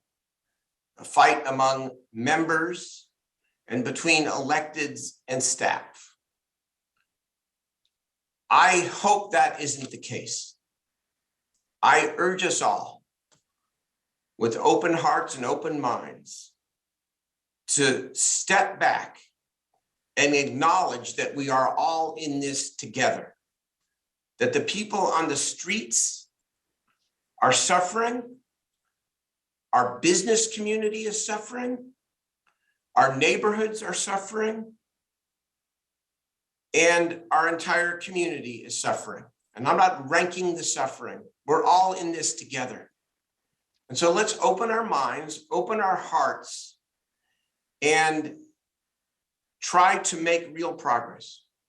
If this debate over the next two items, especially the second item, and its outcome, does nothing more than spur more action to create safety and shelter and housing for more people, and also enables us and allows us to clean up our city in the right way, it will have been worth it. So this is not a bad thing. As much passion as there is, it's a good thing. And sometimes, you elect a mayor to present difficult questions. And that's what I'm doing tonight. And I respect you. I respect all the stakeholders. And I want us to have that kind of a discussion tonight. Let me turn it over to the city manager, Howard Chan, for an update on the comprehensive siting plan. Mr. Mayor? Yes, council member? In the spirit of what you just said, and I cold-heartedly agree with you, can I suggest that item number 37 be talked about as a discussion item so we can come up with solutions versus a voting item? Well, if we're going to bring everybody together versus separating and creating more gaps. Councilmember Lilly, I appreciate the ask, and it's certainly something we can all discuss. You haven't heard my presentation yet on 37. And until you do, including a range of options here, I wouldn't choose to do that. I mean, part of what I feel is that action is paramount. We're going to debate tonight what kind of action. And that's fair, and that's democracy. That's why I think it's a good, healthy thing. Because this discussion and a real direction, not behind the scenes conversations between members and the city manager, not behind the scenes conversations in various retreats and study sessions among stakeholders, a public discussion about the appropriate linkage or not, this is what the debate is about, between a clean and safe city and providing additional capacity for people who are unsheltered. That's what this is about. And so I want to have the discussion and let's see where it goes. Because I have a couple of ideas up my sleeve that might in fact get us to the right place. And I want to be able to present after the update on the report. And then the will of the council will, of course, prevail. Okay? Thank you. Mr. City Manager, floor is yours. You're muted, Howard. Thank you, Mr. Mayor. I appreciate your comments, and I'm hoping to have a very open discussion about the update on the siting plan along with the item following. So I'm going to kick this item off, starting with just some comments about the siting plan and the status, having our team also talk about the other programs that we have stood up already, and then finally some of the specifics surrounding the Commerce Circle enforcement action. That will lead into the next item. So before I turn it over for the update on the siting plan to our Public Works Director, Ryan Moore, I just want to say that I've been out in the community, as many of you have been, talking about the status of the siting plan and also the, what we've been able to do and what we haven't been able to do. So I want to start by saying the comprehensive siting plan was adopted a little over 4 months ago. And there's been some confusion about, why it's taken 4 months to get to the place where we are today. And really, it's the fact that when the plan was adopted, the sites that have been discussed 6 months or so leading up to it had not been vetted by city staff. And that was a conscious decision that we made and we discussed with the council, because we did not want to invest time and energy and effort on sites that would not be approved ultimately. So leading up to the adoption, we started the vetting, right? I should say right after we adopted. We started the vetting, and many of the sites on the list, the 20+ sites, were heavily constrained. Whether it's site design, flooding issues, but most importantly, we've been working with many different agencies. We're working with the Federal Highway Administration, Federal Transit Authority, RT, Caltrans, the Water Board, Flood Control District. So we've been, I guess my point is that we have not been sitting idle. We've been working diligently to try and vet these sites. In fact, I had a community meeting yesterday that talked about that. So the question was, well, we really don't have anything to show for it. It's not absolutely true, because we have many programs that we've stood up over the last couple of years. But in addition to that, there are about 5, depending on how you count them, 5 to 7 or 8 sites that are not on the siting plan that are very promising. 3 of the 5 will likely be announced, and one was kind of announced today, within the next 30 days. Also, there are 2 more significant sites that will be announced first part of the year that will really provide a lot of relief to a lot of the issues that we're talking about here today. So I will leave it at that first, and I'm going to turn it over to Ryan Moore to do the site updates in terms of the siting plan locations that were approved. Mr. City Manager, if I may, thank you very much. We'll turn it over to Ryan and just say, I forgot one thing, which is that I know there are a lot of people who want to testify on this, and without objection, because otherwise we're going to be here till 2 a.m. with repeated testimony. I would like to hear this item. Then I want to present item 37. And then we will turn it over to public testimony on both items so that we're not, hearing the same thing twice, because they are so related. All right? Mr. Moore? Thank you, Mayor. Good evening, Mayor and Council. I'm Ryan Moore. I'm your Public Works Director. I'm going to share my screen here. I'd like to also mention that I am joined tonight by our Housing Director, Danielle Foster, and our Director of the Department of Community Response, Bridget Dean. So the 3 of us will be running through an update to the comprehensive siting plan. I will start it. Okay, I hope everyone can see that. So, and I also want to first give out a quick recognition to our Public Works Facilities team, who has been working on this doggedly for months now, in addition to their day jobs, which involve things like the Wind Park project, the Fire Station 14 project, the North Natomas Aquatic Center, and others. So thank you for that, facilities team. You guys have been doing a great job. So I'll start with the Colfax Yard. So this is a site that's on the corner of Colfax and Arden in North Sacramento. So it's a legacy, used to be a city corp yard where we did some fleet maintenance. And this was one of the most promising sites in the siting plan. It does have some regulatory strings attached to it that prevent a land use for any residential type of purposes. So the staff have worked with the State Water Resources Control Board, who's the regulator in question, to be able to create a safe parking site there. And what the preliminary discussions with the water board were is if we got it paved, we could probably ameliorate some of the problems there and be able to provide a safe parking spot. And you'll note, folks in the neighborhood might note that was actually paved on November 5th. So our team was able to get a design done and get the site surfaced.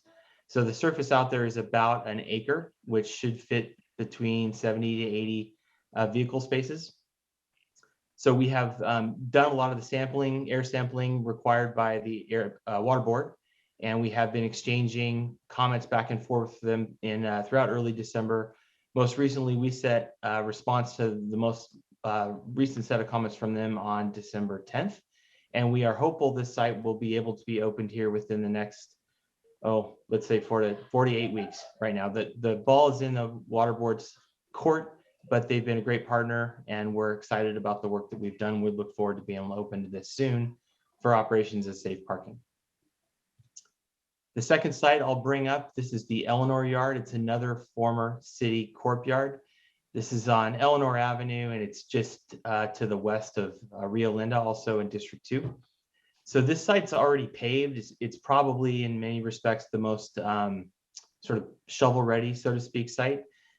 We have conceptually designed, as you can see here, we've overlaid, it's about 50 sleeping cabins we can fit out there, plus kennels, admin space, and other things like that. So we are nearly completed with the design on the site. We've designed the electrical system because the building code requires all sleeping cabins have climate controls for the inhabitants. We are ready to turn that over and start pursuing building permits here in the next week. Absent any major issues that come out of the building permit process, and we've worked very closely with the building permit throughout the building department throughout this process. We think this site could be ready to go to construction as early as February. The next site, this is the site on the corner of Dixie Ann and Lexington, also in District 2. So this site is owned by the RASA, the Redevelopment Successor Agency. So we actually do need to go through the process for the city to officially purchase that. And we have an item tentatively scheduled to go to council in January to do that. This site's a little bit more complicated in that it's not paved and it's unimproved. There are no sidewalks there. So we've had the design's quite a bit more complicated. We need to go through a grading plan, make sure we have appropriate drainage and appropriate facilities for accessibility, and work with SMUD to get electricity to the site. So that has been something we've been heavily involved with since the announcement of the siting plan in August. On this site, we are actually working right now with the Urban Land Institute to get a peer review contract where they will come in and look at the design that we have prepared. We're at about probably 50% completion right now. ULI will come in and do some peer review to see if there's anything they can do to make the site more contextually appropriate or add value in terms of the way the site fits into the neighborhood. Weather constraints, primarily the paving, prevent us from really going into construction until the spring. So we'll likely be able to break ground on this in the spring sometime. And absent any major revisions that come out of the ULI peer review process, this site would be going to construction in summer of 22 and likely opening for receiving guests also in mid to late 2022. The next site, this is Rosin Court. This site is actually owned by RD 1000, the flood control agency. So it's a site that we've envisioned as used for a safe parking operations. It is currently, the RD 1000 has a lease with the Corps of Engineers who are conducting a flood control project. They're using the site as a laydown area for construction materials. So due to the lease arrangement that RD 1000 has with the Corps, we haven't been able to get on site and do any sampling to ensure that paving would not be necessary and we can't actually do safe parking on an unimproved lot. But so far, there's no indication that wouldn't be the case. So more to come on that really in mid 22 when the Corps has completed enough of their flood control project that we can get on the site and do a phase 1 environmental study and look at what it would take to really roll out safe parking operations on this site. So this is a city-owned parcel on the corner of Northgate and Patio that has been proposed as used for a hospice care facility for unhoused residents of Sacramento. We actually just finished this week executing a lease agreement with the applicant, a nonprofit, Joshua's House, who's going to be building and operating the site. Both the Community Development Department and Department of Public Works have met with the applicant to do a pre-application meeting to make sure we have as seamless as possible of a process once they want to go to construction and get their facility up and running. There's been no formal application submitted yet, so we don't have a timeline on it. I know the applicant is in a big hurry to get out as quickly as possible, and staff, of course, wants to support him in that. But at this point, without an application to really respond to, we don't have a date certain when we think this site will open and go into operations. The 5th Street shelter expansion, I'm going to ask Danielle Foster's on the line to talk a little bit about this one. Yeah, I think Bridget's going to take this one. Okay. I'll step in on this one. So the 5th Street shelter, as everybody knows, is already currently up and running. We have a current total of 122 beds now. The addition will be 41 additional beds, and that is pending the final signature, working with our county partners on the facility use agreement. And when that occurs, we will have an additional 41 beds that will be specific to women experiencing homelessness. Okay. So there's 3 RT sites. This is the first of them I'll talk about. This is the one that we've worked with the most, primarily due to the large number of unhoused folks out on Roseville Road. It's the Roseville Road Light Rail Station. So this is one that we've spent quite a bit of time on, despite the fact it would only be safe parking. We have identified, working with Caltrans and RT, a footprint. And I guess I should back up and say that the thing that complicates this site is the underlying land is actually owned by Caltrans and is used as part of the highway. And you can see in this figure here that I-80 goes right over the site. But the Caltrans has granted an encroachment permit to Sacramento Regional Transit to operate a light rail station, which was built in part with funds from the Federal Transit Administration. So there's a lot of players here. The first piece is we really locally need to work with Caltrans and SAC-RT to agree on the footprint and the operations plan and the public safety zone. So this is something that's taken up quite a bit of time in the last few months to come up with a site that's mutually acceptable to all agencies. We've conducted a number of outreach meetings, and we've had several with the city and the county and folks from the neighborhood to kind of talk about the site, what it will look like when it's complete, how operations will be, what will be the rules for the guests at the site. And where we're at now is we're really finishing up the negotiation of a 3-party agreement between Caltrans, RT, and the city for construction and operation of the site. So once we're finished with that, and again, I think we'll probably be finished with that in the next few weeks, we will turn that 3-party agreement over to the federal agencies, the Federal Highway Administration and the Federal Transit Administration. So ultimately, this site needs to be approved by both Caltrans, SAC-RT, FHWA, and Federal Transit. So it's a fairly complicated and rigorous approval process for the site. It's not unlike Colfax. It's just about an acre of site that we would have for safe parking. You'll see I'll point out there the little purple line just south of the freeway. State law requires that any kind of unhoused facility stay at least 20 feet away from the footprint of any structure. So that's the thing that really prevents us from moving this site further north, and it kind of constrains the size of the site. So the next RT site, this is the Franklin site. It's this one was not yet approved by the RT board. The RT board did approve the previous one I just showed on Roseville Road. The ask from the council office has been that this site not be opened until the Roseville Road site be open and serve as proof of concept. So this one is one we've developed a preliminary site plan. We have coordinated with RT on it. I think the 2 agencies are in agreement that the site plan would work for us. but we're going to wait till the Roseville Road one is up and running before we pursue this one in terms of final design and permitting. This one will also require approval from the Federal Transit Administration.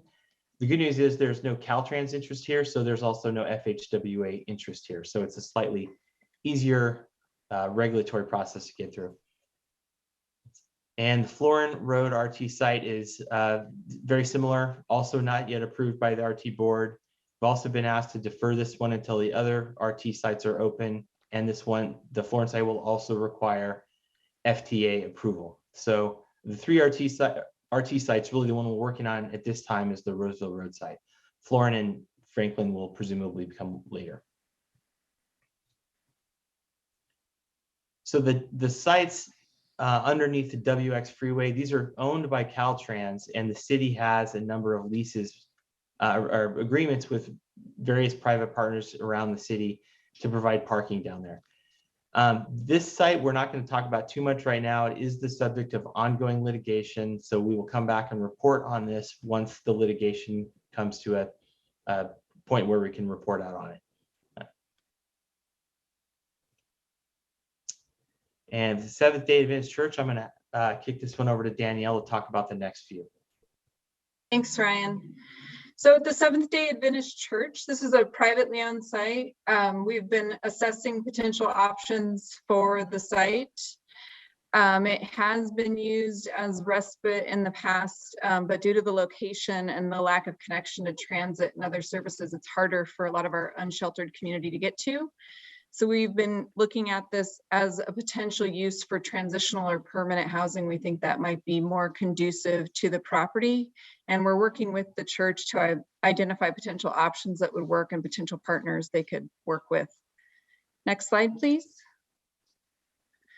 29th Avenue, this is also a privately owned site, and we're working with the owners again on transitional and permanent housing options, and also would be introducing them to potential partners to see what opportunities there might be for furthering housing on this site.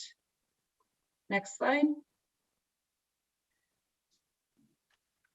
So I'll talk about this one. This is a city-owned parcel on the corner of 48th Avenue and 24th Street. And you see from the photo, it's just kind of on the southeast side of Executive Airport. Because of the requirements imposed by the FAA due to the proximity of the airport, it's not possible to do any kind of high density development. So this site has actually been eliminated from further consideration. This is the Riza Jimeline site. This is a great site. It's privately owned. The challenge is that the owner has opted out of selling it and is planning to develop it themselves with housing. So we're eliminating it from the city's consideration as the owner is going to pursue this privately. Next. 63rd and 21st, this is the Fijian Church site, also privately owned. There are a couple issues going on with this site. One is that it has significant fire damage to the structure, which would take significant investment to repair. And also the owner is in contract with another buyer at this point, so we are eliminating it from our list at this time. Next. The Meadowview Village site, this is a privately owned site as well, where the owner's opting out of selling and planning to develop it themselves with housing. And we're looking at the site for a tiny home village, which we will look to locate elsewhere. So we are also removing this from our site list. This is a site that was added to the list during the discussion in August. It's the D6 motel site, and we've been able to contract with the owner of the motel site. We are actively using this location for our motel voucher program. It has brought on more capacity for that program and our ability to serve households up that are larger households with more of a short stay kind of configuration. So this has been great for our motel voucher program. We're also assessing options for the neighboring property to this motel that's a little under half an acre to see how we could use it in conjunction with our motel voucher program. The only challenge on that site is it's unpaved, so we will have to wait until the rains pass in order to properly use that site. Just to be clear, it's already in play. We're already using the rooms that we've contracted with the Yeah. hotel for. Yes, we are using the motel voucher rooms already. Thank you. And that we went into contract on in early October, so it's been active for a while. Thank you. And I'll mention another site that we are looking at, even though it wasn't included in the original siting plan. It's one that came up through some state legislation.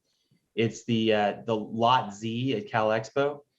So it's located, you can see in this figure that the yellow dashed line is the northern levee on the American River. So this is actually on the water side of the levee. So we are working with the permitting agencies. We've worked extensively already with the American Flood Control, Central Valley Flood Protection Board, and the U.S. Army Corps of Engineers, all of whom permits would be required for any kind of facility out there. Because it is in the floodplain, any construction, any vertical construction would require a hydraulic analysis to demonstrate that the construction of any facilities does not increase the floods, the water surface elevation during a flood. So what we're looking at is we're kind of scoping out a safe parking area, and you can see the preliminary exhibit that we've come up there to float by the flood control agencies to get their initial feedback on whether or not a site could work out here. It's a challenging site in that there's no utilities out there. There are no facilities of any kind. So you can't perforate the levee, at least it's not financially feasible to do so, to provide any kind of utilities. So any kind of showers, bathrooms, catering, anything like that, food, water, sewage, all has to be trucked in and trucked out. So it does make the site a little bit more complicated. So ongoing work, similar to Lot Z, we're continuing to evaluate new sites as they come to our attention, and we are conducting additional environmental review on all sites as necessary. So for the next piece, I think Bridget Dean is going to talk a little bit about the homeless services and the siting plan costs. Hey, Bridget, before you go, I was remiss in talking about the 5 sites that are not on this plan earlier. I did not mention that Councilmember Valenzuela and Vice Mayor Schneier also have sites that we're looking at and vetting as well. And then before Bridget goes on, I don't want to belabor the point, but I really want to emphasize that our team has been working really hard since that adoption of the siting plan. And as you can tell from the presentation from Ryan, there are a lot of things that we needed to navigate, a lot of constraints that we're trying to work around. And many of you have helped us navigate that as well. But I just don't want people to walk away tonight feeling like we've been kind of sitting on our hands for the last 4 months. We've actually been doing the opposite. Nobody thinks that. I don't think that. That's some of the feedback I got from these community meetings. I understand, Howard, and I'll make my broader comments about how pleased and happy I am with this presentation. First of all, I mean, thank you, Mayor. It's comprehensive. But I just want to give you the opportunity before I turn over to Bridget. The 5 additional sites. One is which is subject to a non-disclosure agreement. The other is in negotiation. I just wonder if appropriate, and if it's not, you don't have to answer this question, to give a little bit of a tease or a little bit about what we're talking about here and what we're working on in terms of those other sites. Sure. So the one under a non-disclosure agreement is, let's just say, it's in the central city. It's a pretty significant facility. I won't go into the square footage, that might give things away, but we're actively working, I'm actively working with the county executive and at the county to figure out programming for the entire facility. It's been the subject of the 2x2 meetings we've been having. So we're making some progress, and this week we've made an offer to acquire that facility. And initially we're looking at using it as a respite center. But jointly with our county partners, talking about what services we can provide throughout the building. Obviously, there needs to be some TIs done, and also an agreement on programming. But the bigger picture here is that, and the desire is to potentially co-locate the city and county staff, just so that we can, is kind of solidify the partnership that we've been building over the last almost year now. That's one of the most significant ones. The other one, we have another site that we're in the process of closing on. That is another significant site that will be able to provide a lot of relief citywide when it comes to, at a minimum, safe parking as an interim use, but longer term can be a site for affordable housing, civic amenity. It's a significant site. The other three, they're more along the lines of respite and, we did talk about one of them, so I guess I can talk about the 5th Street expansion. So that there's going to be, between the city and county, an expansion of about 60 beds. The other two sites are really safe parking and respite.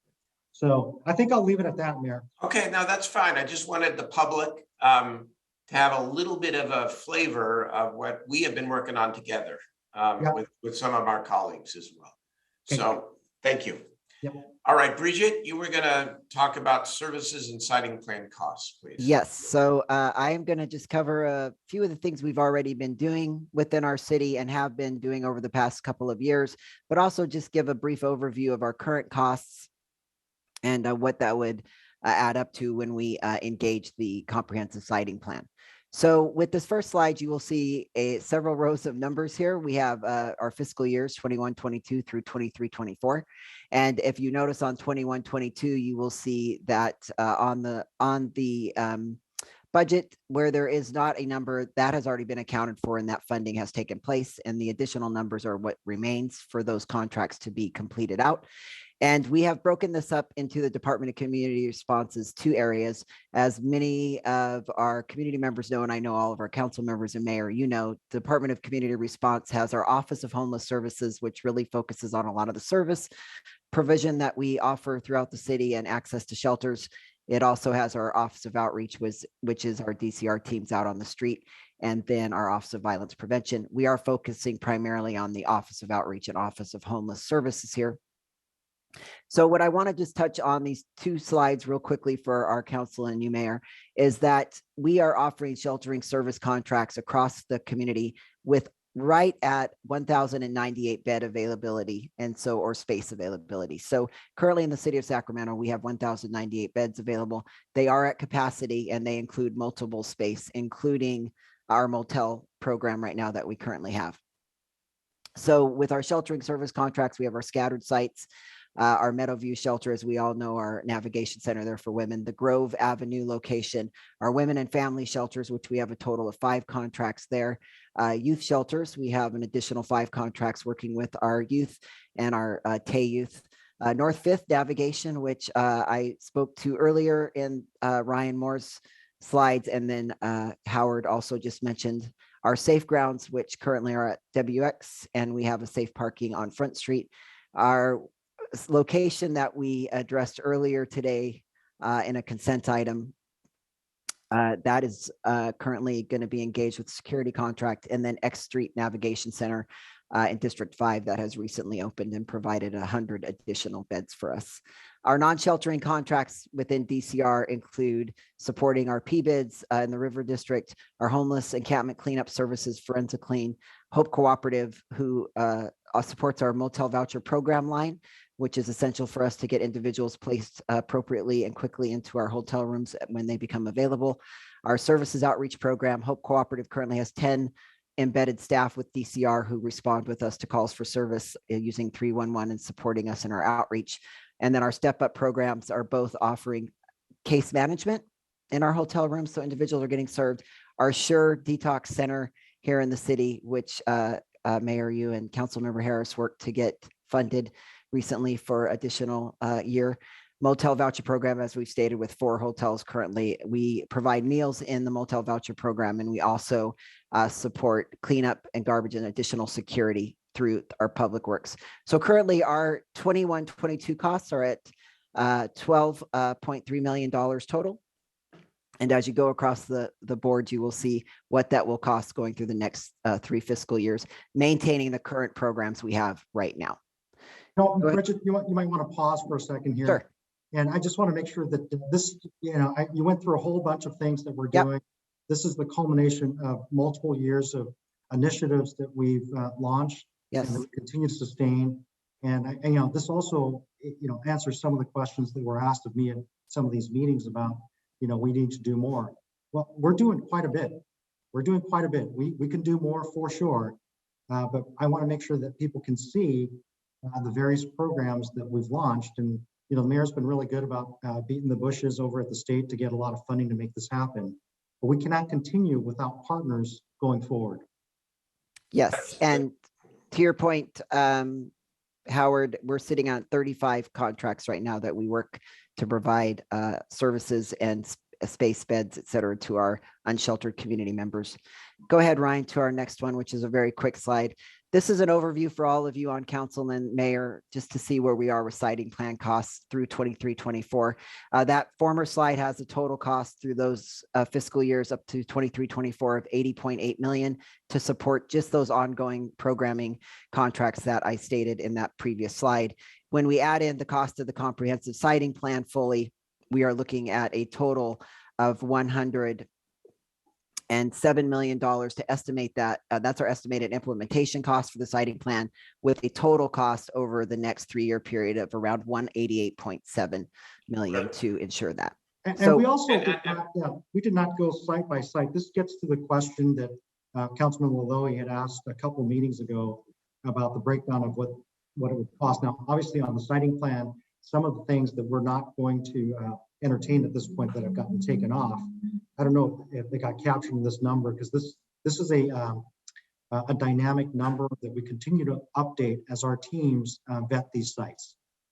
That's right. So I just want to add something here, because this is, I think, a pretty important document. And it does demonstrate the city manager's point as well. The city council has put up $100 million, including $41 million of ARP money, and yet to be received money from the state and federal government under a number of other categories. It's 100 million, and no one's disputed that. But if we're going to implement the whole plan, and that's going to take time, or sub out some sites for others, as the city manager alluded to, yes, we're going to need partners, financial partners, either the private sector, the county, other cities, or whomever, in order to be able to help elevate the amount of work that we all want to do and that the community is crying for. So the first time I looked at 188 million, I said, oh my God. But then I said, no, we put up 100 million. What we need is then that partnership with others to be able to get to that number. That's the opportunity in front of us. Okay, Bridget? That's it, Mayor. Thank you very much. Okay, thank you, members. Well, there's also the other request that we're going to do a quick update on Commerce Circle, just the facts leading up to the enforcement action. That should take 5 minutes. Why don't you do that? And then that will lead into then my framing the item 37. Then we'll hear from the public, and then we will hear from the members. Okay? Perfect. There's an overhead that's coming. Hang on 1 second here. There you go. Thanks, Chris.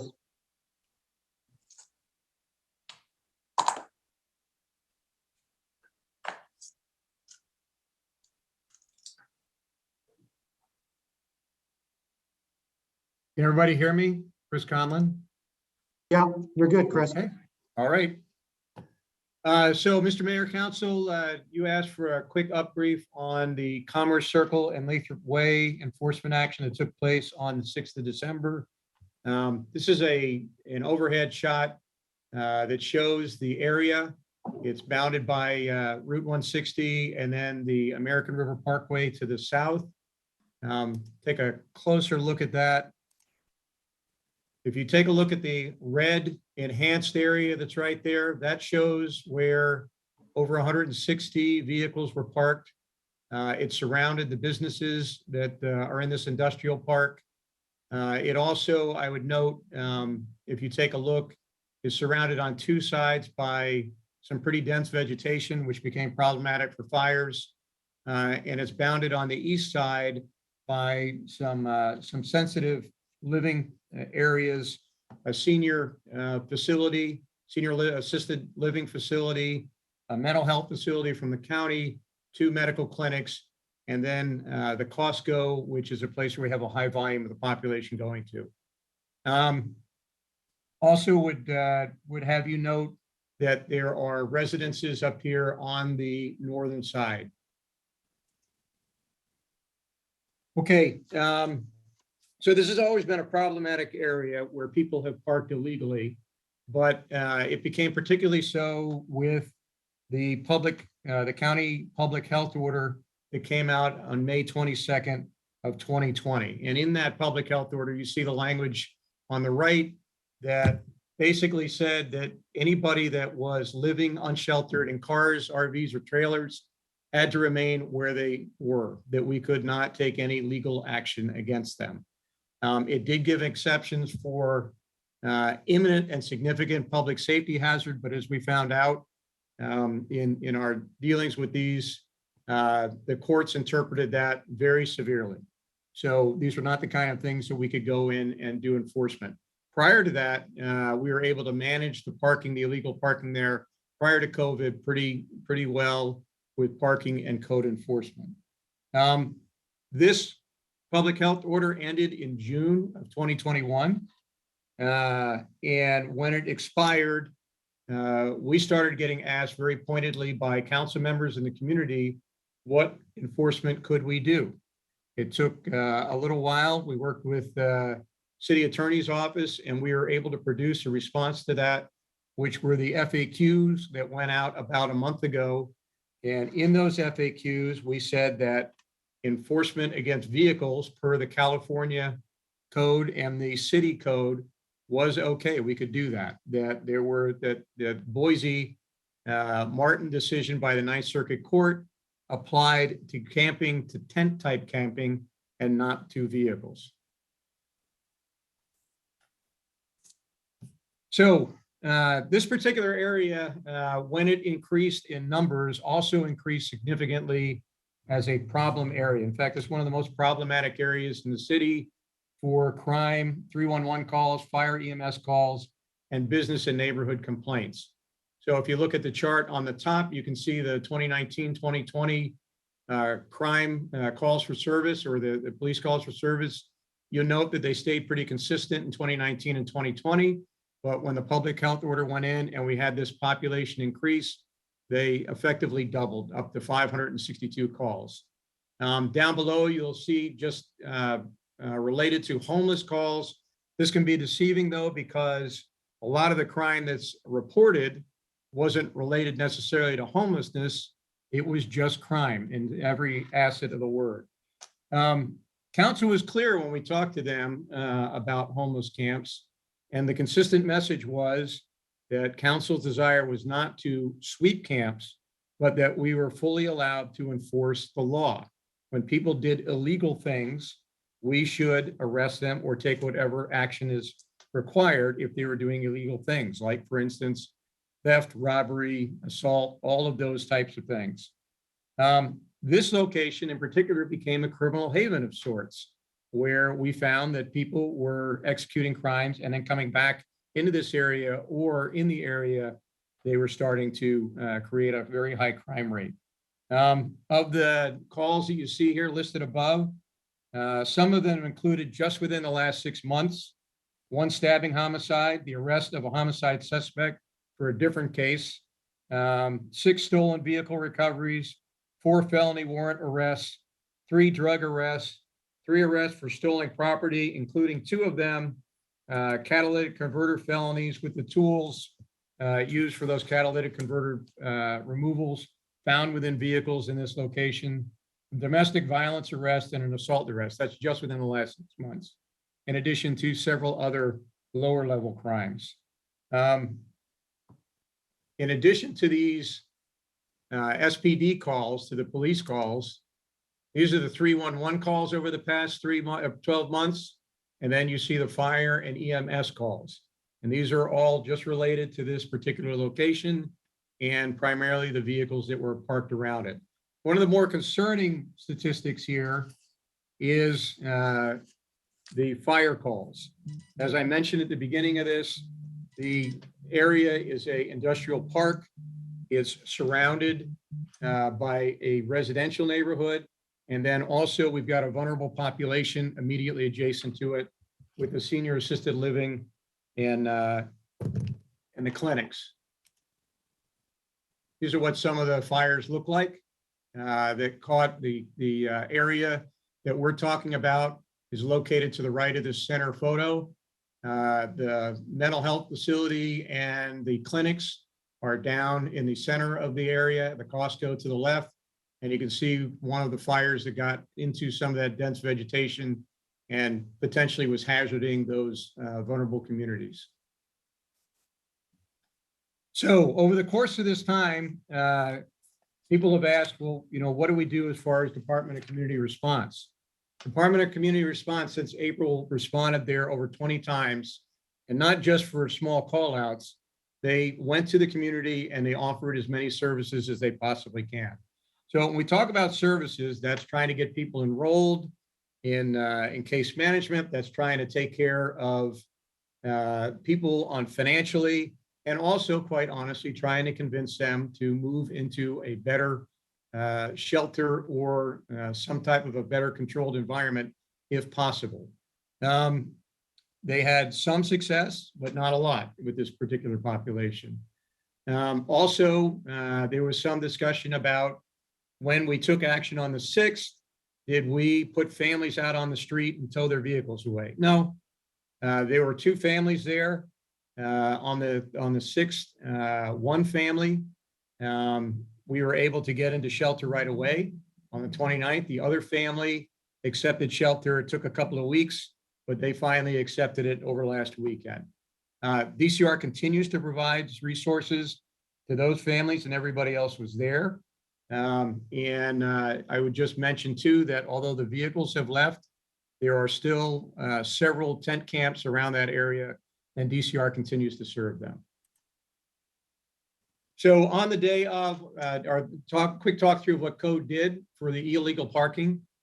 On the 29th of November, they posted about 165 vehicles that were around this area. The majority of the vehicles left a week later. They gave them a full week to leave instead of 72 hours, which is what we normally do. When they got back on the 6th, there were probably 20 to 30 vehicles left. And they went and they started to tow the ones that appeared abandoned. All told, there were 12 vehicles that were towed because they were abandoned. 9 had expired registrations. These are going to overlap because some vehicles had multiple issues. 4 were a hazard, i.e. they were leaking hazmat or in a dangerous situation. And 2 were towed just for 72-hour violations. 4 vehicles were not on file at the DMV, which meant that they had no registration whatsoever. And 2 recreational vehicles were used for storage only, with 1 completely infested by rats. Forensic Clean came in after the vehicles left and they removed 14 tons of trash and hazardous waste from this particular location. If you take a look, these are some of the pictures of the vehicles that were towed. I would make note of the fact that some of them really were not designed at all for human habitation. They were simply trailers that were left there. And obviously a motorcycle is not a place for human habitation. As I said, all of these were in a state of disrepair and abandoned by people, and they are the ones who we took. So we did not take a vehicle from somebody that was occupying it. The vehicles were abandoned when they were towed. Bottom line on this, and I know we've gotten a lot of questions on it. We took a code action against illegal parking. The same action is being taken throughout the city in virtually all of the districts throughout our city, at the request quite often of the population, the businesses, and in many cases, the council staff. So that's the brief. If you have any questions, please ask. Mr. Conlon, we are going to have many questions, but I'm going to hold off Okay. Until we, frame the entire issue, because I appreciate all that you presented, but we have many questions. So Good. thank you. All right, is that the city manager's and team's presentation? That is, Mr. Mayor. Okay, thank you. So members, again, I'm trying to be efficient here, as efficient as we can. And we do have 41 people raise their hands. I would like to present item 37, because then I think we can take the public testimony together and have a broad conversation. And obviously 36 does not require action. 37 does call for action. All right, so without objection, I'm going to present what is item 37 now in your binder. And I want to just say thank you to the city manager and his team. I thought you presented a very comprehensive update on the siting plan with the detail that the public and the members, I think we all need to hear regularly. And it is evident that your team and you, especially Mr. Manager, because I talk to you 20 times a day, are working your heart out here. And so the questions, and maybe even some of the card questions for me and maybe for members, are not going to be about the level of effort. It's going to be about the systems. It's going to be about the collaboration. It's going to be about capacity. It's going to be about how much progress we've actually made in terms of relief and what we can do together to make even greater progress. I just wanted to say that. Okay, so let me go to item 37 and to set the stage here, to say where I stand and then present the resolution. I believe strongly in cleanup.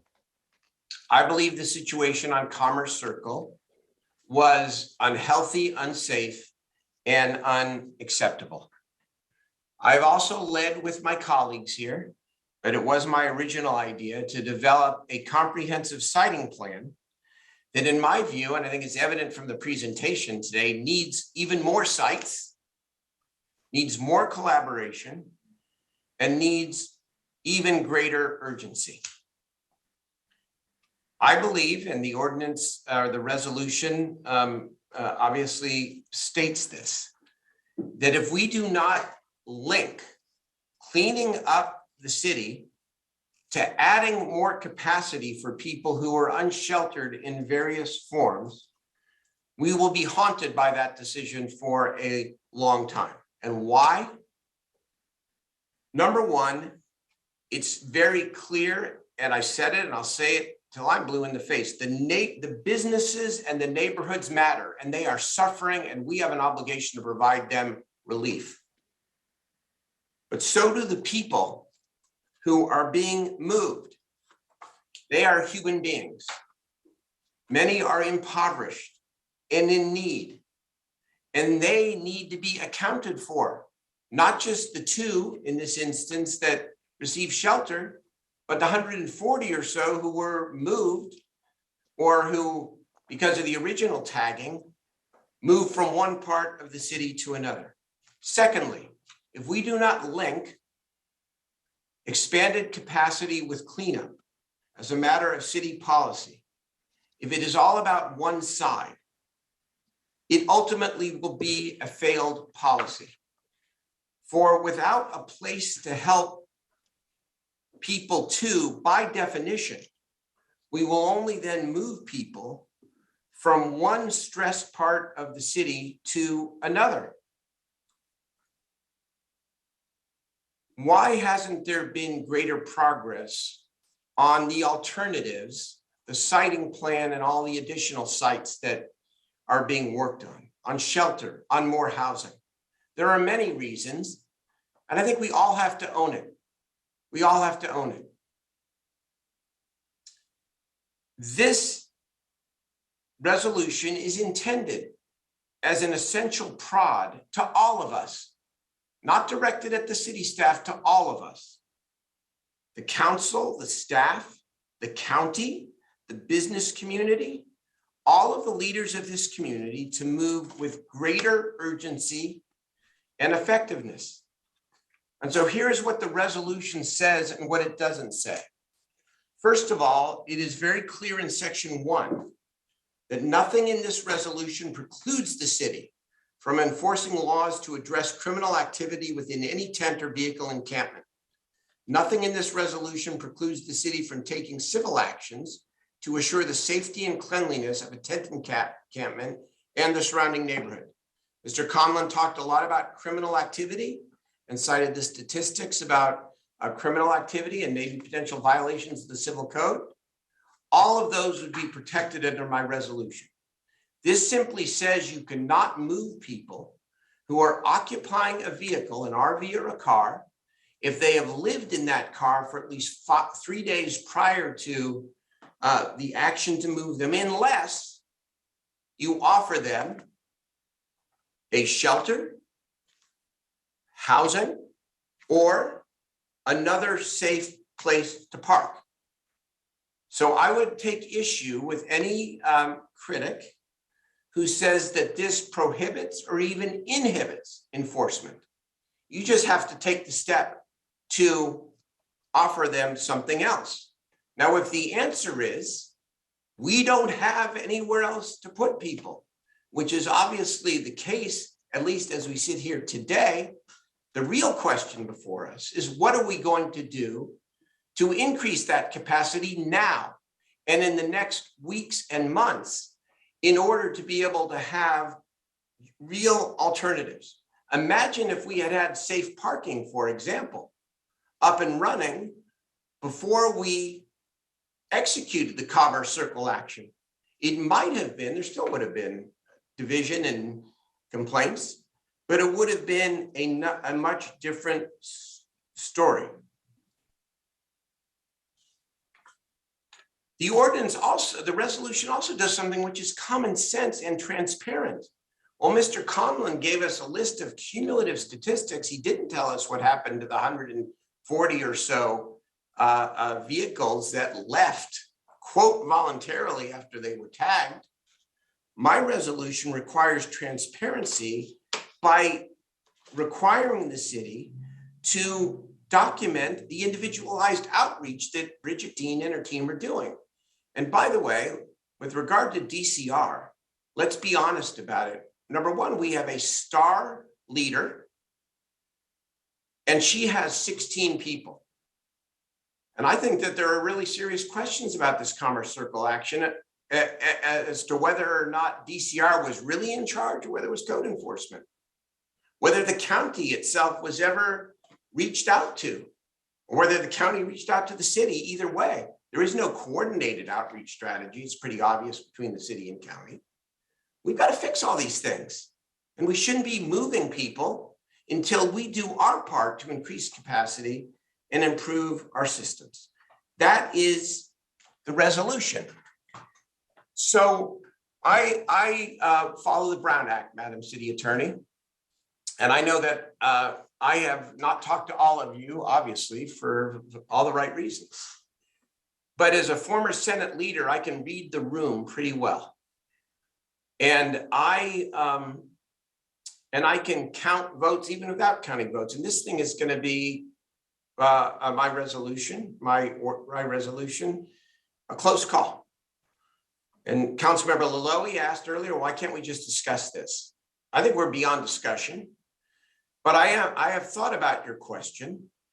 And over the last 24 to 48 hours, I have been working with the vice mayor of this city, who is within my Brown Act bubble, Vice Mayor Chenier, to present, I won't call it an alternative, I'll call it a choice, so that the council can make a choice. Now, I obviously stand by the work product that I'm bringing forward to you today, but I also going to present a choice here so that together we can wrestle with the choice. And I want to go through this with you, and then I want to turn it over to Vice Mayor Chenier, and then we'll hear from the public, and then we're going to have a Lollapalooza conversation and debate among and between the city council.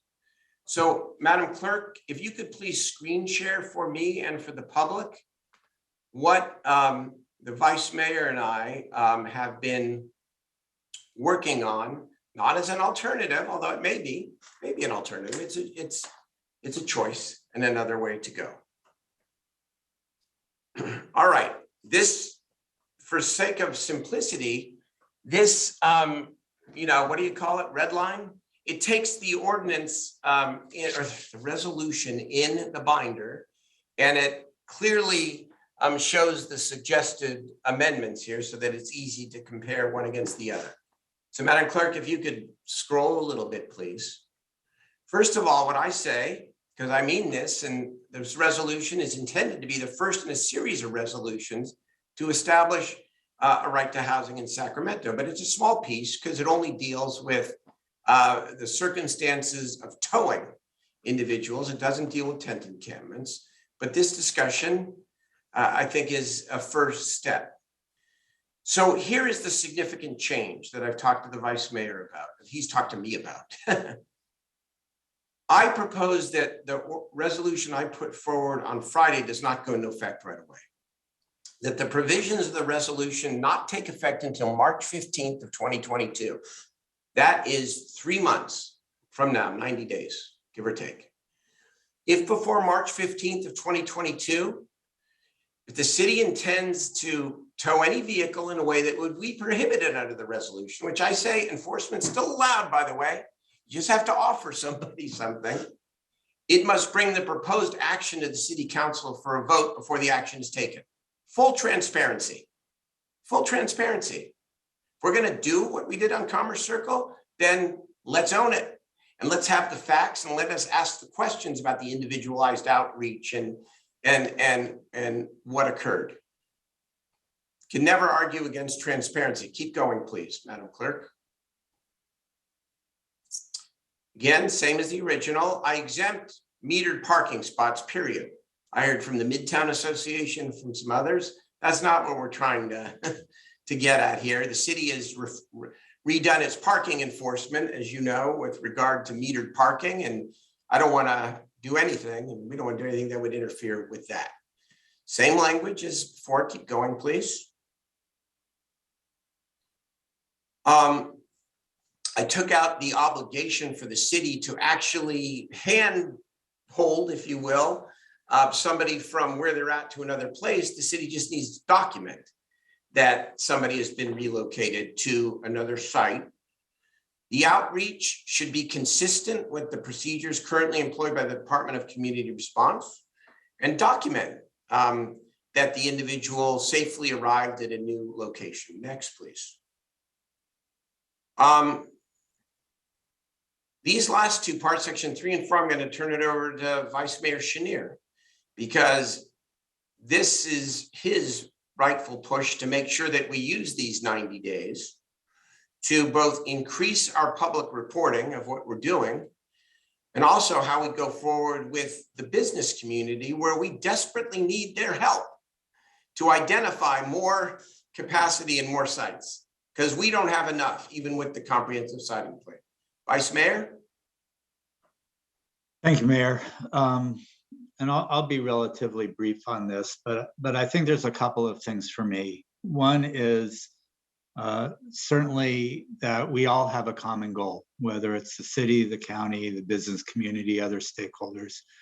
I think we can all agree that we need to get unsheltered people into a safe place where we can connect them to services. And we need to protect the business community, which has suffered greatly over the last few years, not only because of COVID, but because of the impacts of homelessness. So if we all can focus on that goal or those goals, I think we get a lot further, a lot faster. We also know that, this problem, this challenge has been overwhelming to the city in lots of ways, and to take nothing away from our staff who have done a tremendous amount of work, and I appreciate all of it. And I thought the reporting out that they did on the siting plan and on Commerce Circle were really important and really well done. We went from the mayor saying, let's do 100 beds in each district, to let's do the siting plan and try to get 5,000 spaces now to a right to housing. The problem has grown faster than the city has been able to really deal with it. And the city is not a social service agency. We have never been a social service agency. We're doing pieces of that, but I don't believe that that's sustainable, particularly because of the funding streams that come from the state of California. So what does that mean? It means we can't do it by ourselves. We all, and I know everyone in this room and people who are watching, care deeply and love the city, otherwise you wouldn't be there. But the city cannot do this on its own. And my belief is that if we can bring the knowledge base of the business community and others into the discussion about how to get more sites, and sites is the operative word here. We need more places to put people. Just pushing them around the city is not gonna, it's not even a Band-Aid. It just doesn't work. So if we can get the collective knowledge of the business community and the county together over these next 90 days, I think that we can produce some answers and move the needle on all of this.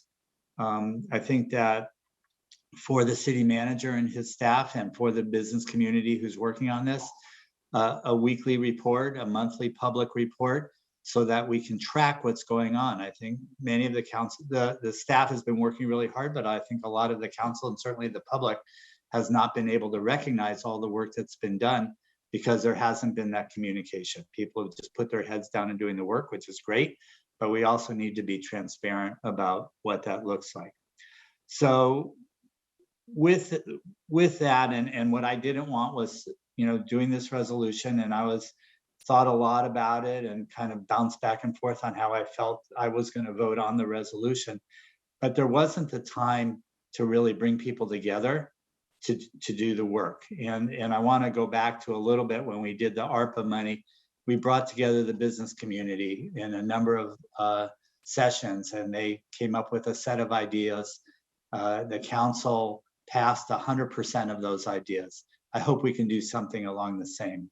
So I have volunteered my services to the mayor to help co-lead an effort with a working group composed of business community members, and also we want to invite the county. We can't do this without them in the long run, and we are building a good relationship. We need to take that next step with them as well. And I reached out to Amanda Blackwood from the Chamber of Commerce and said, will you co-lead this with me, given the goals that I put forward? And she said she would be willing to do that. So my hope going from here is, if this is passed by the council, we'll put together this group of folks within the next week or so. I would hope that some of those who might be watching and will testify will volunteer their services to work with us. And we can do this with city staff as support, but basically bringing our external partners into the fold to really figure out what some of the answers are to some of these challenges so that we can move forward. Vice Mayor, I accept your offer and appreciate your stepping up as you always do. I just want to answer 2 more questions, then we're going to turn it over to the public. Why did I bring this forward as an emergency? I know that's rankled a lot of folks, especially in the business community. Because Commerce Circle precipitated a necessary debate and discussion here, no matter what side you're on. It's absolutely necessary that we begin calling some questions, because this has been talked about for so long. And Mr. Conlon talked about the frequently asked questions. That's fine. That wasn't a resolution of the city council. The siting plan was. And so it's vital, despite the tension, that we have, that we make some decisions. And Vice Mayor Schenirer and I, because I support what is before you, and I also support my original resolution and am prepared to vote for it as well tonight. But either way, we have an opportunity now to move forward with pressure on all of us to actually accomplish what we want to accomplish, because, and not the staff, but the entire community. We're not moving fast enough, and we don't have enough options. and we need more. Thank you. Let's turn it over to the public.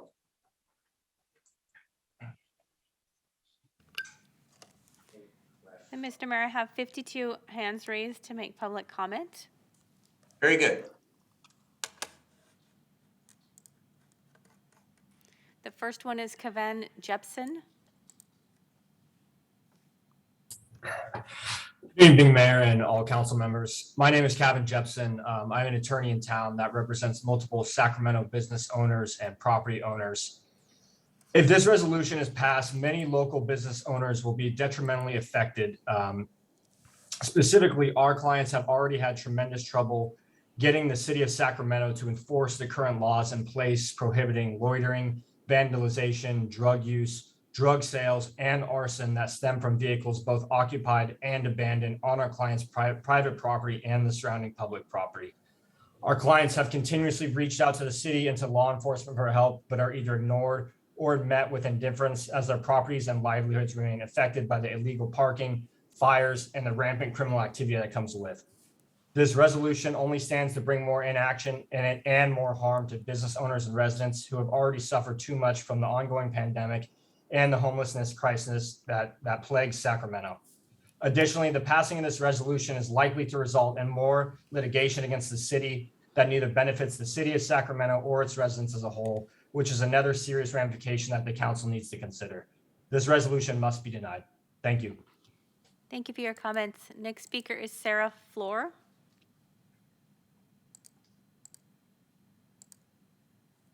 Thank you. Are you able to hear me? We can. Thank you very much. My name is Sarah Floor, and I oppose the resolution because the city of Sacramento has created a situation of supporting and enabling unhoused individuals while ignoring the needs and safety of the public. Today, I write as a business owner in Sacramento. Over the past 2 years, I've had to experience in broad daylight vehicle chop shops operating freely, fires, drug enterprises flourishing, being told it was my job as a business owner to clear human waste from my property, being threatened, among other things. This resolution as proposed has no mechanism in place for business owners or others being detrimentally impacted by the current unhoused individuals cycle. I ask the mayor and the city council to rework the plan, including viable protections for all unhoused individuals, business owners, and citizens at large. This resolution creates another excuse for Mayor Steinberg and the City Council to defer proper action, and it's designed by nature to prioritize inaction. Mayor Steinberg said that we are all in this together. Okay, Mayor Steinberg, I suggest the following amendment to your proposal. As written, it does not provide for an equal share of responsibility among all Sacramento residents, and should businesses not have adequate beds, parking lots, parking locations, not be available to the unhoused, the resolution should include the following provision. Should unhoused individuals not be provided shelter or a parking location by the City of Sacramento, a public lottery shall be held by the mayor's office. The lottery will include the streets of all Sacramento neighborhoods and businesses. Once a randomized street location has been selected, the unhoused individuals will be escorted to the location and allowed to Thank you for stay your for a comments. period Your of 6 time is months complete. Will you or make your till final the comment, city is please? able to provide another solution. No street or neighborhood Thank shall you for be your exempt. comments. Our next speaker is Amy Gardner. Thank you. As a concerned citizen and parent, I have worked hard to create safe routes to school for children in my immediate neighborhood. The safety issues our school children were facing here in our city when we went back to school this year were intolerable.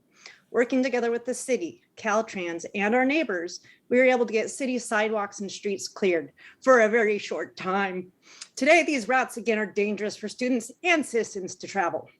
With my experience dealing with our city council when facilitating the safety of our children getting to school, I can only vehemently oppose the mayor's proposal to stop any enforcement of city and state laws in regards to homeless encampments and vehicle encampments in Sacramento. The laws our city and state have were passed by the citizens and reflect the views and desires we have. We need local and state laws followed equally for all citizens. This is a matter of public safety, and these laws, including codes and parking codes, were created to protect our neighborhoods and ensure domestic tranquility. This domestic tranquility and safety are founding principles of the United States. Enforce the law equally for everyone. This resolution must be opposed. I thank my neighbors on this call. Hello to all you all, and we want safe neighborhoods in our city. Thank you. Thank you for your comments. Next speaker is Joe Qualls. Joe Qualls, if you'll unmute.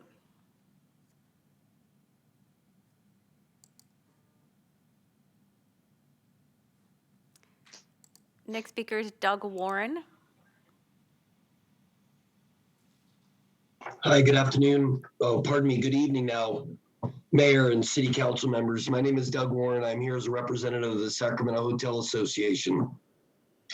The Hotel Association includes local hotel suppliers to the hospitality community. Our hotel members represent 5,000 plus area guest rooms. I can tell you many stories of front desk agents being accosted by homeless people. I have hotels near Commerce Circle where fires have been started and 8 catalytic converters stolen in the last 6 months. I agree that we are all in this together and we have to work together, but the business community should not be put on the block as the ones that should solve the problem. We should also not be the ones that are punished for bad policy. The police and the city need tools to enforce the laws. Littering is a law. I see it all over the highways, yet we can remove 14 tons of trash and that's acceptable. I appreciate that the city council and the mayor, you're trying to solve this problem, but it's getting out of hand. And if we don't do something soon, we're going to end up like Portland. I just ask that this resolution be denied and we go back to the drawing board, allow the police the tools they need to enforce and make our city safe for kids, businesses, homeless, everyone. Thank you for your time. Thank you for your comments. Joe Qualls. Mayor and members of City Council, my name is Joe Qualls and I speak to you on behalf of the Jackson Laboratory. Located in District 2 within the Raleigh Industrial Park, the Jackson Laboratory is a nonprofit biomedical research institution that is part of the national critical infrastructure. In 2020, a homeless encampment on Santa Ana Avenue led to the increase in crime at the Jack Sacramento facility against its employees and their personal property and against the Jack facility itself. Additionally, the trash, human waste, and the furniture in the streets imperiled the biosecurity of our facility. Should a wild rodent or human trespasser enter our sterile environment, the entire Jack's facility would need to be shut down and re-sterilized. Thousands of animals would be euthanized, setting back advances to biomedical research and costing millions of dollars. In August, we submitted comments to the city's master siting plan to address homelessness. We are optimistic that the city adoption of the plan would provide services and resources to those camping on Santa Ana Avenue and move them to a more suitable location. Recently, city crews cleared the streets of overnight parking, which substantially cut the amount of crime on our grounds, the trash, and related problems. We are extremely concerned that the action of the city council is considering, as outlined in discussion item 37, is a step backwards. The return of the encampment will bring with it trash, vermin, and again, crime. Allowing homeless people to move back into the business park is not a solution. It will not provide the services or the resources that are desperately needed. Policy decisions must balance the concerns of all members of the community in order to be effective and sustainable. The business community does not have the resource or expertise or infrastructure to provide shelter services to the homeless, and absorbing the costs associated with thefts of goods, power, and water cannot be a cost of doing business in Sacramento. Thank you for your time. Thank you for your comments. Next speaker is Michael Stavros. Yes, hi.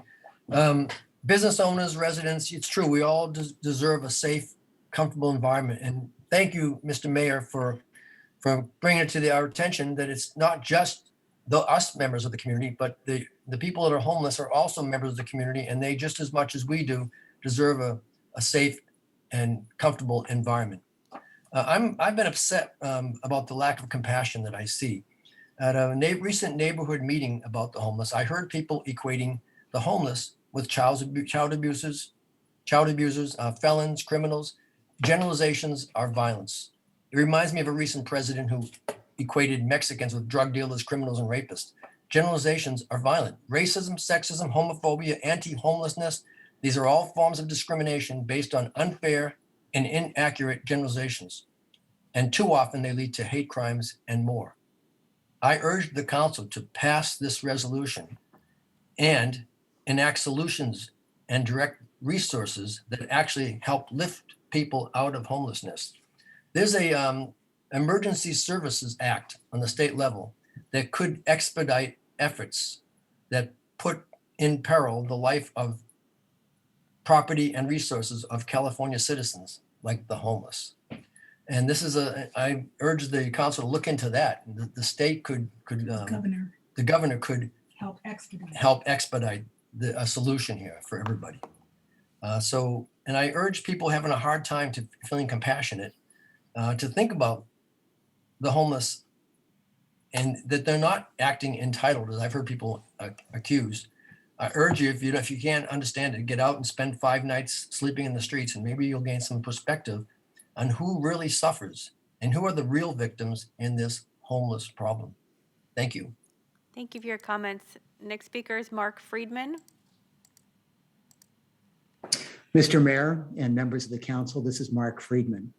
I'm a Sacramento native and somebody who cares deeply about our city. I'm concerned that we're headed in the wrong direction. The mayor's resolution for enforcement actions is an obvious knee-jerk reaction to what happened last week at Commerce Circle. Had it been more carefully considered, the author might have asked, if you cannot move people until there's a shelter, and we all know there aren't enough shelter beds, what would happen if someone parks a car and starts an encampment in front of an elementary school or a church or your home? This ordinance would effectively prevent the enforcement actions that the mayor just said he's in favor of. Let's not shrink from the reality of what we're dealing with. As Mr. Conlon reported, these encampments are dangerous. There was a murder on Commerce Circle last year and multiple assaults. There's drug abuse, theft, and prostitution. When Commerce Circle was cleared last week, staff removed 14 tons of garbage. All of you know that governance is a balancing act. Compassion for the homeless must be balanced with compassion for people whose livelihood and whose safety are compromised by unregulated shelters. Mr. Mayor, and I address this to you personally, because homelessness has been your top priority since taking office. Despite your efforts, despite the many millions that have already been spent on this problem, the homeless problem is 4 times worse than when you first started.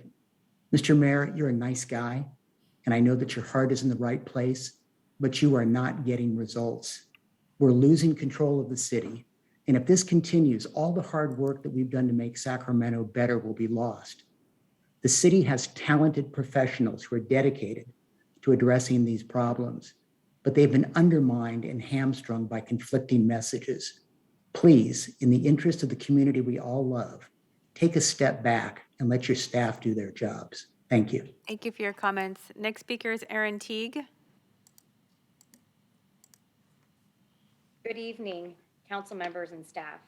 Erin Teague on behalf of the Sacramento Association of Realtors and our over 8,100 members and their clients that purchase homes to live, work, and call Sacramento home, who are also all of your constituents.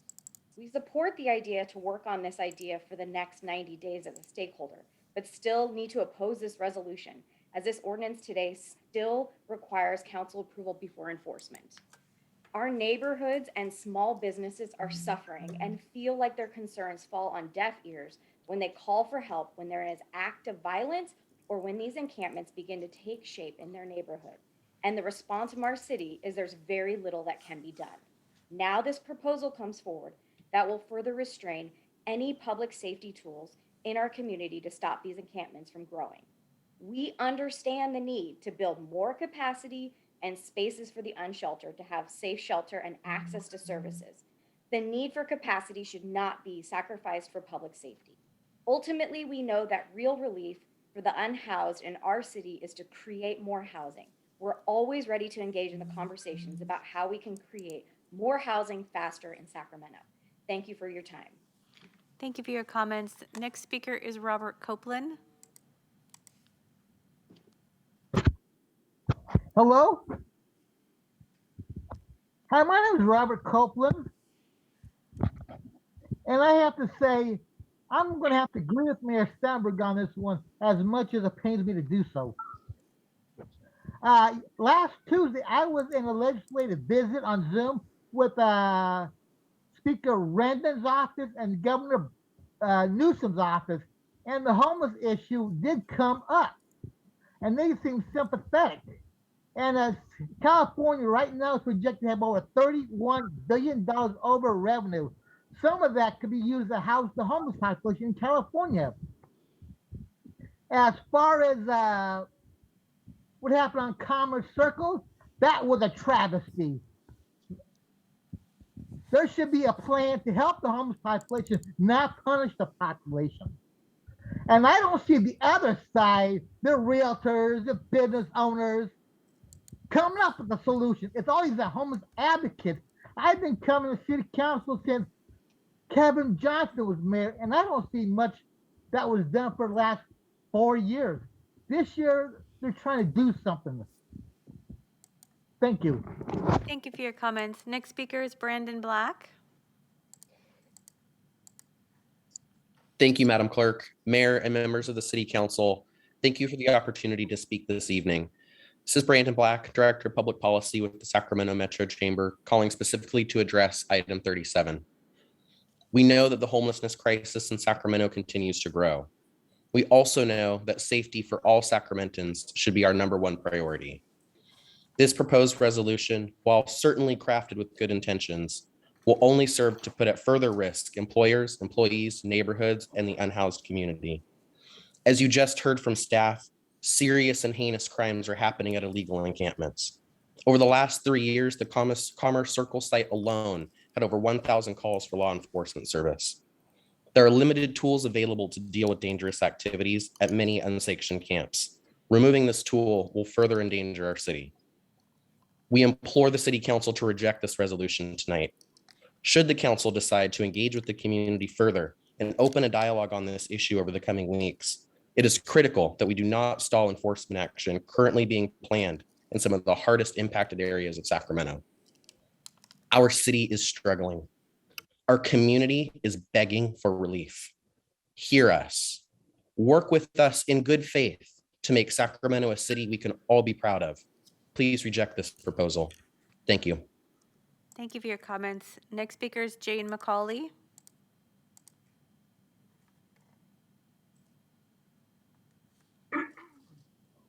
Thank you. This resolution makes no sense. The city's own data tells us that 90% of homeless refuse the services offered to them. That's 9 out of 10 people. So asking these RVs if they want shelter is mute. They have shelter. They need a legal place to park. The city's master sites are not open because they're encumbered for one reason or another. The businesses in the community should not have to pay the price for the city's misstep on this. You're putting the burden back on code, PD, community, and business by passing this right now. If you wanted to solve homelessness today, move people to the rail yards, wide open space, infrastructure in place, but you don't. The numbers have quadrupled on your watch. This resolution doesn't gel with state law and it doesn't gel with what the county is doing. The county is enforcing no camping. And the state law says it's illegal to live in an RV parked on the street. Our community every day deals with RV containment zones, which include meth labs, prostitution, bike theft, car theft, rat infestation, bed bugs, lice, garbage piles, sewage, theft, murder, explosions, fire. I think it's ironic that some of you are opposed to tear gas, yet multiple master site homeless locations on the list are on contaminated sites. So it's okay to put homeless breathing benzene on Colfax with no signs posted, but no tear gas. The area impacted the most will once again be District 2. Please don't talk about equity. Every single council member is segregating one district. And then the mayor even treats our council person very differently than all the others. He's extremely rude when he asked a simple question. If you look at the Thank you for your locations- comments. Your time is complete. Will you make your final comment, please? Thank you for your comments. Our next speaker is Jenna Abbott. Yes, good evening. Are you able to hear me? We can. Great, thank you. Good afternoon, Mayor and Council. I guess now at this point it's good evening. Thank you so much for your time and effort. I know that you've spent a lot of time on this and the River District has as well. I'm not going to take up a lot of time on this item because we submitted a letter that fully outlines our grave concerns about this proposed ordinance. Please, council members, what is being proposed here is not good policy. When a city decides to ignore its own laws, that's a very slippery slope. We have a humanitarian crisis on our hands and it's affecting our unsheltered, our neighborhoods, and our business community. We completely understand the council's desire to help those in need, but I would remind you that this is a very long list of stakeholders who are affected. Our citizens deserve better than this. Adopting bad policy is never a good idea, and I strongly urge you all to resist that urge. I would also like to urge the council to not to suspend enforcement action where it's needed, not in the short term, not in the long term, not at all. There is far too much at stake here. Thank you so much for your time. I really appreciate the opportunity to speak on this. Thank you for your comments. The next speaker is the Power in Alliance.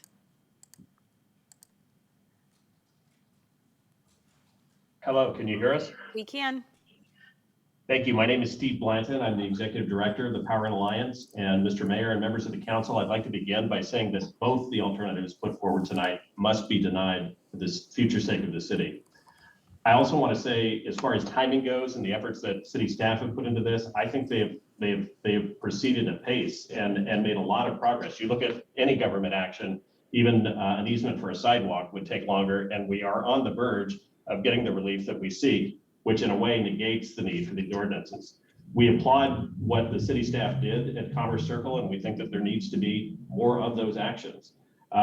There does need to be balance between the unhoused and the residents of the businesses, and right now there's not. We think the residents and the businesses are very much on the short end of this equation. We hear from multiple accounts from our members every day: theft, vandalism, assault, public defecation, urination, and unmanageable piles of refuse. Either of these versions of this ordinance will only make things worse. The practical effect of the ordinance is to hold businesses and residents hostage until sufficient progress is made to go forward. That is no way to make policy. We stand ready to work with the city, but we should not have a gun to our heads by the passage of one of these ordinances. I want to point out in closing that somebody said to go and look around, and I would encourage you to do that, because I think if you do, you'll find that this city is on the tipping point. You see many encampments like the ones at Commerce Circle all over the city that present active threats to residents and to continued success of business. Without looking too far down the road, we could see ourselves heading in the direction of Portland, of Seattle, of Los Angeles. And if the problem gets too big, it is almost impossible to solve. So we need to take a stand tonight and defeat both these alternatives. Thank you. Thank you for your comments. Next speaker is Joe Smith.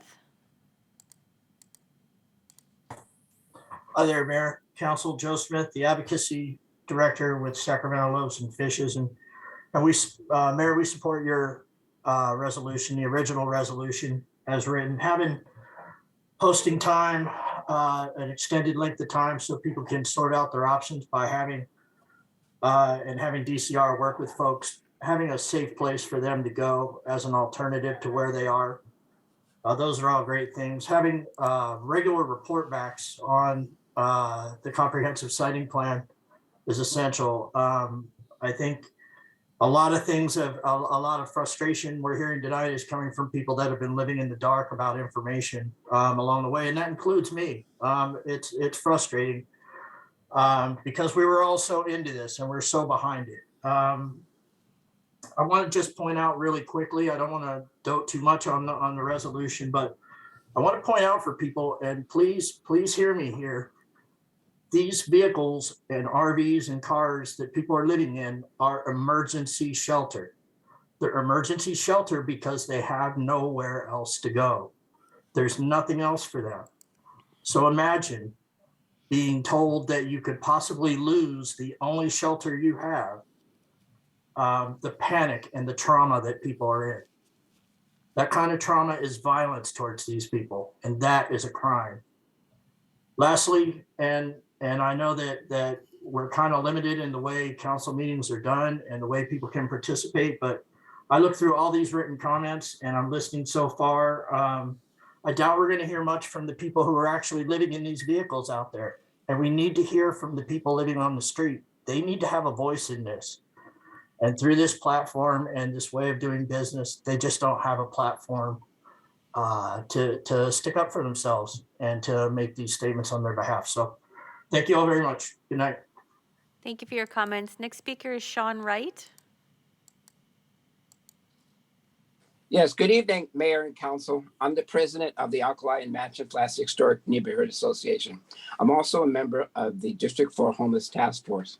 Dealing with homelessness is always complicated, but it's always made more complicated without truthfulness and honesty. 3 years ago, Mayor, you asked each council member to identify and activate sites for 100 people in their districts. To date, that has not happened. 1 year ago, Councilmember Valenzuela put together a safe ground homeless campsite under the WX Freeway. It took 1 month to become activated. After a year, she has acknowledged as a lesson learned that the site has attracted homeless people from all over the region.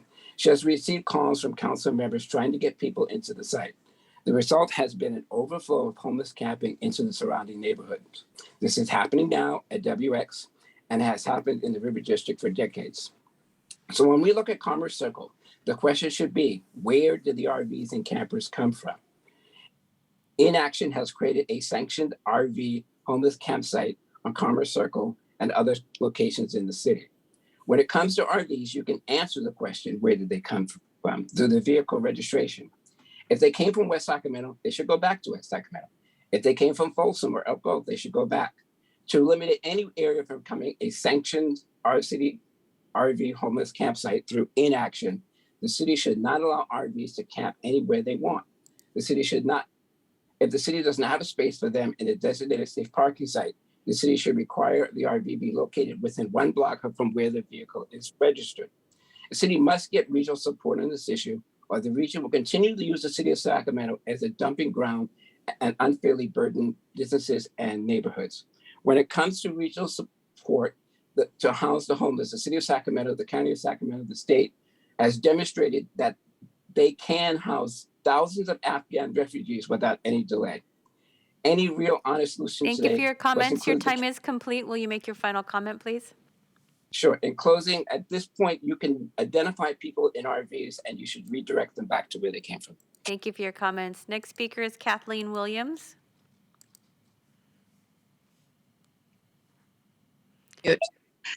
My name is Kathleen Williams, and I'm here tonight representing the Sacramento Homeless Organizing Committee, which is a 20-year-old organization that has developed policy and amplified the voice of the unhoused.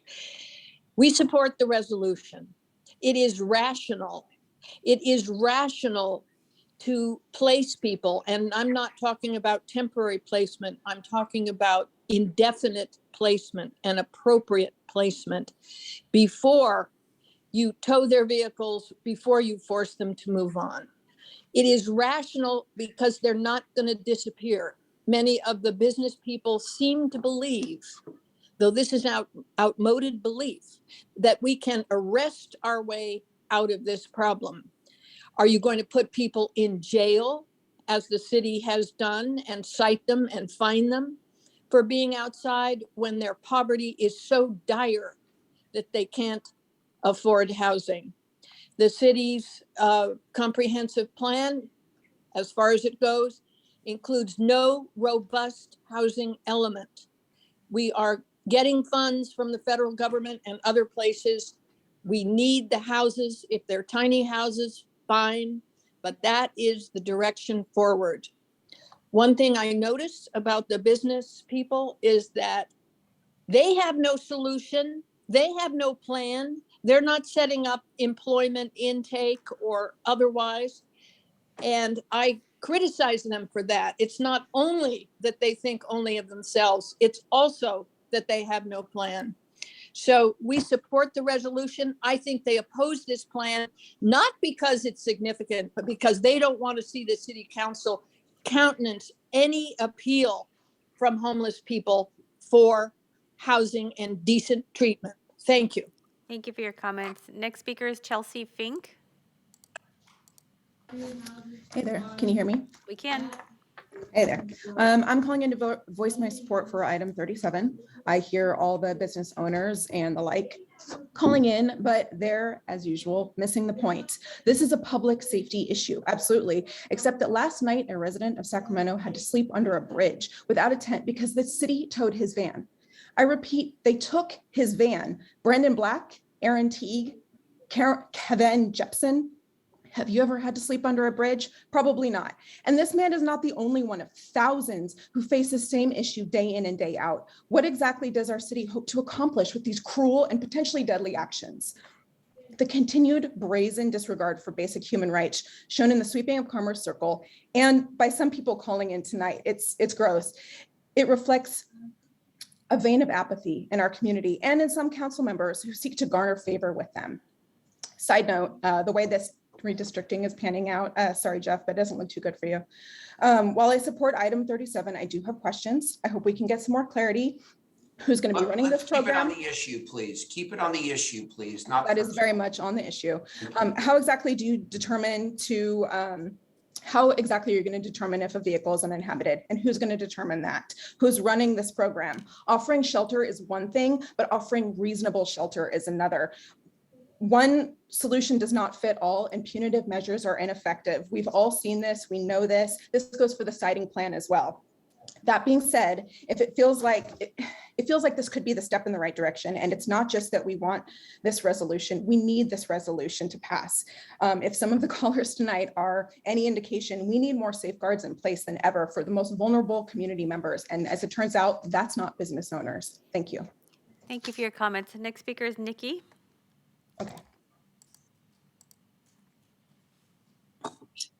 Well, hi. Hey again. I want to start by quoting the mayor when he said that at another meeting that the support for the business community is paramount.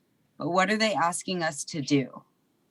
And I want to remind everyone here that the business interests on the call tonight, he earlier put them, he said the business interests and activists. And I want to say the business interests that call in tonight are actually activists on behalf of the business community. And generally the difference is they're paid and we're not. And so I just want you to keep that in mind. So what interests, what are we calling in on behalf of is particularly important. I want to also note that so much of this conversation around these criminal enterprises, blah, blah, blah, and about how nothing precludes enforcement on criminal enterprise, that was the status quo. Nothing has ever precluded enforcement. But what is being said is that we've long used sweeps and encampment, quote, cleanups to enact a collective punishment, which has been inappropriate and cruel and unusual, in my opinion. I can see that passing this ordinance as it's currently written, I suggest it goes back to law and legislation. I think you could easily right now instruct the city manager to instruct code enforcement, Chris Conlon, to not tow vehicles where people live, if that's your concern. If you think this is not going to pass, if you want an instructive thing that you can do right now is to instruct the city manager to have code enforcement not tow vehicles that people live in, which was a policy we had not just under the public health order. And there's like literally a million other things I can say, but I'll say this isn't, I know people want to pass it because it's something, but a Thank you vacant for your bed comments. Your time is not complete. Will you make your final 100%. comment, please? Yeah, a vacant bed is not Thank you equivalent. for your comments. Our next speaker is Teresa McConnell. Hello. The proposal that the mayor, the proposal from the mayor to prevent enforcement of parking and traffic laws strictly for the homeless population is not reasonable and should not be approved. This is not the solution. We cannot have laws that only apply to one group. I no longer am shocked by the city leadership when it comes to actions or inactions. This isn't about the mayor trying to do what is right. It's about who has pushed him the hardest. Cleanup at Commerce Circle was well overdue. And from what I heard tonight, enforcement was executed thoughtfully without removing vehicles that were being occupied. They gave them warning. Being homeless doesn't make you a criminal, but crimes that are being committed in these densely populated homeless encampments is unbelievable. Commerce Circle is one of them. Roseville Road, I mean, these places they're bad news. And for anybody thinking that they're just these quaint little areas, then people are getting pushed out, go walk through one of those camps. Eliminating consequences for breaking laws, even if you're limiting it to vehicle and parking violations, is not a solution. The mayor quickly dismissed the idea of including metered parking in his proposal because that would impact the city financially. Can't have that, can we?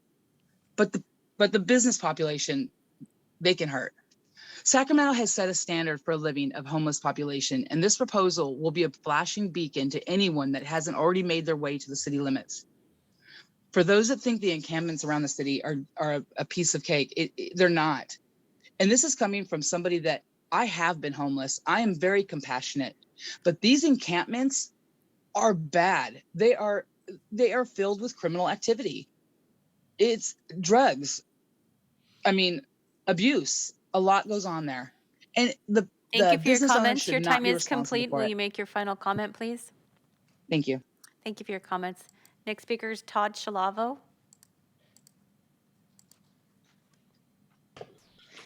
Good evening, Honorable Mayor and council members. My name is Todd Schiavo. I am the business manager of Plumbers and Pipe Fitters Local 447, and I represent members that live in all districts of the city.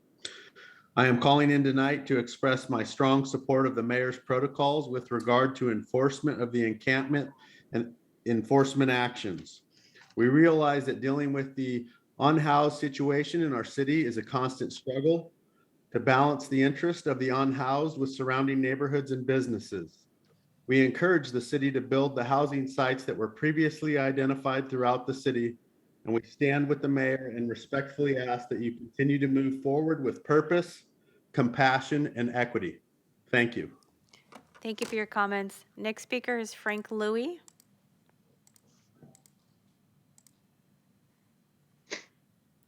Frank Louie, if you'll unmute. Can you hear me? We can. Okay. Mayor Steinberg, City Manager Chan, members of the City Council. My name is Frank Louie. I'm the Executive Director for the Stockton Boulevard Partnership. We are opposing the resolution you are proposing. Our businesses have been suffering and continue for almost 2 years from the effects of COVID-19 pandemic. Any tools is being considered removing from the enforcement of encampments will hinder our recovery of our culturally diverse businesses and our aging corridors. We've made positive strides with your leadership on Stockton Boulevard, along with Councilman Guerra and Chenier, as it relates to Aggie Square, which will be a catalyst to activate the corridor south of Broadway for possible mixed-use housing and additional retail. Mayor, I value our friendship for many years. I've known you. But friends have to be honest with each other, and we have to be truthful and honest. You are a great competitive tennis player, but you don't really have an understanding of the economic impact business suffer from the unintended consequences. Please do not adopt this resolution, for it will set us backwards on our recovery effort. Each and every one of us have empathy for those experiencing homelessness. Thank you for your consideration. Thank you for your comments. Our next speaker is Tammy. Tammy, if you'll unmute.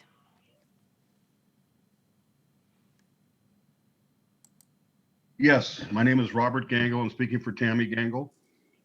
We are District 2 residents. We have a property at Western Avenue. Approximately 600 to 800 feet south of our property is a homeless encampment that we've been dealing with for the last 2 years. We have approximately 50 complaints over those past 2 years, and in the past, 311 code enforcement and the city police department were able to help us with these situations. But since these ordinances were changed in June by the mayor's office, their hands are tied. Now, the invasion of these homeless in our area is a crisis. They bring in squalor, they bring in contamination. They are not residents or tax-paying residents of Sacramento. They are transient. So the consideration that they are somehow constituents is ridiculous, because the constituents are being ignored, the tax-paying ones, by this mayor's office. I wonder if you would be so sympathetic, and the council members that support this resolution, if they're invading their neighborhoods.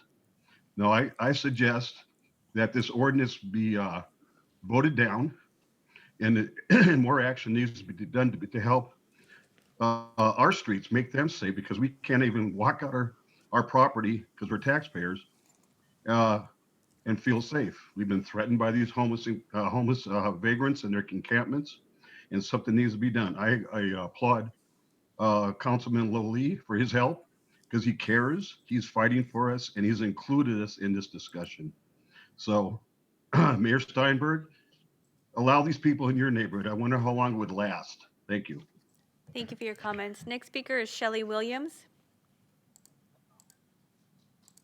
Hi, can you hear me? Yes, we can. Hi, Shelley Williams, District 2 and concerned parent. And what I'm concerned about is how to explain to my 6-year-old child, who goes out every weekend with us, serving meals and distributing supplies to our unhoused neighbors, why entire communities that we've gotten to know are gone. He knew the people at Commerce and Lathrop. He knew the people at Diaz. And there's nothing that drives home the inhumanity and violence of what this city is doing more than trying to explain it to a child. I obviously support the ordinance to prohibit the state-sanctioned theft of shelter vehicles. And further, I demand the city cover the cost to return these impounded vehicles back to the individuals and families they were taken from. Families were ripped apart in these sweeps. People were left entirely unsheltered during freezing rain, which was very much in the forecast when these sweeps were called. The city must prioritize permanent supportive housing above all else. And in the meantime, you need to provide adequate sanitation, water, and restroom services to these communities. Because despite what local business owners would obviously prefer, you cannot disappear 11,000 human beings. I also think it's horrible how these Chamber of Commerce ghouls will hold an entire press conference the day after a terrible storm and organize to astroturf this meeting during hours the rest of us have to work, because it's actually literally part of their job to influence you so that your policies maximize their profits and their comfort. This entire system is tilted in their favor at every turn, and despite being a minority, they have the loudest voice in this community. So please just do the right thing tonight and pass this ordinance. Thank you. Thank you for your comments. Our next speaker is Stuart Gow. Hey, good evening. My name is Stuart Gow. I'm a resident of Woodlake in North Sacramento in District 2, which is just blocks away from Commerce Circle and multiple huge RV encampments. So I'm calling to oppose Resolution 37. I'd like to point out to the council and the public that all of the new sites that are moving forward in the mayor's homeless siting plan are all in North Sacramento, which is unacceptable for obvious reasons. Resolution 37 won't help the siting plan. The locations offered in the plan have led to a massive increase of movement of homeless people into North Sacramento. Sadly, Commerce Circle had to be dealt with. Whether you agree with the way it was done or not, it had to be dealt with. We can't have meth labs and brothels operating out of RVs in our community. We can't allow encampments where organized criminals are charging rent and protection money from the homeless in our community. Law enforcement is able to do much about the crime within these encampments, and Resolution 37 does nothing to improve on that situation. If you support 37, you're supporting the continuation of these criminal activities. Only 10% of the campers at Commerce Circle said they would accept services from the city. We need to urgently help that 10%. But North Sacramento also needs you to protect the residents from crime that's being generated by these giant RV encampments. Because the city, the situation is out of control. The city has no control of the situation. It's ridiculous when residents of Sacramento have to Thank sue you the for your city. comments. Your time is complete. Will you make your final comment, please? Yeah, this resolution is going to lead to a lot of lawsuits. Thank you very much.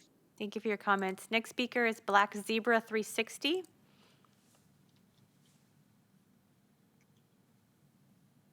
Can you hear me? We can.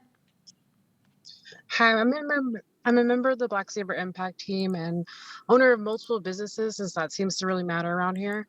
I wanted to call in today and share some of the experiences that I and our team have documented in the city of Sacramento. We have seen so many sweeps, it was hard to choose which couple to talk about in the 2 minutes that you give us. So there's the F Street sweep that happened because the streets needed to look pretty for the Ironman event. One person out of the 15 plus that lived there was offered a 4-day housing voucher and then dumped back on the streets to be swept 3 times after. Everyone else lost everything they owned, received tickets, and were swept by bulldozers in your dump trucks. I could talk about the sweeps that are happening at Railroad Drive because y'all are allegedly trying to cater to that ex-sheriff who's currently suing you. I could talk about the folks at Stockton Boulevard that have been being swept since 2019, where y'all took 250 community members and everything they own was taken in trash, and they were left with nowhere to go and no resources. But today, I guess we're talking about Jeff and the others within the city who are now choosing to cater to the businesses along Commerce Circle in order to displace well over 150 people living inside their cars, tents, and RVs. While these streets are happening in different areas of your city, it's pretty much the same story. No housing, no resources, your incompetent shelters at capacity almost as soon as they open. You're still sending law enforcement out to these sweeps and situations, and why? How the hell does a gun and a badge help anyone or anything that's going on? DCR at this point is a waste of money because they also have no resources and continue to work with agencies to criminalize and traumatize your unhoused constituents. Safe grounds aren't safe, and your continuous efforts to do everything to tiptoe around Martin v. Boise, your continuous efforts to not bring impacted voices to decision-making tables, your consistent neglect to see housing as what's actually needed. Stop spending money and resources on law enforcement, incompetent and harmful services and policies such as your master sitting plan, and work on listening to those Thank you who are for your impacted. comments. Your and time what is they complete. Will actually you make want your final to do. comment, please? Yes, we see you, we have seen you, and if you will not affect change in these Thank you halls for of your power. comments. Our next speaker is Lindsay. Good evening, City Council. My name is Lindsay, and I work for a small business located in District 2. A couple of comments I had when I was watching the presentation, where different parking lots and such are located. The Colfax site, I'm surprised that that's not actually up and going, because I definitely see a lot of vehicles parked there, and I've even seen vehicles upside down and on fire while driving past that site. The other presentation comment I have was regarding Chris Conlon's presentation. I don't believe that the pictures actually showed a true representation of the campers and to how it actually looks on the street. There were some close-ups that definitely showed trash, but I think it would be impactful for people that don't drive around the city to actually see what it looks like on a whole street with trash everywhere, not being able to walk on the sidewalks, drug needles, feces, just all kinds of things all over the place. I think the city also needs to recognize that there's lots of issues, not only in Commerce Circle, but on the Pell main corridor where the businesses that I work at, and also Rayleigh Boulevard and Santa Ana area, there's lots of areas that need to be cleaned up. I believe that item 37 shows how out of touch Mayor Steinberg is with Sacramento, and I do not support proceeding ahead with item 37. Thank you very much. Thank you for your comments. Next speaker is Brian Powers.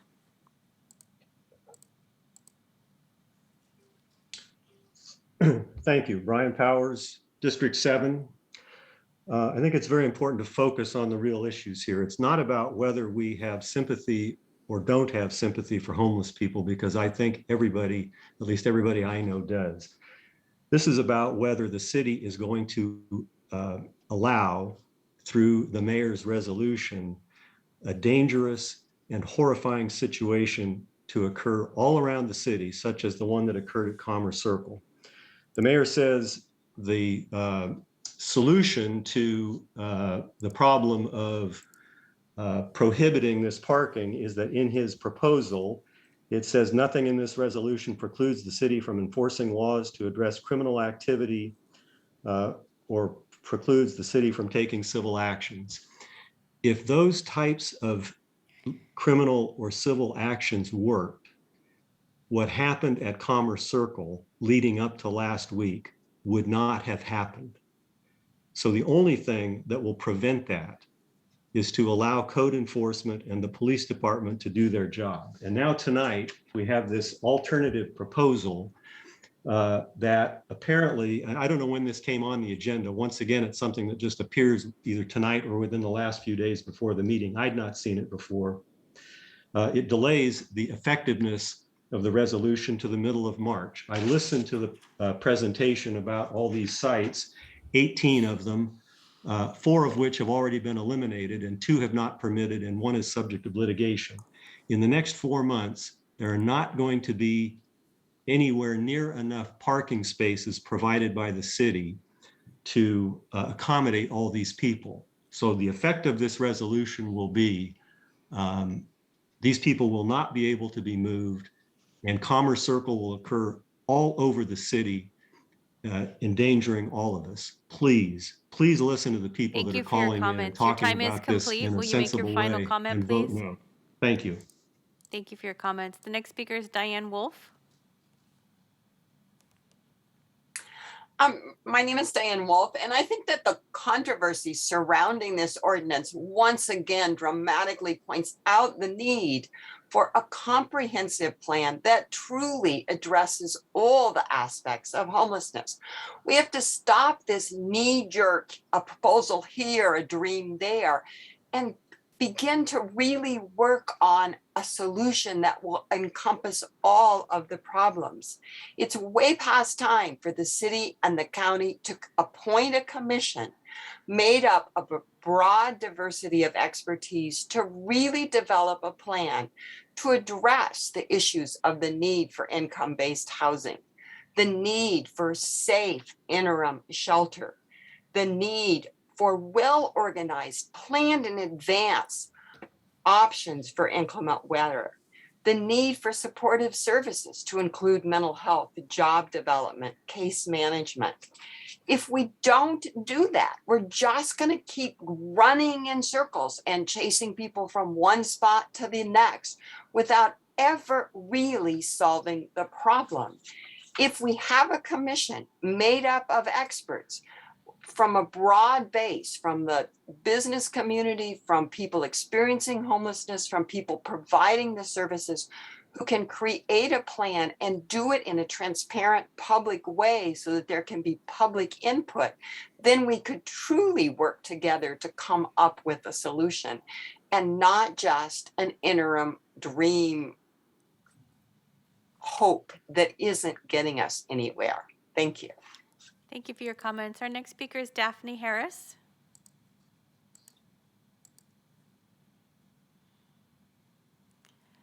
Daphne Harris, if you'll unmute. Thank you, the mayor, city manager, and city council members. More than 2 years ago, we asked for a focused solution to the homelessness problem. We asked the city of Sacramento to hone in on what needed to be done. It is clear the problem has gotten worse, It is clear the priority of the council has not been to solve the problem because they're not allowing the experts that are in the field to actually take the resources that have been allocated and to implement. We're continually trying to create alternate solutions with limited resources, and you're duplicating effort of the county trying to confine it within the city. I would like the mayor to sit down and take a strong look at the history of what's been going on in the past 2 years. I'd like him to spend some time in one of these camps, at least a week, and to determine what really should be done.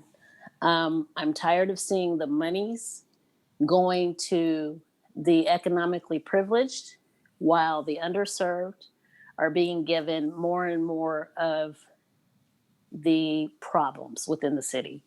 I noticed most of the camps that you've selected in the South area are on transportation hubs that are our only link in District 8 and 7. I'm noticing that District 5 is taking voting blocks within District 8, resources out of District 8, and then the homeless is becoming a dumping ground within the South area. I would like to see a more comprehensive solution. I believe that the city staff is doing a honorable job, but they have a lens that is tainted more towards those who have as opposed to those who have not. I would like for you to actually sit down and take a real look at what you're doing. Thank you for your comments. Your and time actually is solve the complete. Will you problem make your as final opposed comment, to please? deferring the problem. Thank you. Thank you for your comments. The next speaker is DB. Hello, my name is Dean Dalbin. I've lived in South Sacramento District 8 since January 1991. Providing or allowing for free or subsidized housing does not resolve homelessness or enable people to become responsible for their housing needs. Temporary help is not a permanent solution. The government cannot provide guaranteed housing and expect success at any level. Government actions here have significantly increased homelessness and related problems that are environmental, crime-related, antisocial, and mental illness-related and drug-related. Local people have a long history of providing help to the needy, including programs that are both private and charitable, but these programs include a level of accountability. However, government actions and funding to other agencies and organizations to a great degree do not include accountability, not only for the people needing help, but for the agencies and organizations providing this help. Homelessness does not provide a free pass to illegal behaviors. Nothing in this discussion presented pertains to why someone becomes homeless or continues as homeless. Nothing pertains to how Sacramento policies encourage homelessness and brings more homeless to Sacramento. Failure to address this guarantees the failure of this issue. Homeless individuals receive government benefits, funding, SSI, needs-related things, vouchers, they beg for money. How much of this income is used to provide for their own housing? I bet very little or none. What are the demographics for the homeless population in Sacramento? This is not explored and not explained. A side question, Meadowview Women's Shelter has been mentioned several times. Does this include excluding a male who identifies later as a female is allowed in the shelter? I live in South Sacramento. I want to make a note that the need for prosperity and economic social matters apply to all residents, and we must prioritize them. At the Highway 99 exit going west on Calvine and Cosumnes is a sign stating "Welcome to Sacramento." Below this sign is a large homeless encampment that continues to grow for more than a year. Your time is It's complete. filled Will you with make your trash final cans and comment, grocery please? carts. Welcome to Sacramento. Thank you for your comments. The next speaker is Emily Boehm Michaels. And we have 25 more speakers. All right, well, I'll try to make this short for the next 25. Good evening, Mayor and Council members. This is Emily Boehm Michaels with the Midtown Association. As I've stated many times before when commenting, homelessness remains the #1 item that's discussed by our stakeholders. And without a doubt, hearing tonight's comments and hearing our experience, this has escalated to the level of a public health crisis for those that are unhoused, as well as those that are attempting to live or operate businesses in our community. Midtown Association is a direct service provider with an outreach and maintenance team of over 16, about equivalent to your DCR, limited just to the 110 blocks that we serve. And our stakeholders have invested into this service to be part of the solution, including housing over 150 individuals. I appreciate the urgency to protect those that are unhoused during the winter months, and I want to acknowledge our city manager for opening City Hall and other locations for warming shelters, as well as would like to restate our support we have provided in past for the comprehensive siting plan. Since the time of that approval, our organization has provided meaningful contributions to this effort through members of our executive leadership team's contributions to site location and design, with Turton Commercial and the Hodgson Company working alongside council and city staff on site selection and implementation. Our perspective related to this new proposal, as well as calling the question related to quick site delivery, is along these lines. This conversation is evolving quickly to a zero-sum discussion of the city versus the business community, or city staff's performance versus council vision, and it's not productive for the city. I really appreciate the mayor's comments related to this dynamic at the front of item 36 and his desire to move out of that space.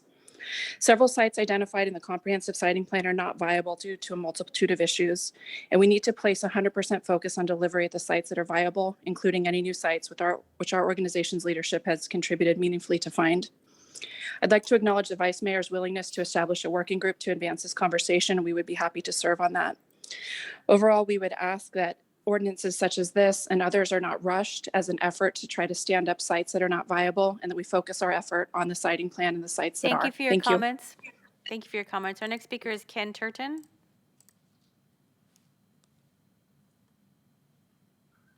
Ken Turton. Hello, can you hear me? Yes, can you hear me? We can. Great. My name is Ken Turton. I'm the owner of Turton Commercial Real Estate in Midtown Sacramento. Just wanted to mention, over the last few months, I've been working with the city on highly relevant sites as potential short and long-term solutions for homelessness within the general urban core.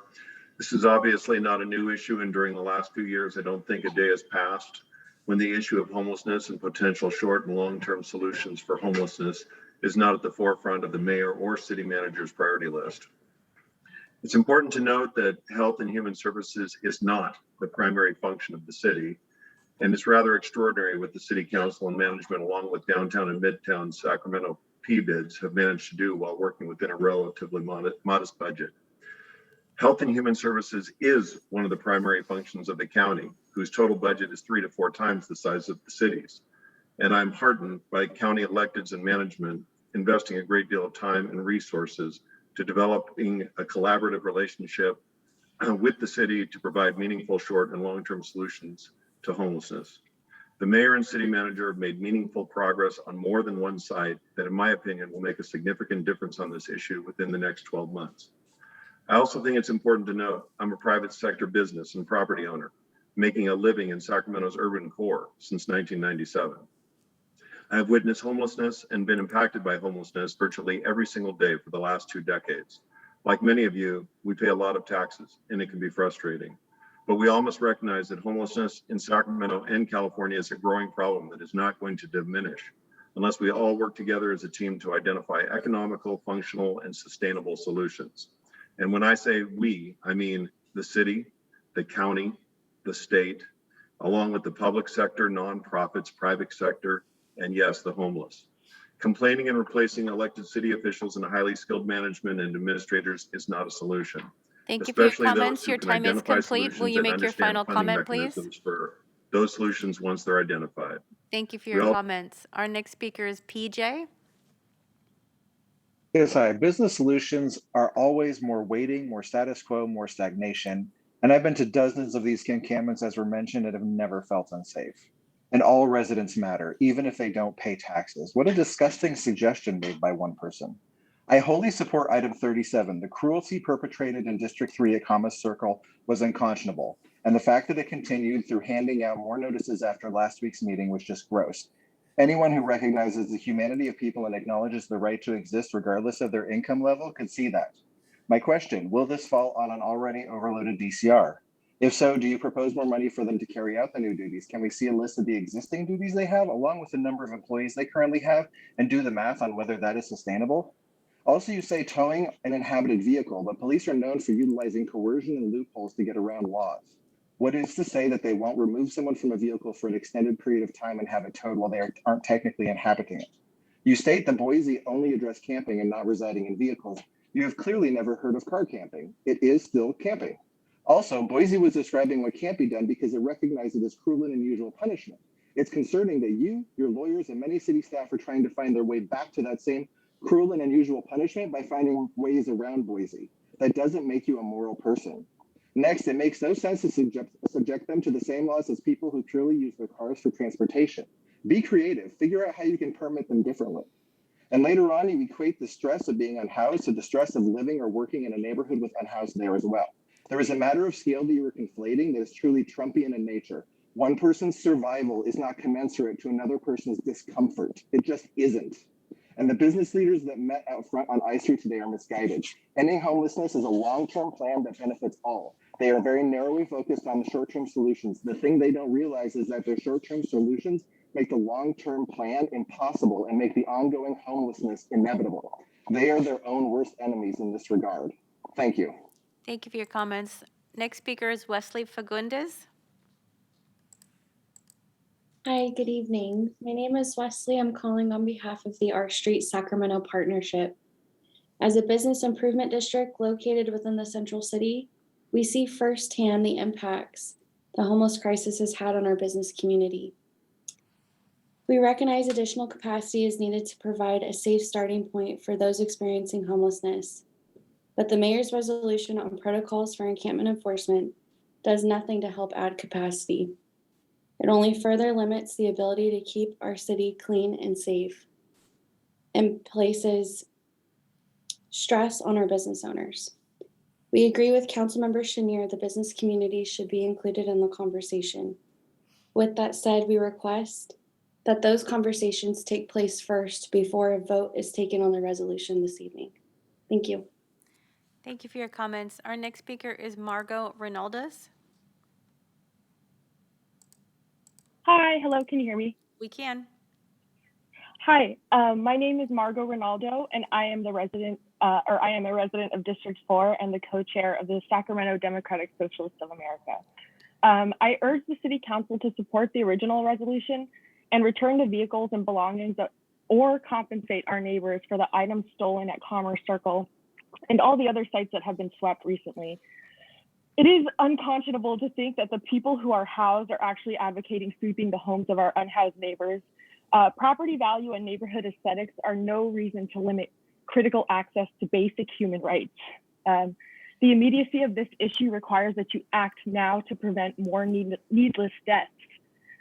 I myself live near many encampments along the freeway and have only ever had positive experiences with the people living there. As a young person, even I know that you won't get over your fear of others unless you take the steps to get to know them. And it's really shameful to see the older folks in this community discussing the lives of other humans as if they're disposable. Regarding the outreach provision in this proposal, who will be required to provide the documentation and outreach? Will this be another item loaded onto the Department of Community Response's already overflowing plate? And finally, as someone who has had family members who have used their vehicles as their last means of shelter, you hope every night that they are safe. And we cannot actively continue stripping away what little resources folks have to stay alive and expect our cities to become more safe. If they were the constituency that bankrolled your campaigns, you wouldn't be doing it. You'd be sitting around in working groups with them. I urge you to support the original resolution and stop stripping away the human rights of our neighbors. Thank you. Thank you for your comments. Our next speaker is Michael Alt. Good evening, Mayor, members of council. Michael Alt of the Downtown Partnership. We applaud and want to acknowledge the efforts of the city with the adoption of the comprehensive siting plan and their continued commitment to the growing problem of the unsheltered homelessness. We supported this effort and still do. We acknowledge and want to make sure we give a shout out to City Manager Howard Chan and his team for their diligent work towards bringing more capacity to addressing the growing needs of the shelter space. We need more capacity. We know that, and we know that will be a huge lift in helping to get these people off the streets. We understand the good intentions to set in place supportive protocols for addressing moving encampments, but we cannot remove the necessary tools city staff needs to ensure public safety. We must provide for effective enforcement to take appropriate action to protect the public safety of our constituency. This should really not be an either or choice, but a balanced approach to simultaneously building capacity for the unhoused, sheltered, while ensuring the safety of individuals in the community and the business corridors. We agree the city cannot do this work alone and must continue to work collaboratively with the county to bring forward a regional approach to meet the needs of our unhoused neighbors. Vice Mayor Chenier, we will absolutely be willing to work with you during this period and want to come up with a solution. The environment is untenable. We're losing businesses. It's not fair to the business community, nor is it fair to those that are unsheltered. You have a partner with us and we will continue to be there. Thank you. Thank you for your comments. Our next speaker is Angela H.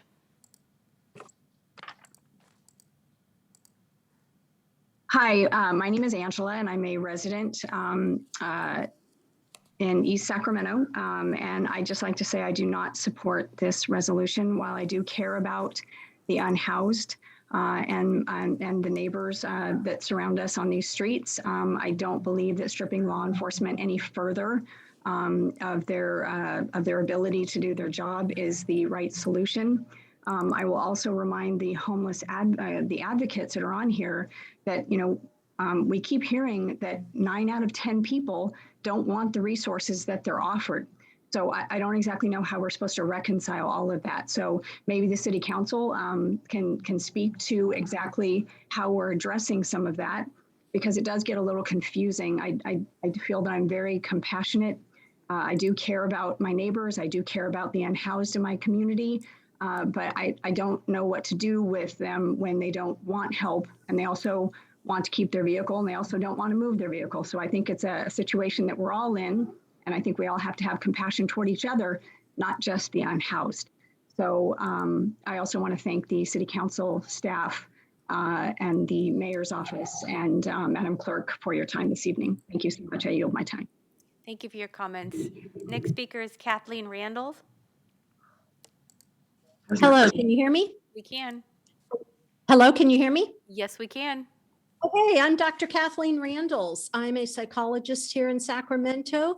I'm a homeless advocate. I want to urge the city council and the mayor to immediately adopt item 37. I've heard a lot of people speaking. I want to remind the city council that there are 50 people speaking tonight, and you know as well as I do that that is not representative. Although many of the people were against this resolution, anyone that does research knows that this is not representative of the population. I'm a homeowner. I'm a grandmother. I care about the safety of our streets. And I was visiting Commerce Circle 2 to 3 times a week before it was swept. I was there when it was swept. Mr. Mayor, Councilman Harris, you should have been there when it happened. It was appalling. This measure needs to be passed simply because towing does not work. If you cited 160 vehicles, 12 were towed, that means 148 went out into the community.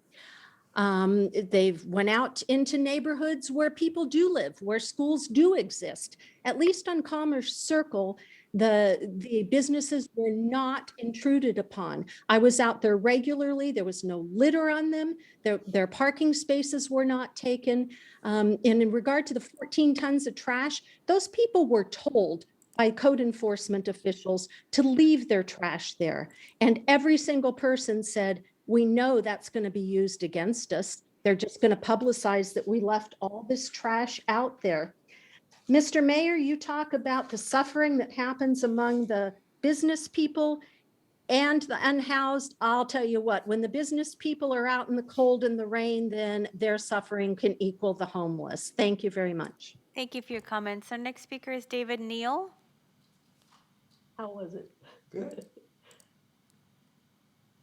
David Neal, if Can you you'll, hear me? we can. Hi, my name's David Neal, and I live about 100 yards from 2 or 3 encampments. I also own a business here that much of my business equipment is stolen from the homeless. I am compassionate towards them because I too have been homeless, but I got a job. I got off of drugs, and now I own a home. And I also serve the homeless. but it doesn't help giving them a place down here to deal drugs. The most disheartening part is this, is my wife takes trash bags to them and they pull guns on her and tell her to mind her own business. I only want to say thank you to Lowly that you've actually made a difference around here. And we had a real refreshment in our heart that the place was cleaned up and we could take pride in our neighborhood for 1 week. Other than that, we just bow our head and think about moving out of here.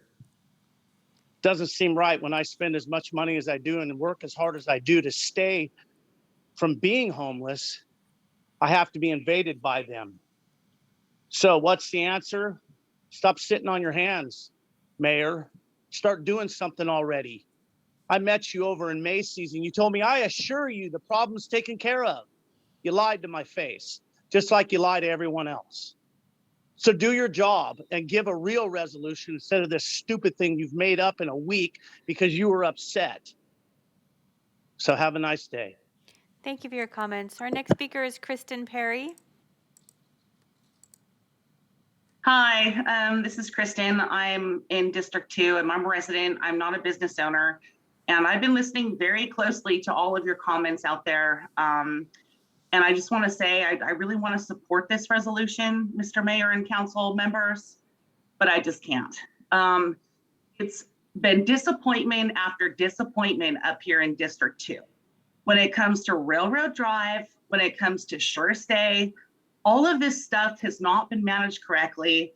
And I have no trust in you guys actually delivering what you are saying in this resolution.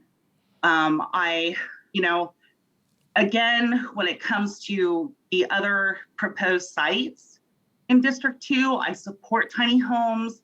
I support smaller shelters. I've been following this for over 5 years as a new resident from Los Angeles. I've spoken at city council meetings. I feel my voice hasn't been heard. I've told you time and time again, over-concentrating in one area is not a good idea. And over-concentrating in these sites with RV camps and safe parking is not a good idea. So I really hope you listen to the people speaking tonight.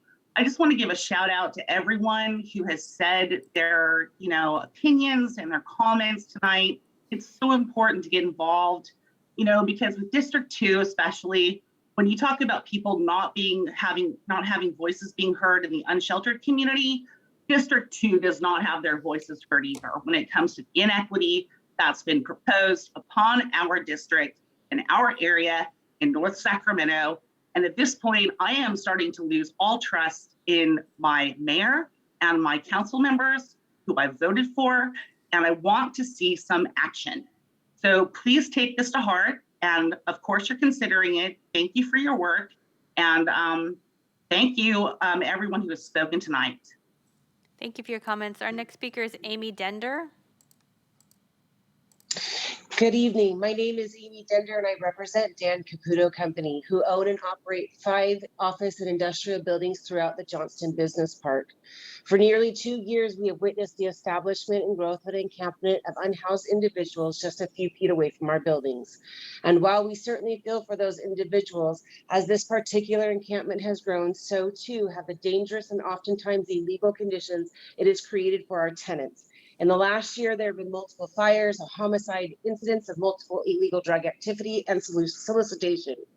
Many of our tenants own and operate local businesses that offer essential services to our community, such as life-saving dialysis treatments and resources and communities for adults with significant cognitive disabilities. While the rest of the city and state rejoiced in reopening their doors to their businesses earlier this year, several of our tenants kept their doors closed as a necessary precaution. Our tenants, their staff, and their clients have shared the anxiety and fear they experience daily because of the unsafe activity that has spilled over from the encampment into Johnston Business Park. Removing those vehicles from Commerce Circle did so much for our tenants that you may never realize. We have a renewed hope that the opportunity to welcome back their staff and clients and provide them with vital health services and programs for which they so greatly depend on. This program is clearly working. We believe that halting enforcement of the county's parking ordinances within the city of Sacramento will quickly result in the reestablishment of the encampments and the reinsurgent of illegal and dangerous activities and the return of ongoing fear and anxiety. We strongly urge you to continue enforcing these parking regulations on an ongoing, consistent basis. We love this city, we want to see it thrive, and we need your help to ensure safe conditions for our tenants, businesses, and their clients. Thank you. Thank you for your comments. Our next speaker is Leo Kendall. Hi, my name is Leo. I'm a Midtown resident. I just wanted to share a few experiences that I've had in Midtown over the last year. I live just a few blocks from the railroad that is located between 19th and 20th Street. This railroad obviously needs to be passed if you want to walk to other sections of the city. Accompanying, over the last year, this stretch has had increased numbers of RVs parked alongside of it, many of them actually permanent now. Accompanying many of these RVs has been shattered glass, trash thrown all over the street, and the occupants of the RVs threatening and screaming at everyone walking by. Many Midtown residents walk or bike to work. They walk to the grocery store. They walk their dogs in the area. And the neighborhood as a whole is supposed to be walk friendly. However, because there are so few houses and businesses in this specific stretch, it is dimly lit and can often be terrifying to walk at night. Specifically walking from home, especially with the sun setting before 5 p.m., can be pretty awful, especially with fears of being mugged or attacked. All we want is enforcement of our laws. If someone is directly harming city residents, we would like the city to be able to enforce its laws and arrest that individual. I believe taking away that critical piece of enforcement is only going to make the situation worse for our city. Thank you. Thank you for your comments. Our next speaker is Ross Tolbert. Yes, good evening, Mayor and City Council members. I'm born and raised here in Sacramento, and I am very concerned about the direction that we're going and what's happening to our residents, people who live here in Sacramento. It's, it's become basically very untenable. I propose that we do something different. We need to come together and start working towards solutions. I've started with that with some business community members, and I encourage us to keep moving toward that direction. There's solutions here that could help everybody. Everybody may not be happy, but we need to find solutions that work. Unfortunately, Mayor, this proposal that you brought forth is moving in the wrong direction. The homeless have been here for years.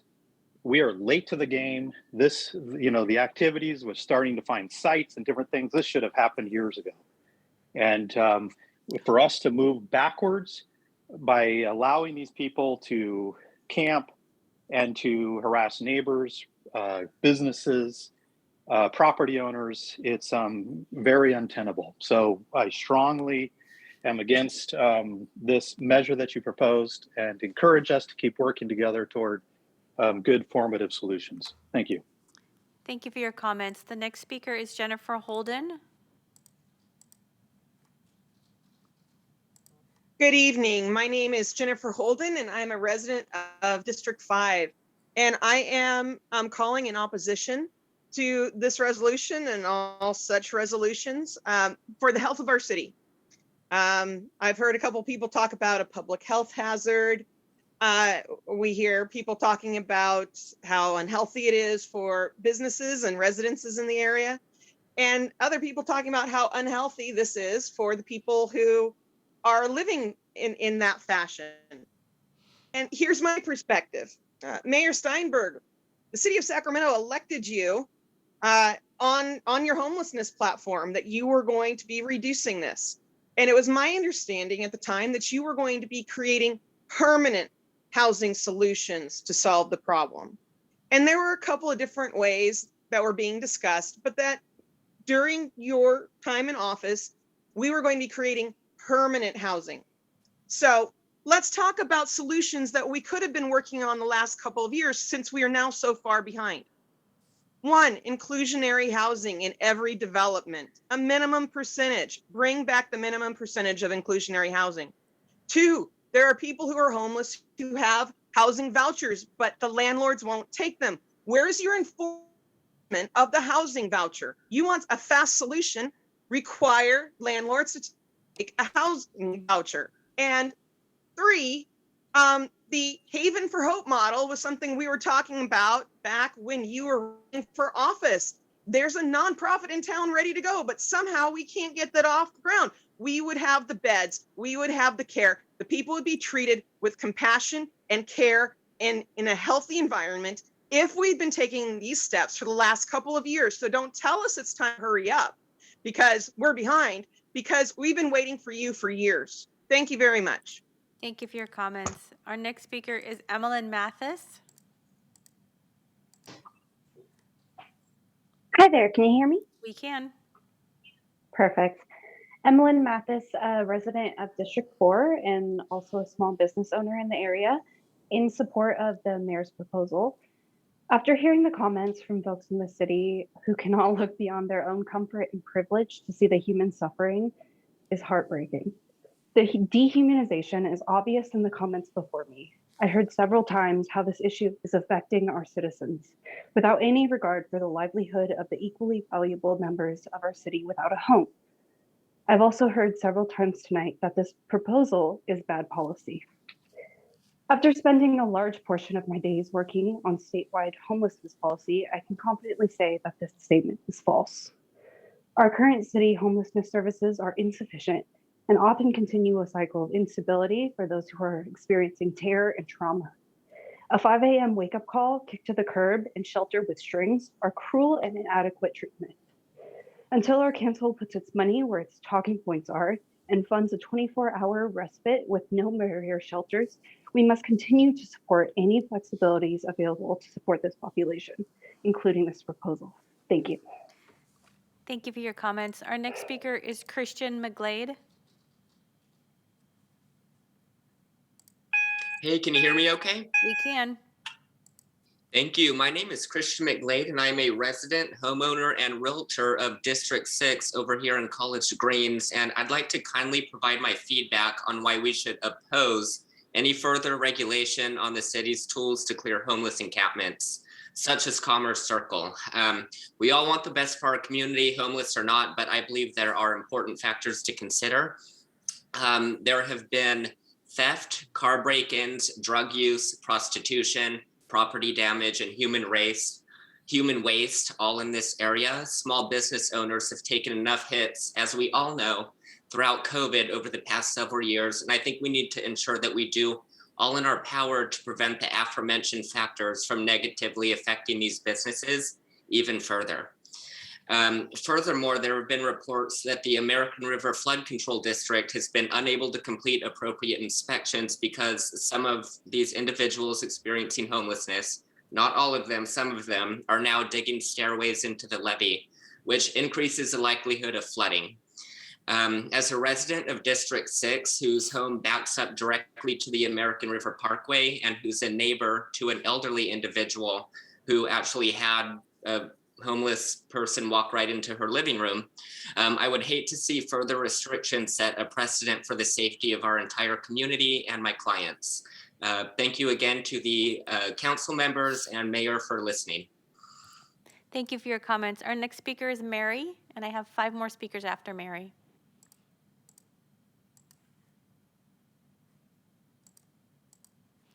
Mary, if you'll unmute.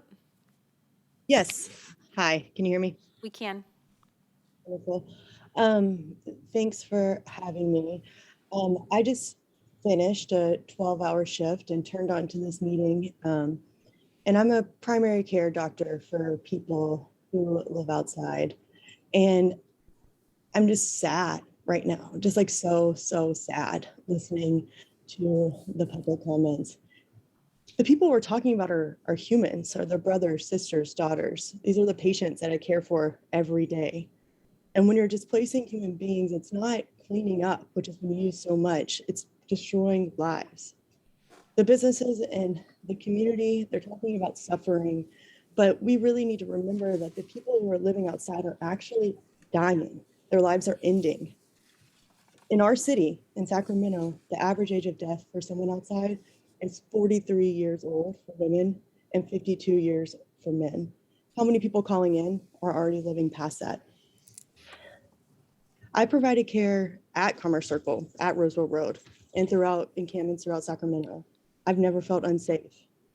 And the health effects of moving, of this constant displacement, are so broad. They are just destroying lives. We obviously know about COVID, but the mental health, most people who are living outside, over 65% are constantly stressed or worried. People are sleep deprived, not getting more than 2 hours of continuous sleep a day, being exposed to the elements by moving vehicles and not having shelter, physical safety, and also just worsening chronic conditions. So I've heard this number, 9 out of 10 people don't want resources. Where is this data coming from? We've all seen in the last year how false propagation of data can lead to massive amounts of deaths. And this is the same. As a service provider for someone, like for people who live outside, I can say that folks are not service resistant. People want to live and people deserve to live. And we need to do better and we need to care. Thank you. Thank you for your comments. Our next speaker is Gordon Liu.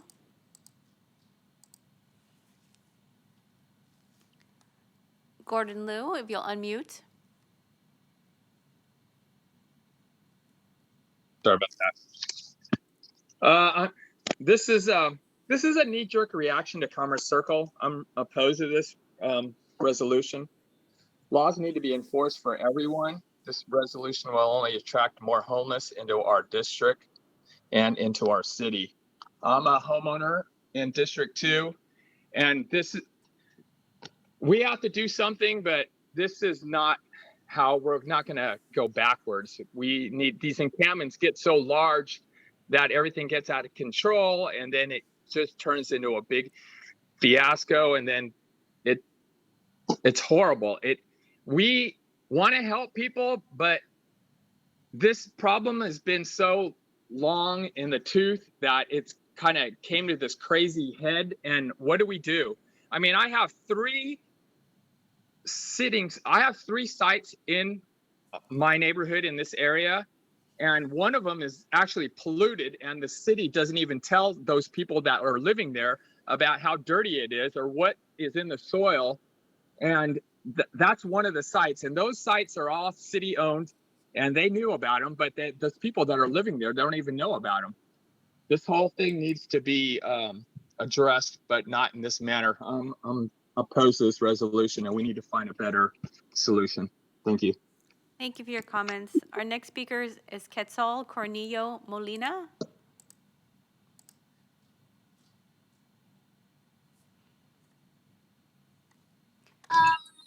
Hi, can you hear me? We can.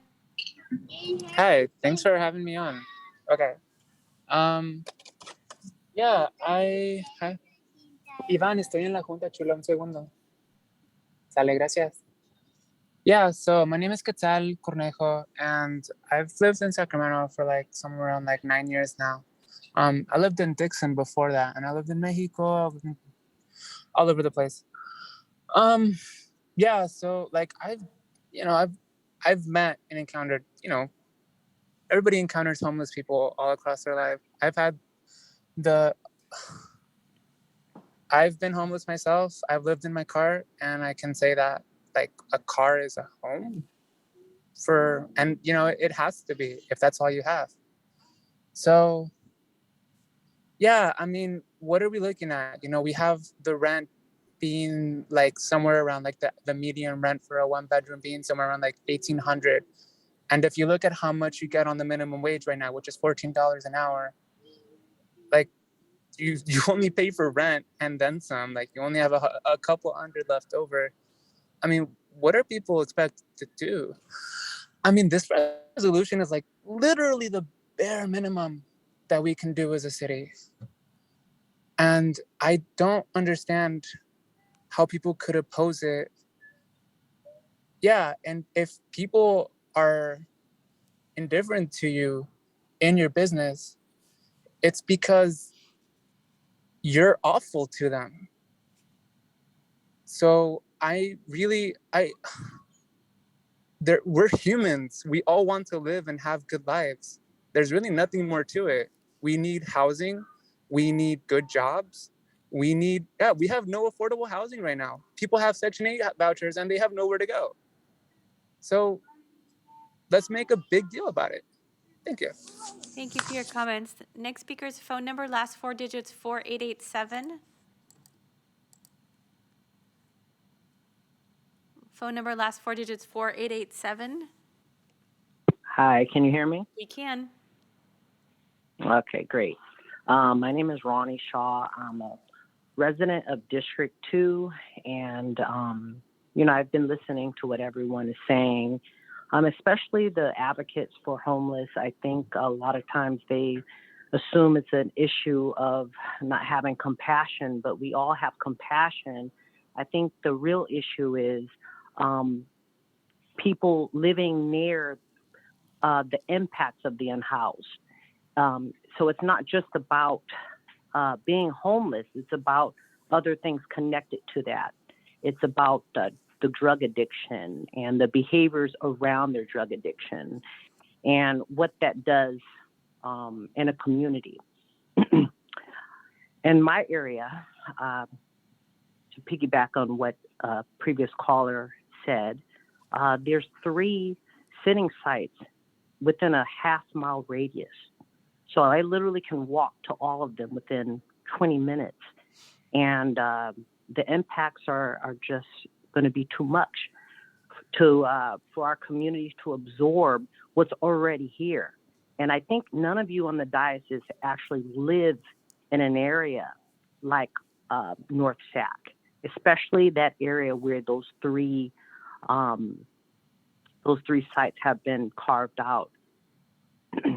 What's going to happen is it's going to be a beacon for RVs from all over the state to come and park, because there's no standards there in our neighborhood already.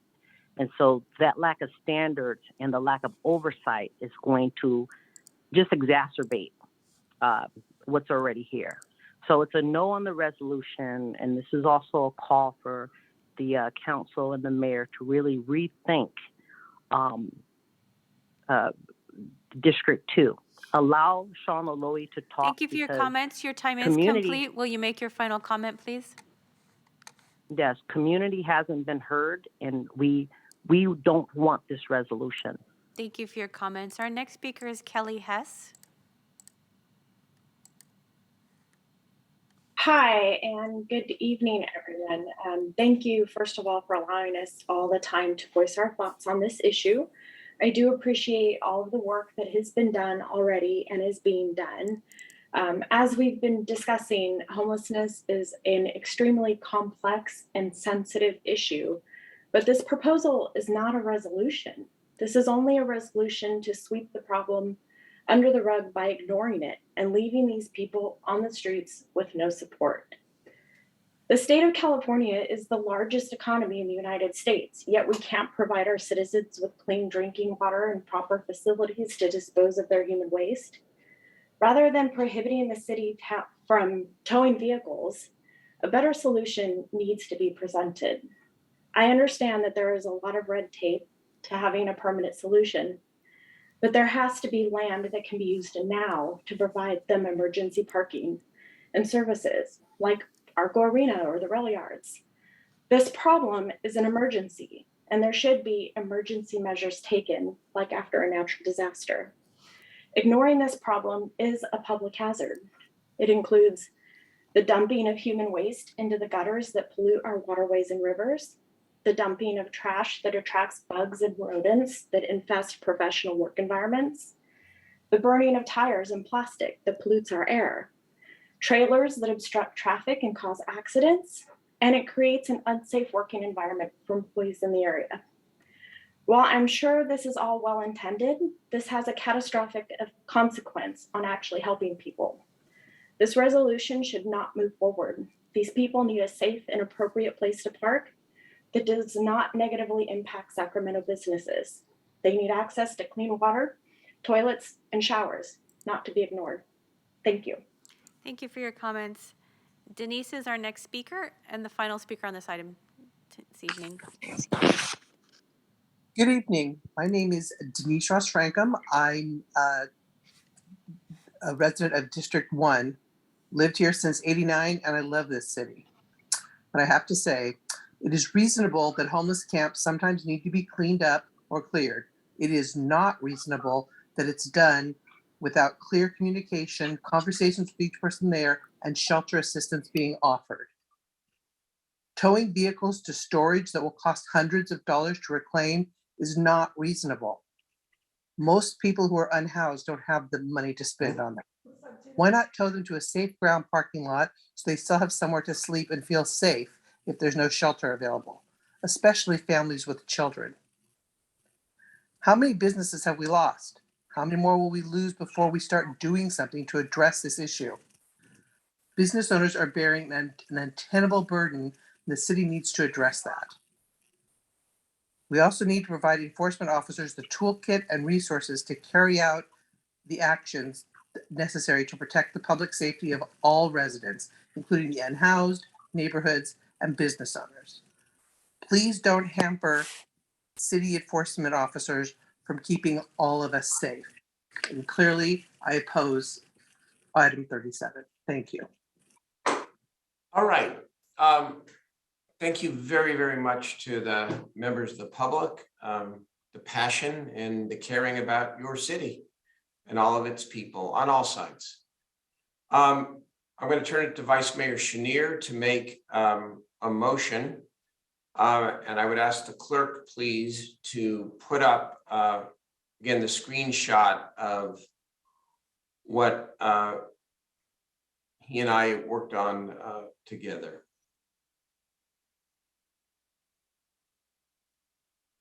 Great, thanks, Mayor. I also want to thank everyone who spoke tonight. I think it's important for us to hear in the depth of anguish that people have on all sides of this issue. You know, how do you balance being humane and being a neighbor with the needs of the business community? And they're both very, very important. So, you know, what we put together, what you're seeing in front of you, I think is asking for 3 months to see what we can do by bringing in hopefully the best and the brightest of our fellow Sacramentans. It has accountability measures so we can get better information about what's happening, what we're doing, and hopefully some avenues or venues for people to voice their opinions as we go. So I'm going to go ahead and move this item with what you have before you and leave it at that at this point. Thank you very much, Mr. Vice Mayor. It does have the underlying resolution go into effect March 15th, 2022, but gives the 90 days to increase our capacity greater than we have thus far. Is there a second on that motion? I will second it. I'm going to turn it over to Councilmember Valenzuela. Thank you, Mayor. I appreciate you bringing this item forward in the conversation tonight, and everybody who stayed online for a very long meeting that did start at about 5 hours and 45 minutes ago so that you could make comments on this. It really shows a lot about the passion of our city and reflects my experience since coming into office a year ago with all the emails and phone calls we get. So, I mean, I don't want to overgeneralize, but I feel like the opposition to this ordinance comes from a few different camps, right? Where there's the camp of people who think that there's all these services out there that people are refusing help. And I hope if, you know, we don't agree on with a lot on this council dais, but I hope that if there's one thing we all can agree on, that there simply isn't space for people, that every time we open space, it fills up, and that this is really a misconception in the community that we can do better to address. The second group seems to believe that folks need to be moved because they keep coming back again. And so we move people, they come back. So you've got to keep coming back so that you can keep moving people. And what I think is interesting about that concern is that it kind of illustrates the futility of the current approach, right? It's like, yeah, folks keep coming back because they don't have a place to go. And so when you tell someone to move, they eventually will come back because somebody else will tell them to move, and the cycle just continues and nobody benefits. think some folks believe that this is somehow contradictory to the implementation of the comprehensive siting plan, which I hope after tonight's presentation, we agree that it isn't. In fact, my experience with city staff is that they've enthusiastically explored every idea I brought to them, even the ones that were crazy and ended up not working out for potential shelters. So I do believe we can walk and chew gum at the same time. And I think the final group that's most concerning are the folks who seem to think that this means we're not going to enforce any law in the city of Sacramento. And that's simply not true. We have rules on the books around critical infrastructure access. We have rules on the books on public right of way. We have rules on the books around criminal enforcement. If someone is assaulted, if there is drug dealing happening, there are tools in our tool belt for this. This really just pertains to the rule, the arbitrary rule that we say every 3 days, you've got to move your car a block in any direction.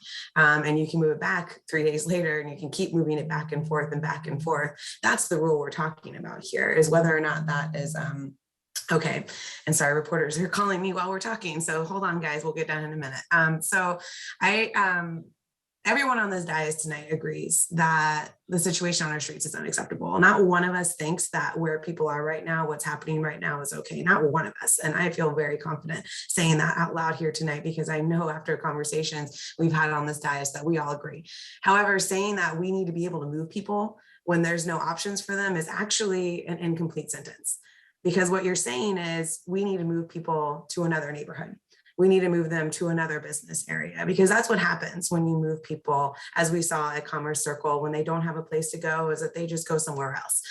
They go to another business district, they go to another neighborhood, and then that neighborhood and business district is upset because someone's parked in their area, and then they get moved again, and the cycle continues again and again and again. And in these process, these vulnerable folks are losing their shelter, they're losing property, they're becoming disconnected from the community of folks that made them feel safe, that was helping support them. And in some cases, even worse, as research shows, they're initiating or increasing drug use at an unacceptable rate, because moving people like this is incredibly traumatizing. It actually exacerbates some of the very problems that we're seeing on the streets that we're working so hard to address. So I just want to say that as your originally proposed, Mayor, nothing in this ordinance prevents or impedes in any way criminal enforcement. Nothing in this ordinance prevents enforcement of private property trespassing. All this ordinance says is that we have one goal, that if we have a set of folks that we need to move, which every one of us in our district has this happening, that let's find a site and get them there. That's all it's saying. So safe parking is honestly not a high bar. I often joke that it's like the lowest bar shelter we can do. These are folks largely who, the ones I've encountered at least, are somewhat recently homeless. They're folks who are sometimes employed. These are folks that are working. It's part of the reason why sometimes we come back to these RVs and they're not there because they're gone, because they're off getting services or going to work. So this is not a high bar for us to meet. We could do this next week if we really wanted to. We could identify the parcels and say, next week, folks can camp here, and those RVs that I'm worried about, those cars I'm worried about, here's a spot you can go. It's not hard. And the punishment on the other side is nothing short of cruel and unusual for us to keep moving people when we're providing them no alternatives. The stories for these last couple of weeks have just been devastating to that end. So with that all said, I just want to propose a substitute motion. Following your original ordinance, Mayor, I do appreciate the addition of the reporting and the weekly reporting updates and the accountability mechanisms that Vice Mayor Chenier put in there. But I actually want to substitute motion the original ordinance, because I think if something's wrong in March, it's wrong now. I don't think that it's going to take us 3 months to set up a safe parking site. Frankly, if we put the resources behind it, I don't think it would take 3 days. We are currently in the process of evacuating hundreds of people from their housing during a power outage, which I'm so glad we're doing, because there are medically vulnerable people who need to be warm. We are doing that right now, less than a few hours after so our team is capable of greatness. They have demonstrated that to us over and over and over again. I think what they need from us is clear direction, that what we want is not just moving people, but moving them to a place, and we could set that up right away. So my substitute motion is your original ordinance, Mayor, with the addition of Vice Mayor Chenier's language on accountability and reporting. And that's all I had to say, my piece. Thank you, Mayor. Hi, okay, thank you. Is there a second on Councilmember Valenzuela's substitute motion for the resolution as presented? Councilmember Vang, are you interested in seconding that? I'll second that, yeah. Thank you. Okay, so we've got two choices. And I suppose there is a third choice, which is to do nothing. And I'll speak to that in a moment myself, but let's hear from the other members of the City Council. I'm having a hard time to see who was first, who was second, who was third. Well, let's go with Councilmember Laloe, Councilmember Harris, and then see who else wants to speak. I know I have some questions and some final comments. Go ahead. Thank you very much, Mr. Mayor, and my deepest thank you to the staff, starting from the city manager and going down to every department. And I want to thank all the residents, business owners, associations that also took the time to call in. You made a great point, Mr. Mayor, and that was, let's be transparent. If we're going to be transparent, that the first thing that we have to do is really talk about the reality. When we talk about the unsheltered community, this is a very vulnerable community. There's no doubt in anybody's mind. And they are desperately in need of help. But within this community comes, unfortunately, addiction, mental health, which forces these vulnerable individuals to commit crimes, break in, steal, pull out a knife, pull out a gun on a business owner. But we also have to understand that these are not actions that they're making by choice, yet they're forced. When you're an addict, the drug tells you what to do. You don't have a choice. When you're mentally ill, you don't make decisions on your own. Decisions are made that you don't have any control over. So our position as fairly, what my position is very simple. We're not going to fix this problem. Councilmember Valenzuela, I really appreciate the fact that you said, safe parking, we can make it like that. Well, we've been working on it for about 10 months, and that has not happened. And the reason for that is that the growth of our unsheltered community versus how fast we can come up with spots, they don't go together. Our growth is much higher than what we're capable of providing. And I think we need to be, this is not a philosophical or emotional thing. This is governing, this is business. And we have to set aside our pride and our egos and acknowledge the fact that this is much bigger than the city of Sacramento can handle. And unless we get help from the county and our neighboring cities, we will not be able to help this vulnerable community that is struggling because we decided that we can fix this and we can prove everybody wrong. Well, 10 months later, the number of unshelters has increased exponentially. Why? Because we keep inviting them to come to our city, not recognizing that we just don't have the services. When we really have to, as a city, take a deep dive on the neighborhood context of the impacts of the homeless. We have been talking a lot and investing a lot in racial equity lens of our policies and programs. I hear that we're doing a lot and we have done a lot. That may be true, but it isn't so clear when it comes to districts like District 2. Specific to the item, I'm not clear on how this item is cleaning up this city. It is more or less allowing these issues to linger. There's no safe space for unhoused, trash, and hazardous waste. This item further impedes a public safety effort around safety for all of our residents, primarily residents in neighborhoods like District 2 that have suffered for decades of economic stress, distress, and lack of investment. Mr. Mayor, you spoke about increasing capacity. Are we truly adding more capacity to our non-house population? Or just delaying the inevitable, or just delaying the actuality? Are we truly increasing the capacity of our city operation, or simply increasing the dollars that we're spending? We can account for people, but we cannot force people to be accountable for changing their situations and circumstances. And this is why we are failing.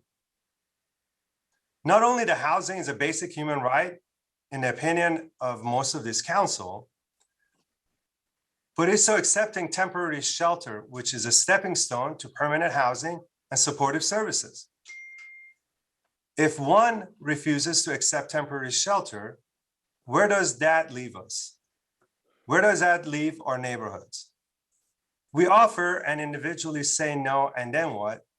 Then that is what we do not spend enough time from a policy perspective.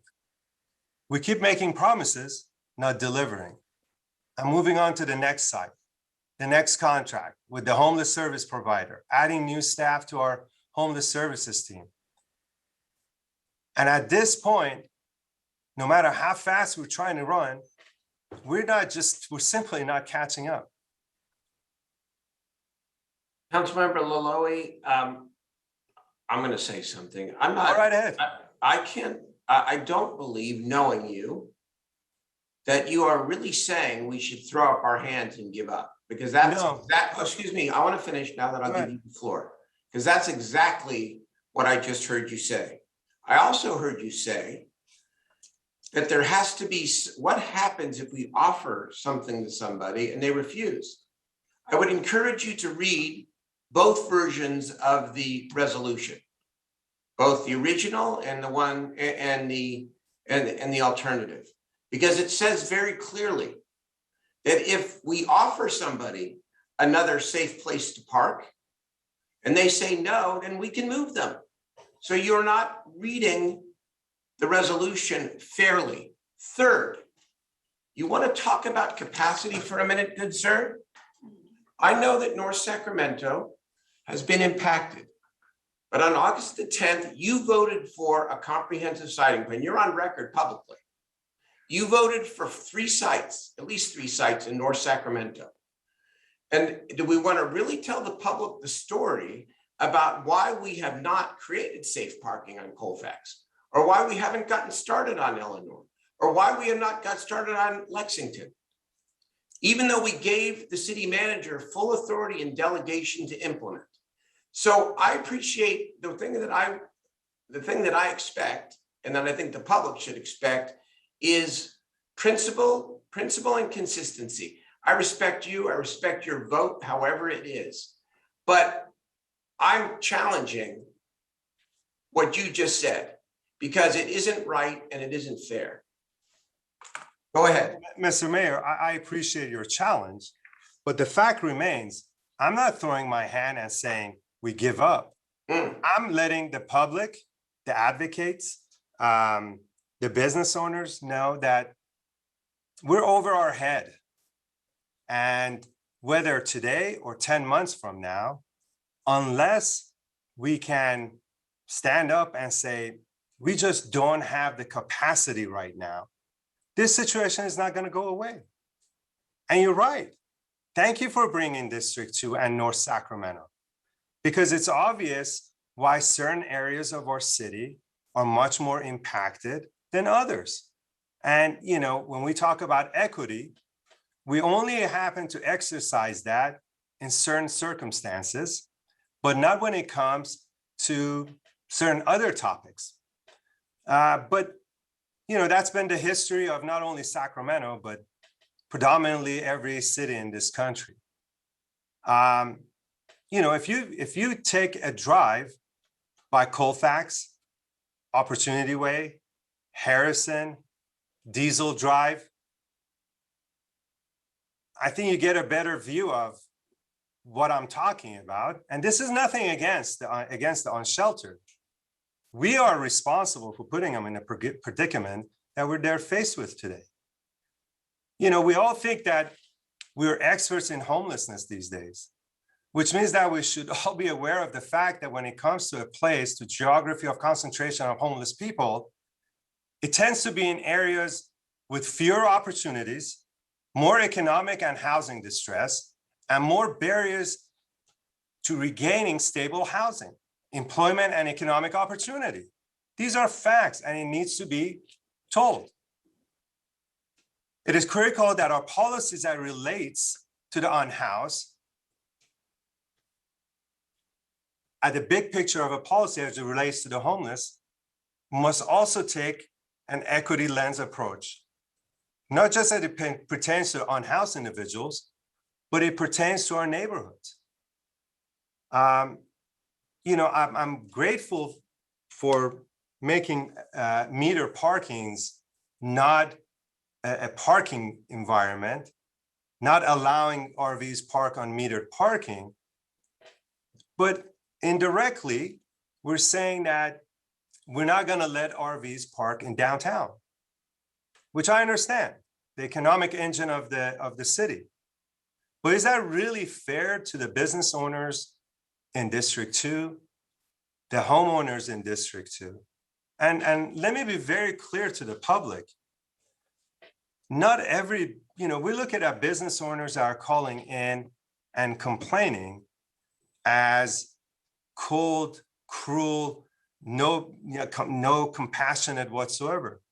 But keep in mind, some of these are very small business operators that they have everything that they've invested to open up a business, which pretty much says that if they don't make it, they could potentially become homeless. So when we're talking about, you know, this topic, yes, let's be transparent and let's find out why is it that City of Sacramento has significantly higher amount of unsheltered than our neighboring cities.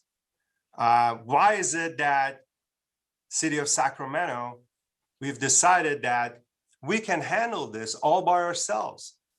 And 10 months, and I know, Mayor, you've worked very hard to bring the county to the table, but 10 months and nothing has happened.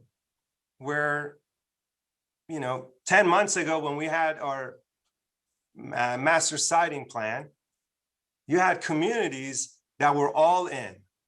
They all wanted to pitch in to see how they can help. 11 months later, you're getting the calls that we're getting today because we're not being quite understanding of what we're dealing with. Mr. Mayor, the unsheltered that we have in our city are coming from different cities, from different states, from different regions. This is a fact, and we have to acknowledge this. The idea that 97% of the unsheltered populations are Sacramento residents is simply false. It is not accurate. And unless we can really talk about what we have, what we can offer, and how many we can take care of, we're going to spend another $200 million and we'll be right here in 5 years because we're inviting the unsheltered to come City of Sacramento. And as far as, are we voting on this as we're talking or? Well, there are two motions on the floor. So when you're finished, we'll hear from the rest of the council, make some concluding comments, and then we'll cast votes. Yes. Yeah, and as I said, you know, this is a much bigger topic that this council can handle. And it's not fair to the unsheltered, and it's definitely not fair to the residents and the business owners.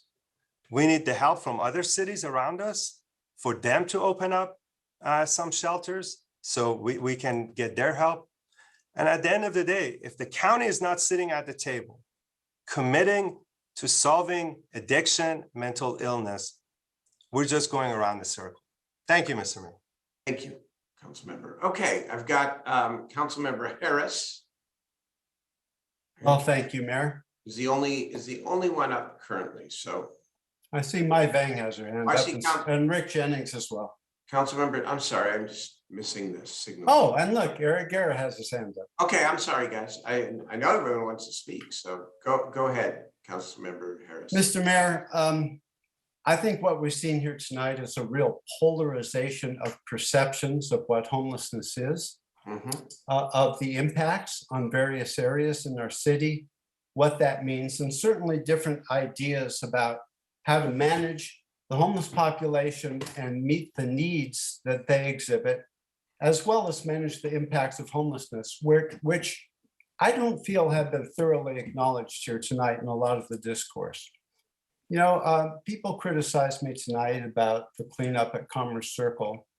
I want to tell you, it was absolutely appropriate and the right thing to do, and I'm going to tell you why. I have represented, you know, Commerce Circle, the River District, and the American River Parkway these last 7 years. And I have lived through the impacts of homelessness to an extreme degree. During the pandemic, homeless population shifted a lot. Prior to the pandemic, most of the population was in District 3, specifically the River District and areas surrounding it in the American River Parkway. And now Councilmember Laloy has tremendous impacts in this district. So does Councilmember Guerra. In fact, it's everywhere. It's in everybody's district to varying degrees. You know, our housed population and our business communities are in fact suffering deeply from the impacts of homelessness. Methamphetamine use is rampant. Mental health issues are exacerbated by that. People ask me, what's the use of moving people? What's the utility in that? In fact, Councilmember Valenzuela has challenged that even this evening, and even said that moving people leads to greater drug use. My perception is quite different from that, that these long entrenched camps are where the real deep impacts develop. That is where you see regular drug vendors selling drugs to the homelessness and enslaving them on a train of addiction. This is a behavioral health crisis, plain and simple. And, you know, when people call in and say, you know, these people, they just need help, they're right. Look, homelessness is not one thing. It's different for every single individual experiencing homelessness. The real losers here are the people living in these camps, especially the women, who are just regularly brutalized and victimized. You know, this is not a happy situation. I agree with Councilmember Laloy that many people have come to our area, as evidenced by this. When the county health order was instituted in 2020, I believe Chris said it was May 2020, all of a sudden we started to see camp vehicles. Prior to that time, there were very few camp vehicles with homeless individuals in Sacramento. There was a few here and there. There was very few in the River District even. Railroad was a problem. You know, there were hot spots, but after the county health order was instituted, we started to see a proliferation. When the county health order was lifted, it exploded. The way I explain that is that we were not enforcing, but the county certainly was enforcing, and that's still the case today. I started to have a little bit of hope to help my constituents deal with the impacts of homelessness when the FAQs came out. And by the way, those FAQs were precipitated after I had a meeting of staff on Commerce Circle to say what can be done to address the deep issues in this area that the people there had been enduring for 2 years. 2 years. I mean, employees were regularly threatened. People were dumping feces into the storm drain, going straight to the American River. It's not a separated, I mean, it's not combined sewer system there. The feces were going straight into the American River. There were assaults, there was a murder. A friend of mine had 2 trucks stolen in the River District. They were dumped on Commerce Circle. A guy who was suspected of homicide dumped a car on Commerce Circle. These are the realities. Yes, there were homeless people on Commerce Circle who were hapless and homeless and just really needed help, who were victims. But by and large, when these camps stay entrenched for 2 years and they grow to a certain size, there comes a point at which there is a breaking point, there's a tipping point. And I have to tell you, I feel that our house community and our business community are reaching a tipping point, as evidenced by this.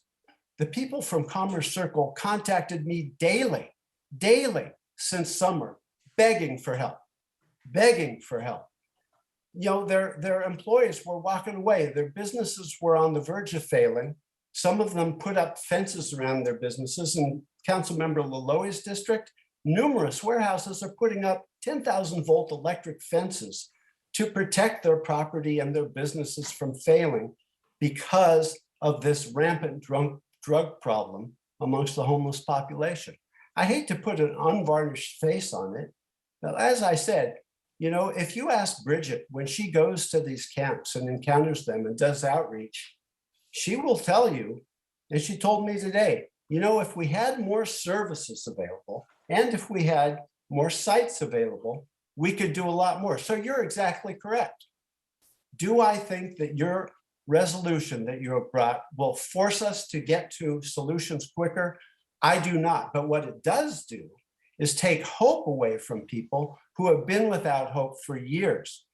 Look, all you have to do is talk to one person, and I've talked to many in my district who have been assaulted, who have had their children walk by a person naked in the street masturbating. Many of these are associated with these camp vehicles, by the way. When I cleaned up 30th and D, and I worked hard for that with Caltrans, yourself and Councilmember Valenzuela delayed it, actively delayed it. That my constituents had been begging for over a year for help. As a council member, I represent everybody in my district, housed and unhoused. So it becomes a big balancing act, right? The safety and sanctity and the beauty of our city versus the needs of the homelessness. And it's a tough balancing act. I realize that you brought this resolution to try to help with that balance. I just don't agree with you that it will help. You know, what makes the difference, right? What is the magic answer? What is the key to this balancing point? And it's actually the taxpayers. We are not going to have any money, all of the money that we use to shelter the unhoused comes from taxpayers. And they regularly say to me, how can you destroy my business or make my child feel unsafe walking to school? How can you affect my lifestyle? I'm dealing with feces on my front porch and all my Amazon packages are stolen. And I've got pictures on my Ring camera. And I know it's the homeless guy who's been hanging around the area. How do you strike this balance? I am not willing to take that last little bit of hope. You know, the people on Commerce Circle are just overjoyed for just a few moments respite. They are. And as a matter of fact, there are already 10 camping vehicles back there today. Why? Because of your proposed resolution. You know, the word is out that maybe the city is not going to be able to enforce. Now, is there efficacy to moving people or is it just destructive? You know, again, it's a balancing act. When you have the level of impacts that we had at Commerce Circle, there's no getting around it. Something had to be done. And look, let's look a little reality here. Let's say we throw more money at it, throw more staff at it and say, okay, we've got a real crisis here. We do. How many car camping sites can we stand up? As Councilmember Laloye pointed out, we've been working on this for a long time. If we stood up Colfax tomorrow, if we stood up Roseville Road tomorrow, they would be filled with the campers immediately adjacent. Roseville Road would be filled up in 20 seconds. Colfax is already mostly filled up and it's not even opened yet.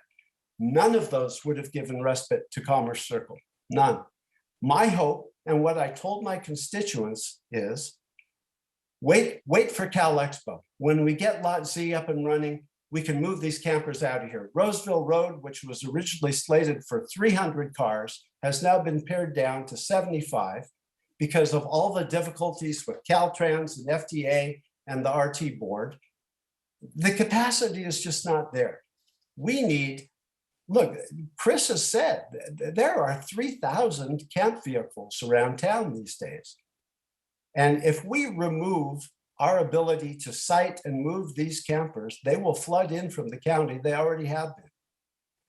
You know, I appreciate that you want to jumpstart this, but looking at it realistically, to get to the kind of capacity that we need to start to lessen the deep impacts of homelessness on our streets, it's going to be a long time coming, no matter how quickly we move. I'm with you. I want to pour everything into this. I would love to have a car camping spot for every camper tomorrow, but it's not going to happen. And in the interim, I want to have that ability to enforce, because people need safety. People, this city looks worse and is more unsafe than it has ever been in the 40 years I've lived here. It's a problem, and we cannot ignore what is right in front of us, that you can't walk under the T Street underpass. Kids can't get to school. People are afraid to go downtown. Many people have been mugged. There's even vigilantism. You know, several homeless people have been shot because of the level of frustration that is building in this city. You know, you've got to do what you always say. You always say, Mr. Mayor, we can have it all. Let's do it both. Let's do both. Well, I agree with that. Let's really get busy at getting some shelter sites stood up, but keep our ability to enforce where we need to, because sometimes the impacts of homelessness, it becomes so lawless that it can and will get to the point of being unmanageable. For years, our impact team has moved homeless camps. All the years I have been on this council, the impact team recognized that when a camp got too big and entrenched and too lawless, they had to break it up. And they have. Nobody complained until now. You know, this is not a new thing. And, you know, this action on Commerce Circle was absolutely justified. I actually believe that your ordinance is not lawful because it countermands state law. The 72-hour law is state law. And so I want to ask the city attorney, can we actually institute this resolution, or is it legally challengeable? Councilmember Harris, this resolution is currently drafted in the original form and even in the amended form. Does contradict city code regulations. And so this resolution, once adopted, would still Mayor, I not can't hear address. her. I can't hear you, Suzanne. It's pretty poor audio. Is that any help? A little. A little bit. Yeah, I don't know. I'm in There, my office. now we got you. I'm in my office, so it's City Hall equipment. So this resolution is drafted, even in its revised form, does run counter to city code regulations, and the resolution doesn't trump an ordinance. The state law does give the city the ability to regulate in this area to a certain extent, and the city has regulated in this area and has adopted a code.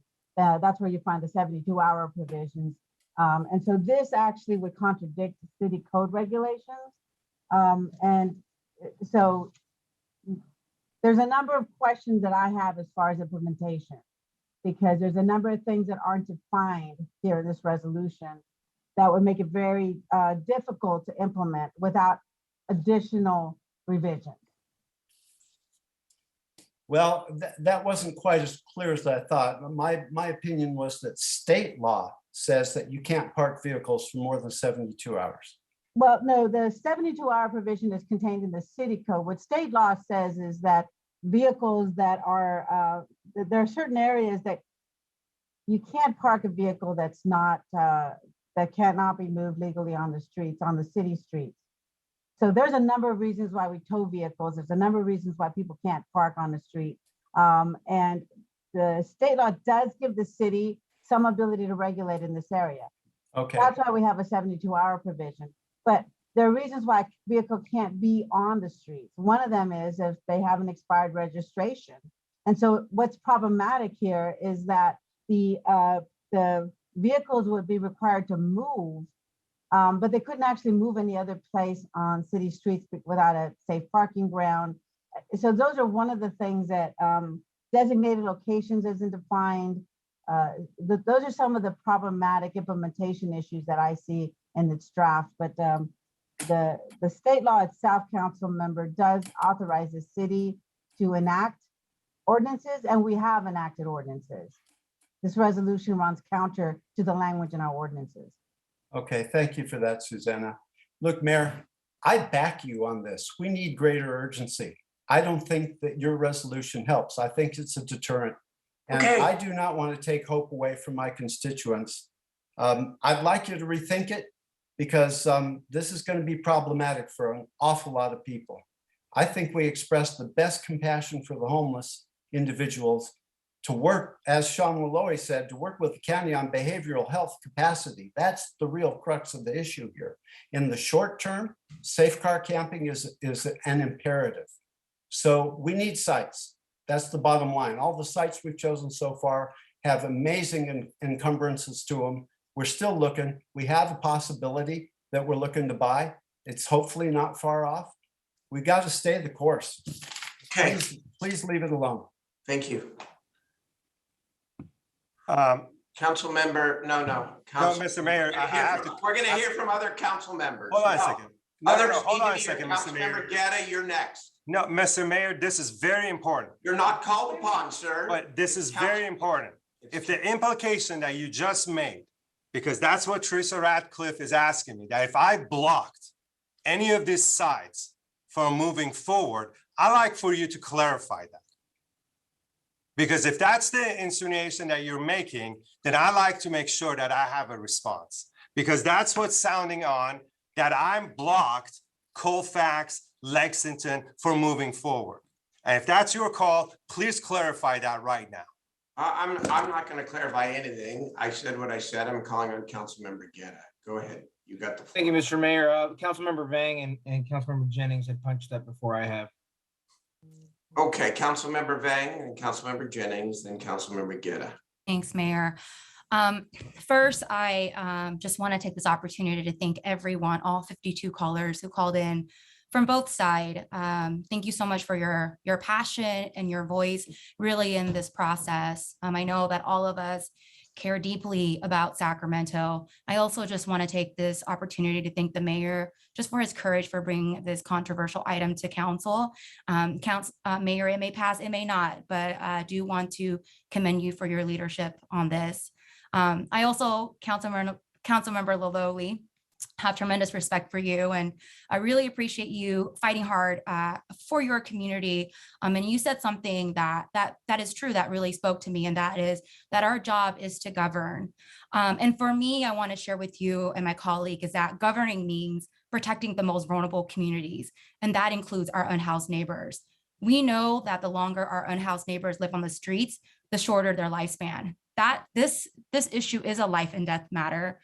And as our city staff and our partners work hard to build up shelters, build permanent housing, work with county and unhoused advocates and business partner to address homelessness, it's also very important that as a council, as a city, we ensure that we have the tools to be careful and to not remove and harm folks from the only shelter that they may have until they actually have a safe and alternative place to go. I actually see this ordinance, if we were to pass it, not separate from the continual work that we must do, building shelter, housing, providing the mental and behavioral health and social services that is needed. This ordinance doesn't negate that. It can happen in parallel. I also understand that we have been in current conversation with the county doing 2-bys, but the county simply has not done enough. And I really want to urge everyone who called in today for, thank you so much for your passion and calling in today, but that we also need to call in on our county supervisors to ensure that they too are doing their part. Because as I heard from all of us and all of you from both sides, that it's really going to take partnerships to ensure that our siting plan with services can be delivered. Again, I just want to emphasize that, reading the ordinance, it doesn't negate the continual work that must happen. Lastly, what I want to share is that there is a spectrum of homelessness. And as an elected official, I also want to urge us to be very careful in using harmful languages. Yes, there are individual incidents that have occurred among our unhoused individuals, but individual incidents cannot be used to blanket and stereotype our entire unhoused community. It contributes to actually the harmful narrative and image and psyche of our entire unhoused community. And I really believe that as leaders, we must lead and do better, especially when we are using language to articulate the issue and we are stereotyping and blanket statement that harms our unhoused community. And so I do want to urge my colleagues to be very mindful and careful with your language as you are articulating about really just the lived experiences of our unhoused neighbors. And with that, I will be supporting Councilmember Valenzuela's motion. Hope that that pass. If it doesn't, Mayor, I hope that the motion made by Councilmember Chenier will pass, and really urge my colleagues to support this ordinance. Thank you. Mayor, you're on mute. Thank you, Councilmember Vang. Let me now turn it over. Is it Councilmember Jennings, then Guerra, and then Ashby?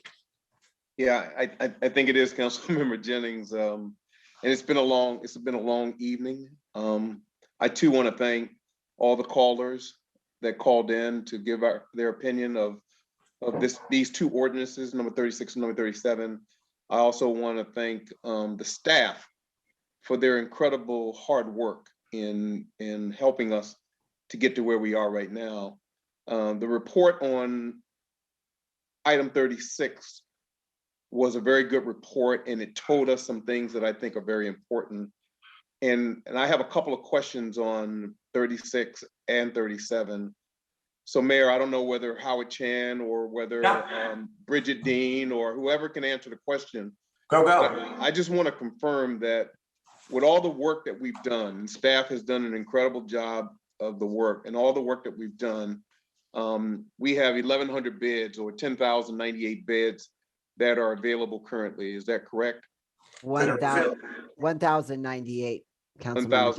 Yes. That are filled. That are filled. They're at capacity. Yes. That's great. And that is super.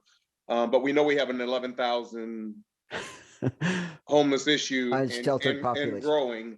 And my question is, in the next 90 days, what do we expect to see happen as far as sites opening up, and how much more capacity will that bring us? I think Ryan Moore might be best, as he's been leading the actual locations with the operational side, getting them up and running. Are you on, Ryan? I am. So can you answer that one? Sure. The sites that are most likely coming online next, the first one that I think we'd probably see coming first would be the Colfax lot. So that, like I said earlier, the water board appears poised to issue an approval of that. I'm hesitant to put a timeline out there because the ball's in their court, but the responsiveness we've gotten out of them in the last 2 weeks, normally you would measure responsiveness from a regulator like that in months. Hey, Ryan, give me your best bet on next 90 days. How many more spots beds will we have open? Give me your best guess. If everything goes well and it happens. Maybe I can jump in here. So Colfax, maybe Bridget, how many vehicles did we talk about? It'll be about 100 spaces. So that could be up to 100 plus people. Yeah. Over and beyond that, Councilmember Jennings, there are 3 sites within the 5 that I'm working on actively with our staff and with our partners that will probably yield another 200, we'll call them spaces, probably sometime in January. And then beyond that, the other 2 of the 5, they will yield significantly more availability. And I'm going to know more mid-January, January 15th to be exact, on the extent of what we can do for car parking. That will be significant if we're able to work through some of the logistics that we've been working through on all the other sites. Yeah, and I want to let you know how much I appreciate your work and the work of your staff. And I know everybody's hustling to try to get more sites. And I've said to the public way too many times that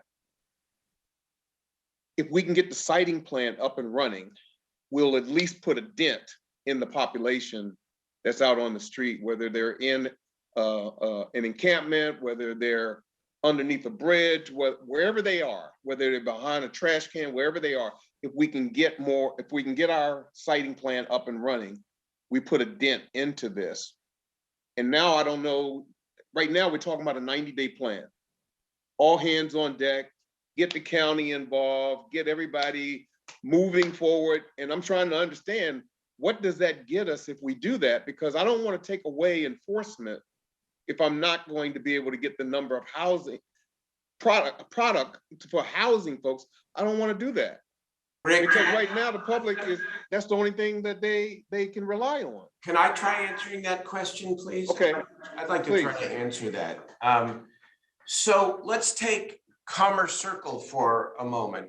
Now, I've said, and I know I may not be being heard, but I have said that I actually think the Commerce Circle cleanup was necessary because of the conditions that the people were living in and the impact on the community. And the crime. I've objected, excuse me, I've objected to how it was done. Right. And the fact that we didn't account for where people moved to. Well, in the end, we're told that 14 to 18 vehicles, we don't know whether 3 days prior to them being towed or not, they were occupied with people, but assuming they are, in that instance, I believe that over the next 90 days, if we were to go back in time, that we could find an alternative for 18 families or 18 individuals. But right now, despite the hard work of the staff, and they are working hard, and I think that's shown through really clearly tonight, there are no timelines. There is no final partnership agreement with the county, which we don't control, but we're trying to prod and push. And so my motive again, and you know, take the vice mayor's and my alternative here, is to prod us all, including the business community, yes, to find more sites. Because if we don't, if both of these are defeated tonight, the message will be, well, still no timelines, still no prod, still no urgency. And I believe that's part of our collective problem. That's part of our collective problem, is that we collectively are not moving fast enough to create the alternatives. And so take that instance. You can't care for everybody. I understand that. I understand that the numbers are large, but if we had some more capacity, we could help provide alternatives to at least some, and some may self-resolve. Right. That maybe is part of what happens. So that's why this is important, sir. So let me give a couple of pieces of advice that I just want to give to all of us. Because when we make a decision like this, or we're thinking about making a decision like this, get all hands on deck and make this a priority and work 90 days in order to try to show impact and increase the number of beds for our unhoused population. We've got to start making this a core agenda item on every single meeting that we have. And so not only do we get to know what's going on, like Commerce Circle, but we also inform the public about what's going on. And I just think that has to be, because we talked about transparency earlier. I don't think we've been transparent enough. I don't think there's a lot of clarity right now from the public as to what is the next step and what is going on and what should I see in the next 90 days, 180 days. I'm asking these questions because I'm really don't think 90 days is enough. I think we need more time than the 90 days in order to really get to the impact that we want to have. Of course, but it'll prod us, Councilmember Jennings, to get more done in the next 90 days than we've been able to get done in the last 4 months. Okay. Well, I'd like to respond to that, Mayor. You know, some of the timelines are not knowable. I mean, you and I have talked about some of these sites, and the idea that we could move this quicker is not realistic for some of these sites. I just want to be real clear about that. It's not for the lack of us trying to move things forward. Like some of the sites we've talked about openly, we're just not able to control outside entities and outside agencies, despite our best efforts and despite our desire to do that. I want to make sure that that's very clear, because I'm feeling like, we're trying to move forward. We're talking about bringing more resources, more capacity on, And, you know, honestly, when we talk about this, our city is not, we don't have the structural infrastructure to do this. I mean, this is not what we do.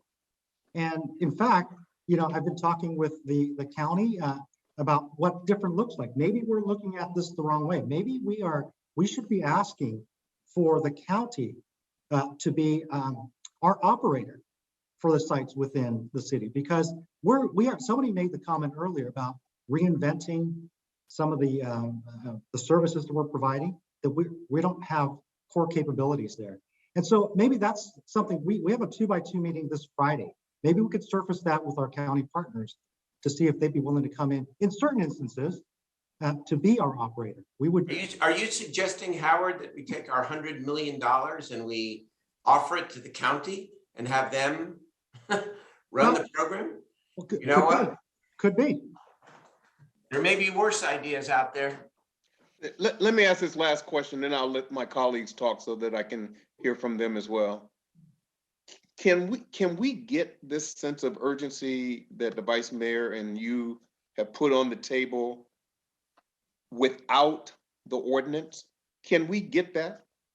Or does the ordinance drive the sense of urgency? And I'm just asking the question. In my opinion, and that's what the debate is about, in my opinion, and again, I laud the effort of the city staff.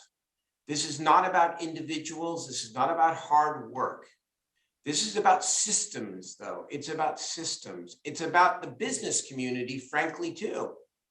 You know, I will tell you, and this is why Jay Chenier's offer is so important and what he's done here. Do you know that in the 10 months since we launched the idea of this siting plan, that the broader business community, through one individual, Ken Turton, through the Midtown Business Association, has actually come forward with an idea and a site. That's it. That's it. So we can hear all the concerns and complaints. And of course, I understand they don't like the resolution, but it's so easy to gloss over the second half of this, that we aren't as organized, we're not, and we're not as urgent as we should be. That's not the city staff. That's all of us. I don't want to get into a fight with Councilmember Laloe, and I'm sorry, but this is the truth. The siting plan delegated to the city manager the ability to stand up sites.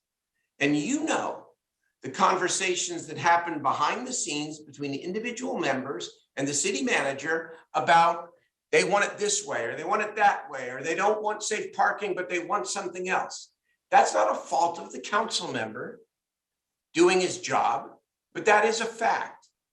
And so you better believe that together, all of us need more of a prod if we're gonna overcome the inertia that has led to, besides WX and besides Meadowview, God, they reported tonight, we can't even get the city and county agreeing on how to do 60 extra beds at the Fifth Street shelter. That's still a fight. We need a prod. Otherwise, we're going to continue to go the pace at which we are going. It's not about the city staff. It's about all of us. I'll yield the floor and listen to my colleagues, and I look forward to the continuation of this conversation. Thank you. Councilmember Guerra. Thank you, Mr. Mayor. You know, first, I will say that I disagree with your characterization about the number of people that were involved in selecting sites. I know in my council district, and I'll only speak to my council district, we spent a lot of time in identifying sites, and you walked 2 of them with us. For whatever reason, those didn't come to fruition, but there was a lot of plan, there was design, there was ample amount of opportunity, and both on the Stockton Boulevard corridor and the Power Inn area, because we knew that we needed support in those areas. It brought out multiple sites. Now, hindsight's 2020. I didn't plan on bringing this up, but I think it was a mistake. The city manager did not have his staff, particularly in public works, involved early on to vet many of these sites. so that we could identify whether they were the reality is part of the master plan or not, but that is what it is. The point where we are now, we need the support of our public works team to be working when a site is proposed or when we have someone, so we can quickly get it off the list if it's not a viable site. I do have one request here of the city manager. There was a mention of a Rasa site that we have to go through the Rasa property. I'm familiar with this because we went through the Rasa site over on the San Juan property. It's been 6 months and we're barely starting that process. We should have, as soon as that site was identified, we should have started the Rasa process immediately. Now we're at where we are, which is fine. Let's move forward, water under the bridge. But here's one thing I do want to ask.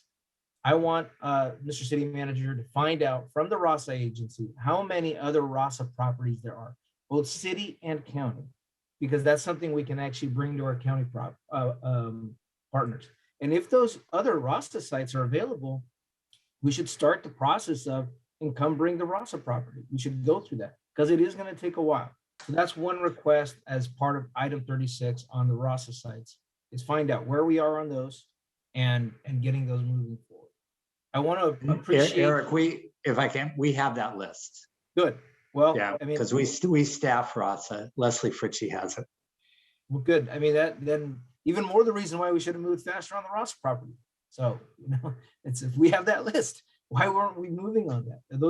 That's if public land is an issue, we should be moving on that. Second, I do want to thank Danielle Foster and her team for working on getting the motel voucher program going for the motel on Stockton Boulevard. That's an incredible win. The fact that we have a property owner now that wants to work on another property with Weave to look at how we expedite that program and replicate the success that we had with the St. John's property. Again, good successes. I think we're moving forward. We got to take those wins as well and highlight those. I'm actually more interested in having a conversation about the vice mayor's proposal here that he put forward. So, Mr. Mayor, I'd like the procedural motion to call the question on the substitute motion, because I'd like to personally have a conversation about the substitute motion. So that's what I'd like to do right now. That'll be Councilmember Guerra, so you want to call that question first? Okay. I think we should call that question first. If that measure passes, then it passes. But if it doesn't, then I'd like to have a substantive conversation on. Well, that's not the. I want to accommodate you, of course, but I don't know if that's appropriate procedurally. There was a motion by Vice Mayor Chenier, and then a substitute motion by Councilmember Valenzuela, which was seconded. And under Robert's rules, I believe that takes the precedence in terms of the first vote. That is correct, but we use Rosenberg's rules, Mr. Mayor, and Rosenberg's rules allows us to say, I call the question on the substitute motion. We take a vote on the substitute motion, and then we can go back to having a full discussion on the standing motion, which is Vice Mayor Chenier's motion. No, I'm sorry, maybe I'm misunderstanding.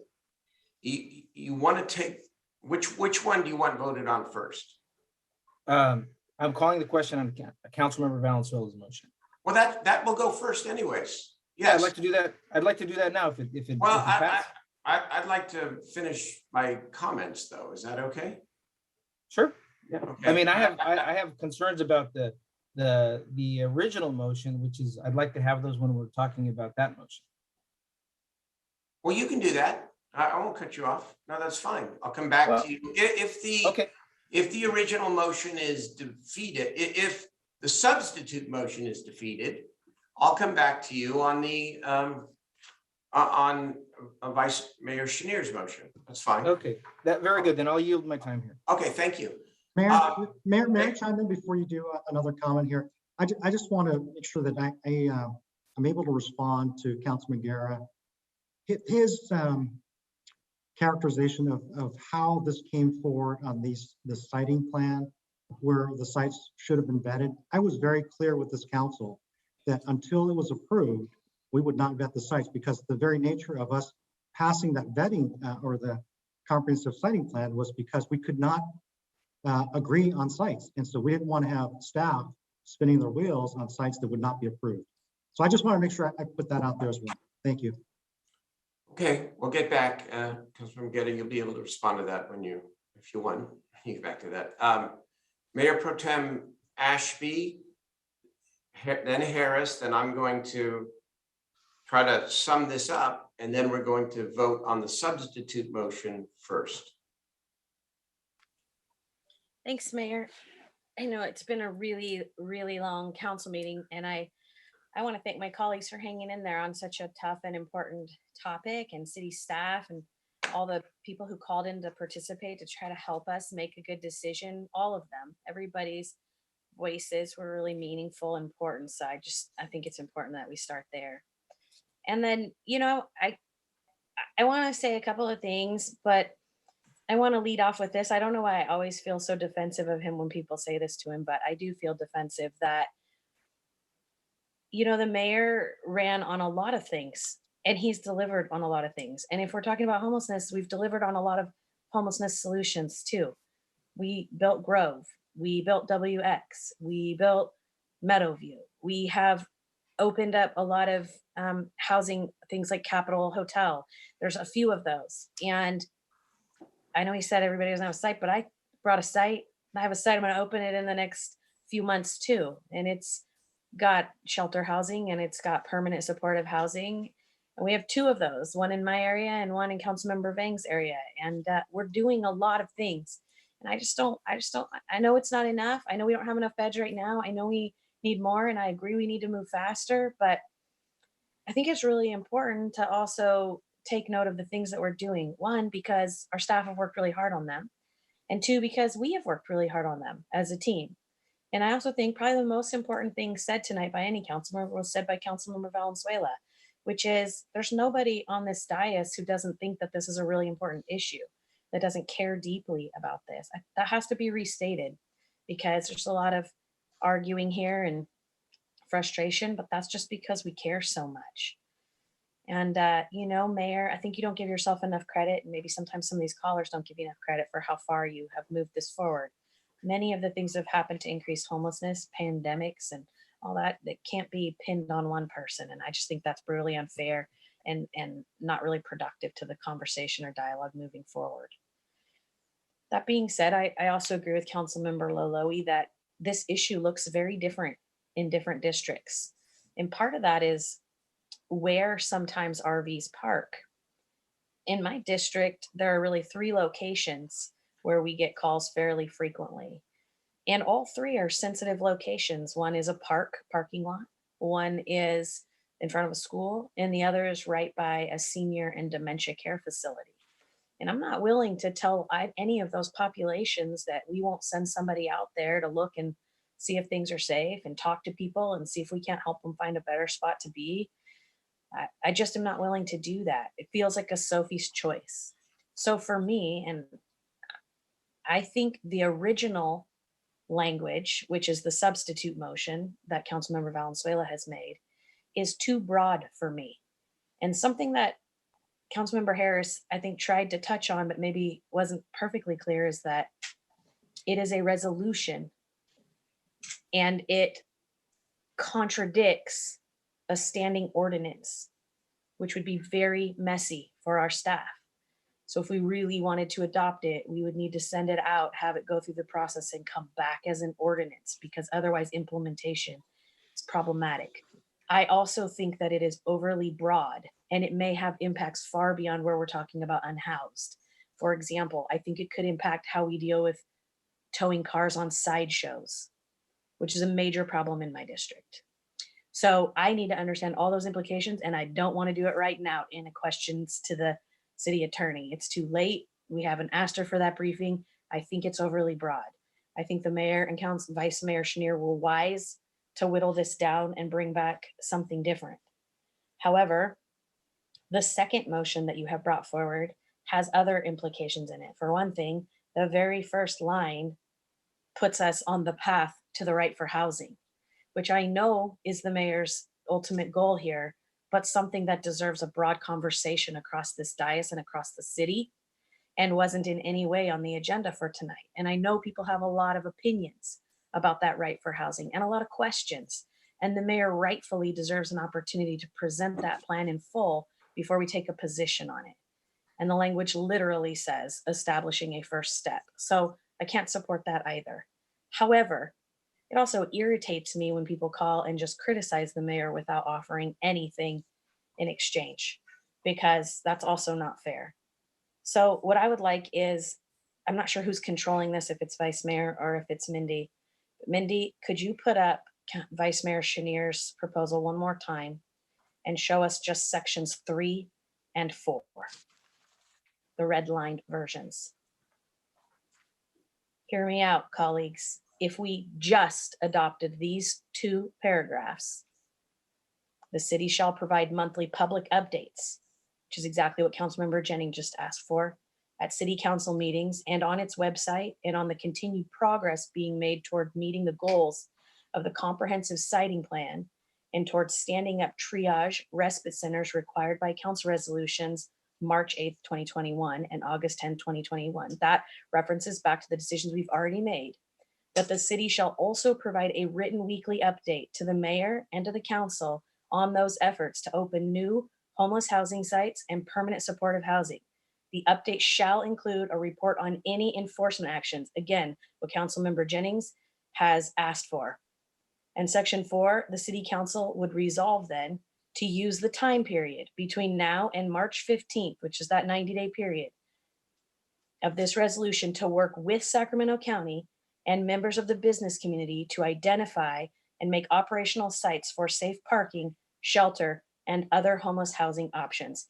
If we simply implemented those 2 paragraphs that the mayor and Vice Mayor Chenier move forward, we would not be taking the enforcement off, but we would be, as the mayor said, prodding our staff without using our community as that prod, but rather using ourselves and a weekly report back, and a necessity that we achieve some of these goals by March 15th, as Councilmember Jennings, Councilmember Guerra, Councilmember Vang, Councilmember Valenzuela, Mayor Steinberg, Vice Mayor Chenier, Councilmember Laloe, Councilmember Harris, and now I have all said that we want to do. So I am going to make a 3rd motion here.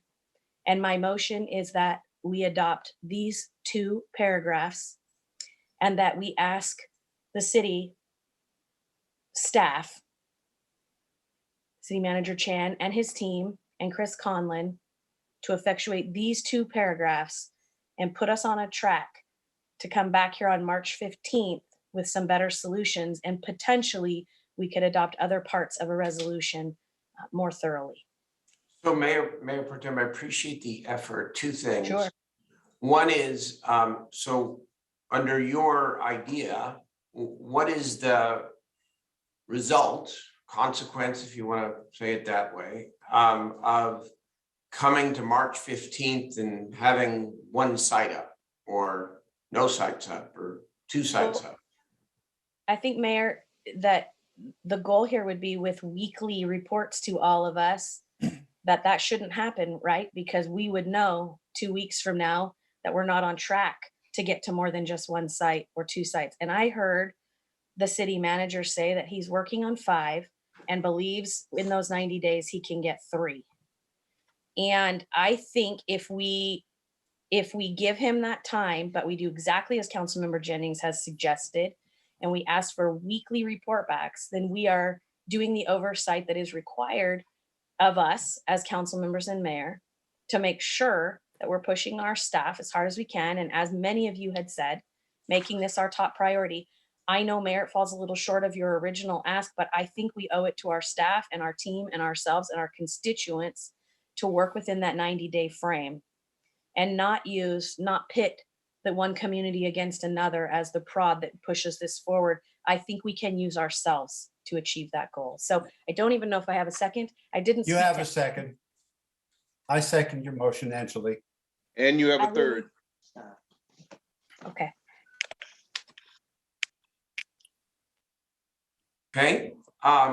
So Mayor, just a word. I guess I was next. My hand's up. Yeah, please, go ahead. And then I would Well, like. I'd like to congratulate Councilmember Ashby. I think she distilled a lot of my thoughts, taking out the emotion. You know, I as I said, I agree with you. We need to move forward, but I just didn't like the mechanism to propel it. I felt it was Fair enough. using the, the safety of our city as a bargaining chip. But Okay. this is a motion I can support. I hope you go there. Well, let's talk about it. And that's my chance. First, I want to ask Mr. Conlon a question. I said I would ask him some questions, but I really just want to ask him one. And it's specific to both the Commerce Circle action and also the 30th and D action, which Councilmember Harris referenced in his earlier comments. Do we know as a city where, in the case of Commerce Circle, the vehicles that moved as a result of the original tag and or the towing, and 30th and D, the people who were moved, do we know where they are today or where they went to? Oh, Mr. Mayor, we respect the privacy of every citizen in our city. We don't track them. We don't follow them. No, We but you simply told moved, them that they but you couldn't- forcibly, no, hold on. You forcibly moved them. Do you know where they're at? I did not forcibly move them, Mr. Mayor. That's a mischaracterization of what we did. No, it We isn't. Posted the vehicles to tell them that they were illegally parked in a location. They chose to move. And they were living in those vehicles, right? These aren't unattended cars or RVs. The You don't know where 18 you don't know vehicles- where they went to. The 18 vehicles that were towed were abandoned. You don't know whether they were abandoned 2 days, 3 days before they were moved. You don't know who was in them or not. No, sir, they could have been abandoned months ahead of time. We But just we don't simply know. found them abandoned and that's why we towed them. But we don't know. Okay. I mean, I know that I'm not going to lengthen this discussion, but I know for a fact, because I've heard it from colleagues and I've heard it from community members, that of the 140 cars or vehicles that moved off of Commerce Circle, they ended up in the business corridors and the neighborhoods in other parts of the city. That's a fact. And the fact that the city, now this is where, I mean, I backed the city staff every step of the way. But the fact that you call it outreach and Bridget out there with the outreach, and I know Bridget's intent is right, but this was a code enforcement action. This was not a DCR action. And the fact that we cannot account for where people moved, forget the individuals. I'll take away my bleeding heart for a moment. What about the impact on all the other neighborhoods and all the other communities where these people went? And we can't document that? Why is that acceptable to all of you who are crying out for more enforcement? Be consistent, be consistent. How many of them are in Sean Laloe's district right now? In his already impacted district? I saw him nodding his head. That's part of the point, members, of what it is I am raising here today. If we don't connect the dots, we are heading towards failure. So let me back up a little bit here.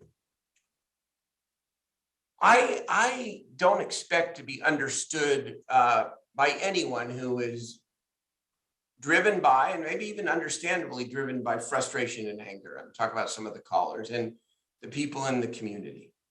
Homelessness has gotten worse since I became mayor. It has. So stipulated. It's not unique. Every major city in California is suffering the same thing. And if Councilmember Laloe is right, that by opening up 2 shelters and having a comprehensive siting plan, that we're inviting masses of people to come here, well, then it also must be true of Oakland and San Francisco and Los Angeles and Fresno and all of the other places that are actually farther along than we are in terms of actual implementation. Okay, I, as your mayor, your imperfect vessel here, has been consistent and driven towards one thing with the limited power that I have in this office: to bring over $100 million of resources to this city, including Measure U, to address this problem, to come up with an idea of a comprehensive pre-approved siting plan, and then to use my voice without authority to cajole everybody. Yes, the staff, yes, the county, yes, the members, yes, the community, to push for implementation, again, without any authority to actually make it happen. I didn't cause COVID. I did not cause the Judicial Council's decision to release people from jails because of COVID. We are not a Health and Human Services agency. I authored the most important mental health act in the history of this state. And all the money went to the county. Okay, we don't control that. I'm doing the best I can. And in a couple of years, the people will have a chance to elect a new mayor. And believe me, I will be relieved to let somebody else try to tackle any of this. Who else would bring $100 million to this city to combat this? I am for cleanup, and I am for proper enforcement. I back every law enforcement initiative tonight to increase our law enforcement resources against some of my more progressive colleagues. You're not reading those of you who are opposed or fearful are not reading the full resolution, which is contained in both versions of it. You can continue to enforce. You can enforce the criminal law. You can enforce the civil law. You can move people. All you have to do is offer somebody an alternative. And if they self-resolve, as apparently 140 of them did off of Commerce Circle, well, I guess that's okay too. But it said you just have to offer somebody something. There were so many interesting comments, but they were polarized and divided. One was, God, please give us relief on the business corridors. I think cleaning up Commerce Circle was, yes, the right thing to do. But we also heard you can't help disappear thousands of people. I heard that from an advocate.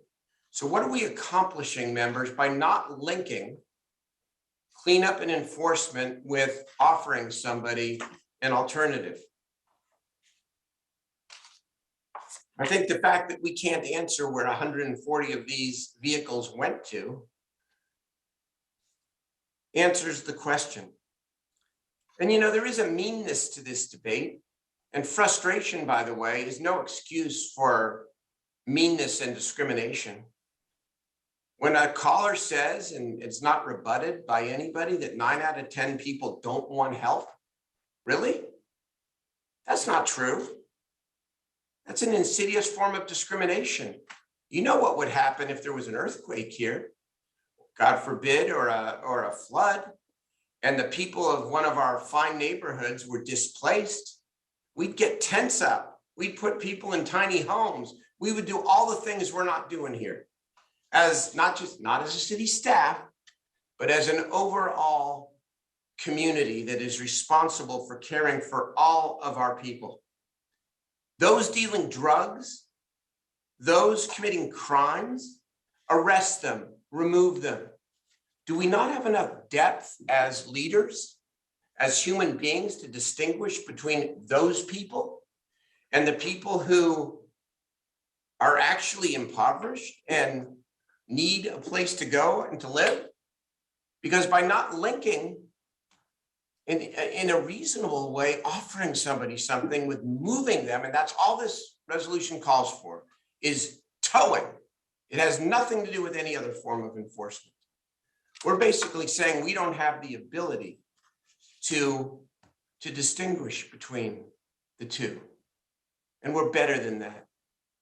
Howard Chan had a really interesting idea, and it was sort of probably won't get much attention. Because maybe in the end, some of you are correct. Maybe this is too big for one city. But what do you want me to do? And what are we supposed to do? Do you want us to walk away from it? Do you want us to say, here, county, you're the Health and Human Services Agency, you do it? I don't know. I think our constituents would be just as angry with us for not paying attention and for not doing our jobs. So bring on the criticism. And I got to tell you, I can take any criticism of the world from friends, from former friends, from people who were never friends. But here's what I cannot handle. I cannot handle the lack of tangible progress. And that's what we have here. And you better believe this is a prod. And Jay Chenier is a reasonable guy. Says, let this go into effect 90 days from now. And then let's use that 90 days to get us to where we want to go. I think that's reasonable and it will improve the situation. So I appreciate, Angelique, your try here because it's good faith and I appreciate it. I just don't think it changes anything. We should have had reports back in August and we haven't. And maybe this is prodded that. Okay, that's something. But I think we got to prod ourselves even harder if we're going to actually stand up and step up some of these things. So I would urge, I know Councilmember Jennings and Getta, or maybe the ones on the fence, I would urge you to have, follow me and Jay a little bit here on, I'm trying to, shake this up because if we don't, we'll come back in March and there will be progress. I don't know whether we'll be farther with the county, it'll be a lot of the same. And by the way, last thing, we need to motivate the business community. How is it that over the course of 9 months, we've had one site come forward from the business community? One. You think that asking for a report back to the city council on a weekly basis is going to change that? I don't. Thank you. Love y'all. I do. I respect everybody and the community, and I can take criticism. I just can't take the lack of progress, and that's where we're at. So, I guess we've got. Help me, Madam Clerk or Madam City Attorney, because we now have 3 motions, and I'm not sure which one takes precedence. Whether Mayor Pro Tem Ashby's 3rd motion is voted on first, or whether or not the substitute motion is. Ashby's motion is the one that's voted on first. Can you hear me? Okay, and I'm sorry, say it again. No. Mayor Pro Tem Ashby's motion would be voted on first. Okay, so even if Mayor Pro Tem Ashby motion passes, that doesn't necessarily preclude, by the way, a vote on the other 2 motions because it is part of the other 2 motions, but it's not complete. So I think we still would get a vote on. We still get a vote on either the vice mayor's motion or Councilmember Valenzuela's substitute motion. Well, it's a second substitute motion, Mayor, so it would substitute for the original motion. Yeah. And would preclude a vote on the other motions on the table? Yes. Yes. The first one that passes, Mayor, or none of them that pass. That's how it goes. Okay, well, if you vote yes on Angelique's Mayor Pro Tem's motion, that's fine. It's okay in and of itself, but it then precludes an actual vote on one or the other 2 motions. And I think that would be unfortunate, but I'll accept the will of the body. Okay, let's call the roll on the Vice Mayor Pro Tem's motion. Thank you. So this is the substitute motion made by Councilmember Ashby and second by Harris. Mayor Pro Tem Ashby? Yes. Councilmember Laloe? Aye. Councilmember Harris? Aye. Councilmember Valenzuela? No. Vice Mayor Chenier?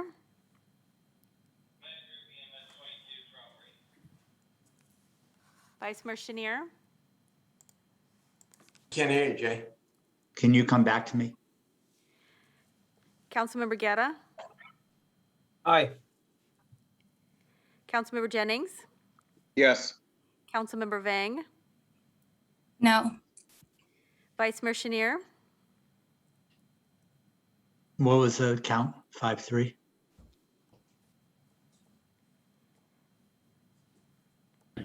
Yes. That's 5-2.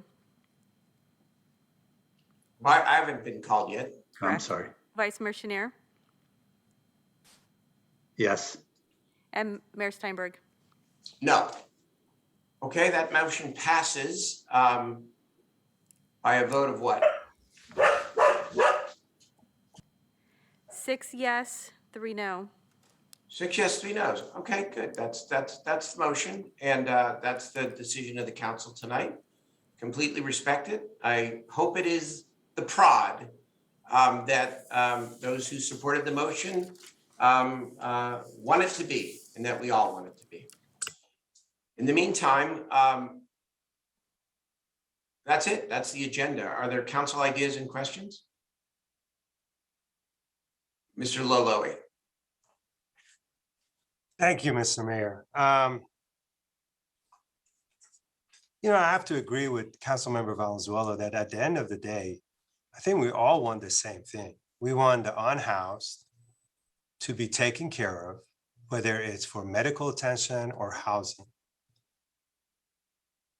And Mr. Mayor, I don't think anyone, I mean, I've known you for a year now, actually. So this is technically, I think, our anniversary. So what Happy a way anniversary, by the way. to celebrate our anniversary with a bang like this. Wow. But Mr. Mayor, what I've learned from you, and I have so much respect for you, and I've said this in front of you, and I've said it behind your back, that I've never seen someone that loves this city as much as you do. And everything that you do is try to make sure our city moves forward in the right direction. I understand the frustration, and I understand that, you know, maybe a resolution like this might entice the staff to kind of work a little bit faster, but I have full confidence in Howard and the team that they know the urgency on this as well. And I don't think through this process, none of the council members, including myself, has tried to slow down the process of the master siting plan. All of us have been engaged in numerous community meetings. I know I've had 7 or 8 of them with the community. I've went to Roseville RT station multiple times, made myself available for the RT board just so I can talk about this. So I think we've all done what we're capable of doing to find a solution. And I'm willing to commit that I will support the city staff and my colleagues to move the master siting plan forward to our best of ability.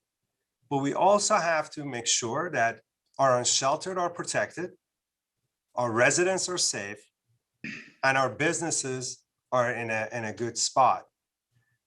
All three of these components are equally important. If anybody wants to turn their back on our unsheltered community, then you really, you have to look at yourself in the mirror. So with that said, Mayor, I hope we still can have our cup of coffee tomorrow morning. We sure will. We sure will. And yeah, just to clarify, it's not just about the city staff. It's not about the city staff and making them work harder. That isn't what it's about. It's much deeper than that. Got to ask yourself the question, why aren't we making greater progress? That's all. And if tonight's conversation, I said at the beginning, prods the creation of more capacity, then this was all worth it. So I look at the glass half full. Thank you. Who else? Mayor. Yes, Katie, go ahead, Matt. Well, this feels like quite a hard pivot from the conversation we were in, and this request made a lot more sense a few hours ago before all the toy stores closed. But I want to remind everybody that we're doing a toy drive to try to ensure that all 900 kids at CV Circle, New Helvetia, south of Broadway get a toy this Christmas. Tomorrow is our last day of collection, but if any of you come up with any toys, I would gladly come and get them from you when I'm no longer contagious from whatever it is that my cold has given me.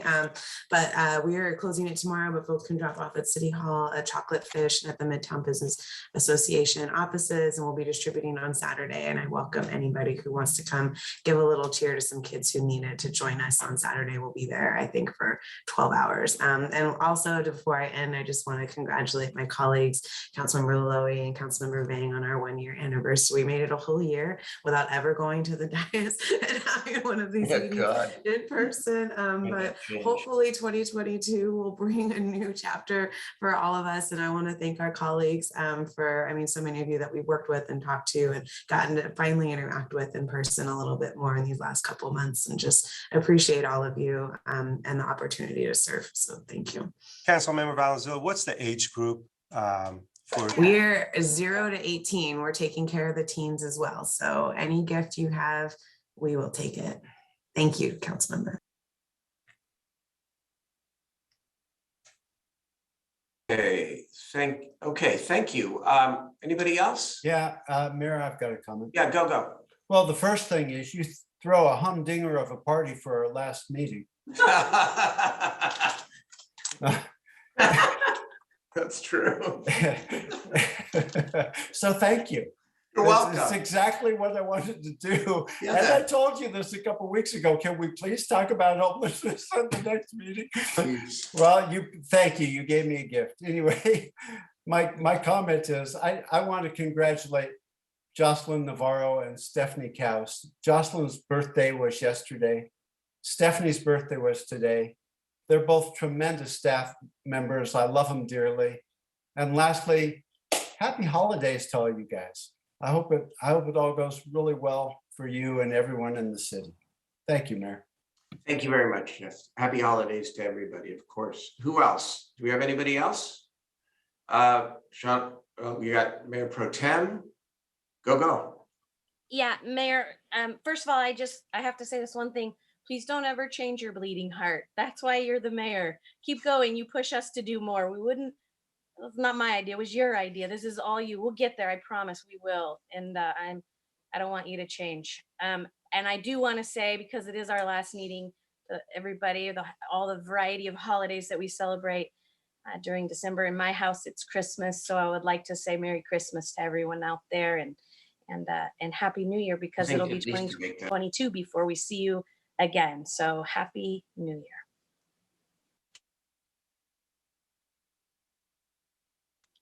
I think it's Councilmember Guerra if he. Councilmember Guerra, go ahead, Eric. Thank you, Mr. Mayor. A couple of events. One, this Saturday, the 18th, from 11 a.m. to 2 in the Avondale community over at Bridge Network from 11 to 2, their 6th annual Christmas outreach and holiday party, hot tamales, hot coffee, and even chicken tacos. Go figure. So come on out and enjoy the holiday if you're in the Avondale neighborhood. Also, VFW Post 67 on Stockton Boulevard is having a little Christmas stocking drive-through event. So, you can drive through and wave to Santa and pick up your Christmas stocking and come out and enjoy. And it's our local veterans trying to bring some support to our local community members and any young ones who want to pick up a stocking from Santa as well. And then finally, also want to wish everyone, todos en la comunidad, una feliz Navidad y un próspero año para mi mamá y toda la familia. Los quiero mucho. And happy holidays. And for those who celebrate Christmas, Merry Christmas. Thank you to everybody. Okay, members, Councilor Lowy, did you have another? Yes, I just want to make a quick announcement, Mr. Mayor. On December 18th, I'm very proud that we're going to have a community Christmas celebration at Grand High School from 4 to 7. This will be a family-friendly event with a live DJ, Christmas caroling, food, Santa, youth pop, youth pop-up centers, and a petting zoo. I also want to thank all my staff that I hardly saw. We saw each other on Zoom. Thank you so much for everything that you did this year, and I appreciate you all. December 20th, the Strawberry Manor Association will be hosting a Christmas party for the neighborhood, and that will take at 5:30 p.m. at the Robertson Community Center. So again, make sure you stop by. I'm very excited about the December 18th Christmas party. And last but not least, I am truly proud of this person, and I'm very excited that she's part of my team, and that's Veronica Smith. And I'm very proud to say that she just published her book, which it was released internationally, and it's the number one on the selling, I guess, it's the number one selling book internationally, and it's now in this, and now it's in US. I started reading it. I'm learning a lot. So I highly recommend everybody to pick one of these up or give it as a Christmas present. And I want to wish everyone a very Merry Christmas, Happy New Year. And my colleagues, please forgive me if I've ever said something that have come across in a wrong way. That is not my intention whatsoever. I have nothing but the utmost respect for all of you. And I really am pleased that I see so many of you with so much passion and dedication. So I'm looking forward to our new year, and looking forward to learn from all of you. And hopefully I'll try my best to not piss you guys off as much as I've done this year, especially our mayor. So thank you again, and have a great new year, and have a wonderful holiday. Thank you, guys. Thank you, Sean. So members, Mindy, is there any public testimony on items? I hope not. It's on the agenda. Mayor, Councilmember Bang has her hand raised. Oh, I will. Okay, I'm just gonna ask this question first, and then I will. Yes, Mr. Mayor, I have 4 people signed up to speak. Okay, buy a lot of cheesecake, everybody. That'll take care of one of them. Okay, Councilmember Vang. Thanks, Mayor. I just wanted to take this opportunity to let the public know that tomorrow at the Pinnell Meadowview Community Center, I'm really proud to be working with city staff to present Meadowview Lights in Meadowview, a drive-through event. Please bring your families. If you live in the South areas, drive through. It'll be safe and fun. Come get some goodie bags. And I will not be dressing up as Miss Santa, but me and my staff, Asia, will be dressed up as elves because we're not Santa, we're workers, heart and hustle. So I will be there as an elf. Secondly, starting tomorrow, just want to remind the community that the state of California is mandating masks. So please remember to mask up. As you are at holiday events, all indoors is, no matter your vaccination record, it's going to be really important that we mask up given the increase in cases. The best gift that you can give your loved ones and family is a booster shot. So if you haven't got your booster shot, please make sure you do that. Lastly, just want to wish all my colleagues, all city staff, and everyone watching this, happy holidays and to all of you. Happy New Year's if I don't see you before the New Year's, which is literally in 3 weeks. So thank you so much, Mayor. It's been an honor serving 1 year and really looking forward to 2022. Well, everybody, the staff, the members, the public, everybody who cares and loves their city, thank you for being passionate about your city. We're gonna continue to grow to new heights, and we'll do it together. So happy holidays to all of you. I am going to ask the Vice Mayor if he would take the last 4 calls because there's a bit of an emergency involving some seniors who have been displaced tonight, and I've got to get downstairs here at City Hall and attend to that. So I'm going to say goodnight and say that peace to everybody, okay? Thank you. Jay? Okay, Madam Clerk, let's go through the 4 callers, please. Thank you. Joe Smith. Hi there, everybody. Joe Smith, the Advocacy Director for Loaves and Fishes, and it's late, and it's the last meeting of the year, but I want to let you know that I'm already starting to get calls and texts from folks living outside who listened tonight to everything, who are very confused, who are very scared. What they hear, at least what I've heard so far, is they're worried the wrecking ball is coming for them. And just take a moment to step into their shoes and appreciate the fact that that they feel about as unsafe and confused as they probably felt in a long time.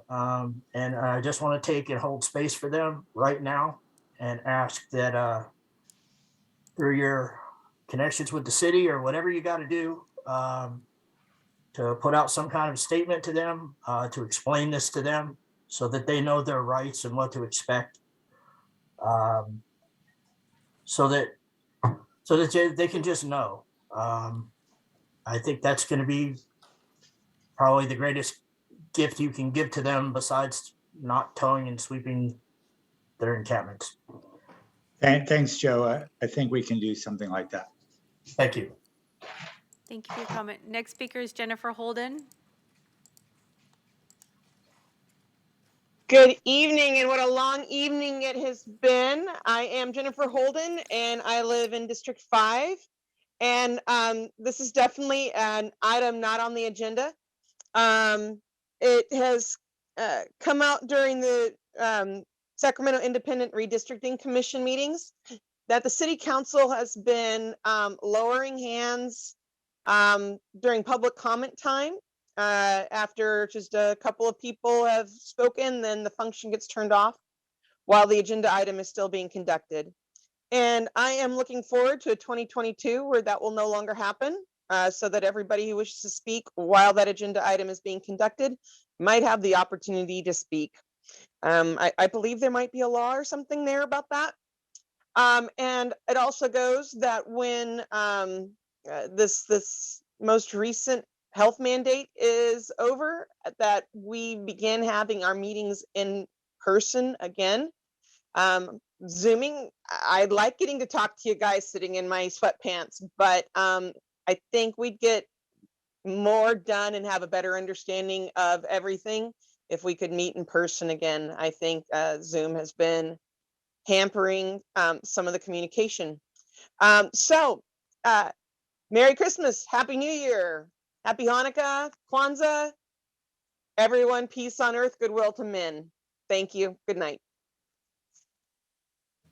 Thank you for your comments. Our next speaker is DDB. Yes, hello, this is Dean Dalbin again from District 8, South Sacramento. The point that I would want to make for items not on the agenda, reviewing the staff reports and information presented tonight, it doesn't seem like there's much data included to identify the actual costs and the success or failure or additional funds that are needed specifically to accommodate whatever is the desires of the City Council. I'm looking at the numbers thrown around and the numbers of people served and the success of providing those services to those individuals in the variety of categories listed, not just in the homeless category. And I have no sense that the City Council knows what value per dollar they're getting for the money spent for the agencies that are working on behalf of the City Council to implement these policies or serve these populations. So I would urge you to include that desire in staff reports. Please explore the financing source of funds, the demographics of the individuals involved that you're trying to help, and the actual cost per success. That would help you make decisions more objectively, which is, I think, something everyone wishes for. So thank you for listening to me. I hope to see that in future reports. I hope everyone had a good Santa Lucia Day yesterday, a tradition both in Scandinavian countries and in Italy of bringing goodies to children, and have a blessed Christmas and a Happy New Year. Thank you very much. Thank you for your Thank you. comments. Our next speaker is phone number, last four digits, 4366. Yes, this Mr. is Davis. Lambert.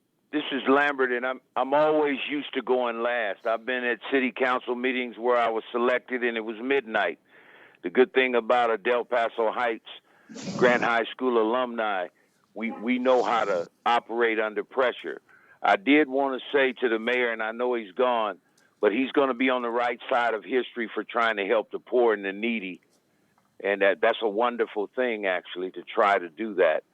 And I also wanted to say I have to send a shout out to the millennials because they've been wonderful to my family this year in the midst of all of the altering and sabotaging of our paperwork and all of the stonewalling and things. We still went viral last week. I will be sending a copy of that, starting with Mr. Laloli and all of the people who are city council people who have supported us. You're going to be very proud of what you're going to see. And I was glad to see Jesus Tarango because he respects the elders like I do. It was our mother who invented that cheesecake, not me. And so I respect that. I hope that we can make that happen, Katie Valenzuela. And to Mr. Laloli, I want to end with you. I heard two locations that you mentioned that are dear to a person that's a native of Del Paso Heights. You mentioned the Robertson Center, and you mentioned, my God, you mentioned the great Grant High School.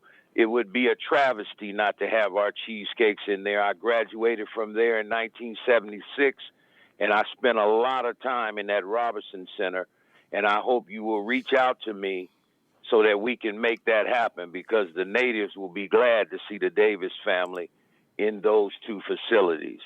And God bless the people who have been sincere, and to M. Cruz, I Thank hope you for that your I'll get a comments. copy Thank of you for that your letter comments. that I was supposed to get from the city manager that Thank I you for never your comments. Your received. time is complete. Our next speaker is Black Zebra 360. And this is our final speaker this evening. Can you hear me? We can. Yes.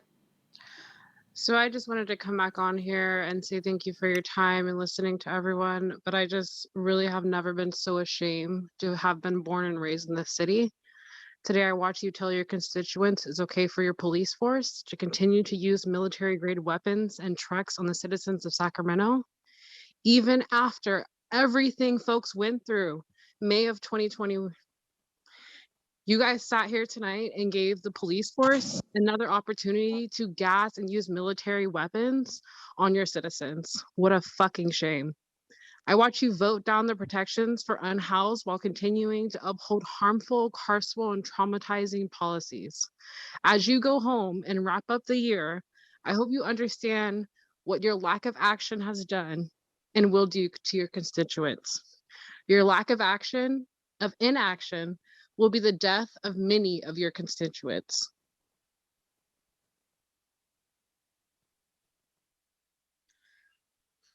Okay, I think that is it for tonight, 7.5 hours. Thank you all, and wish everyone a healthy holiday and New Year's. Take good care.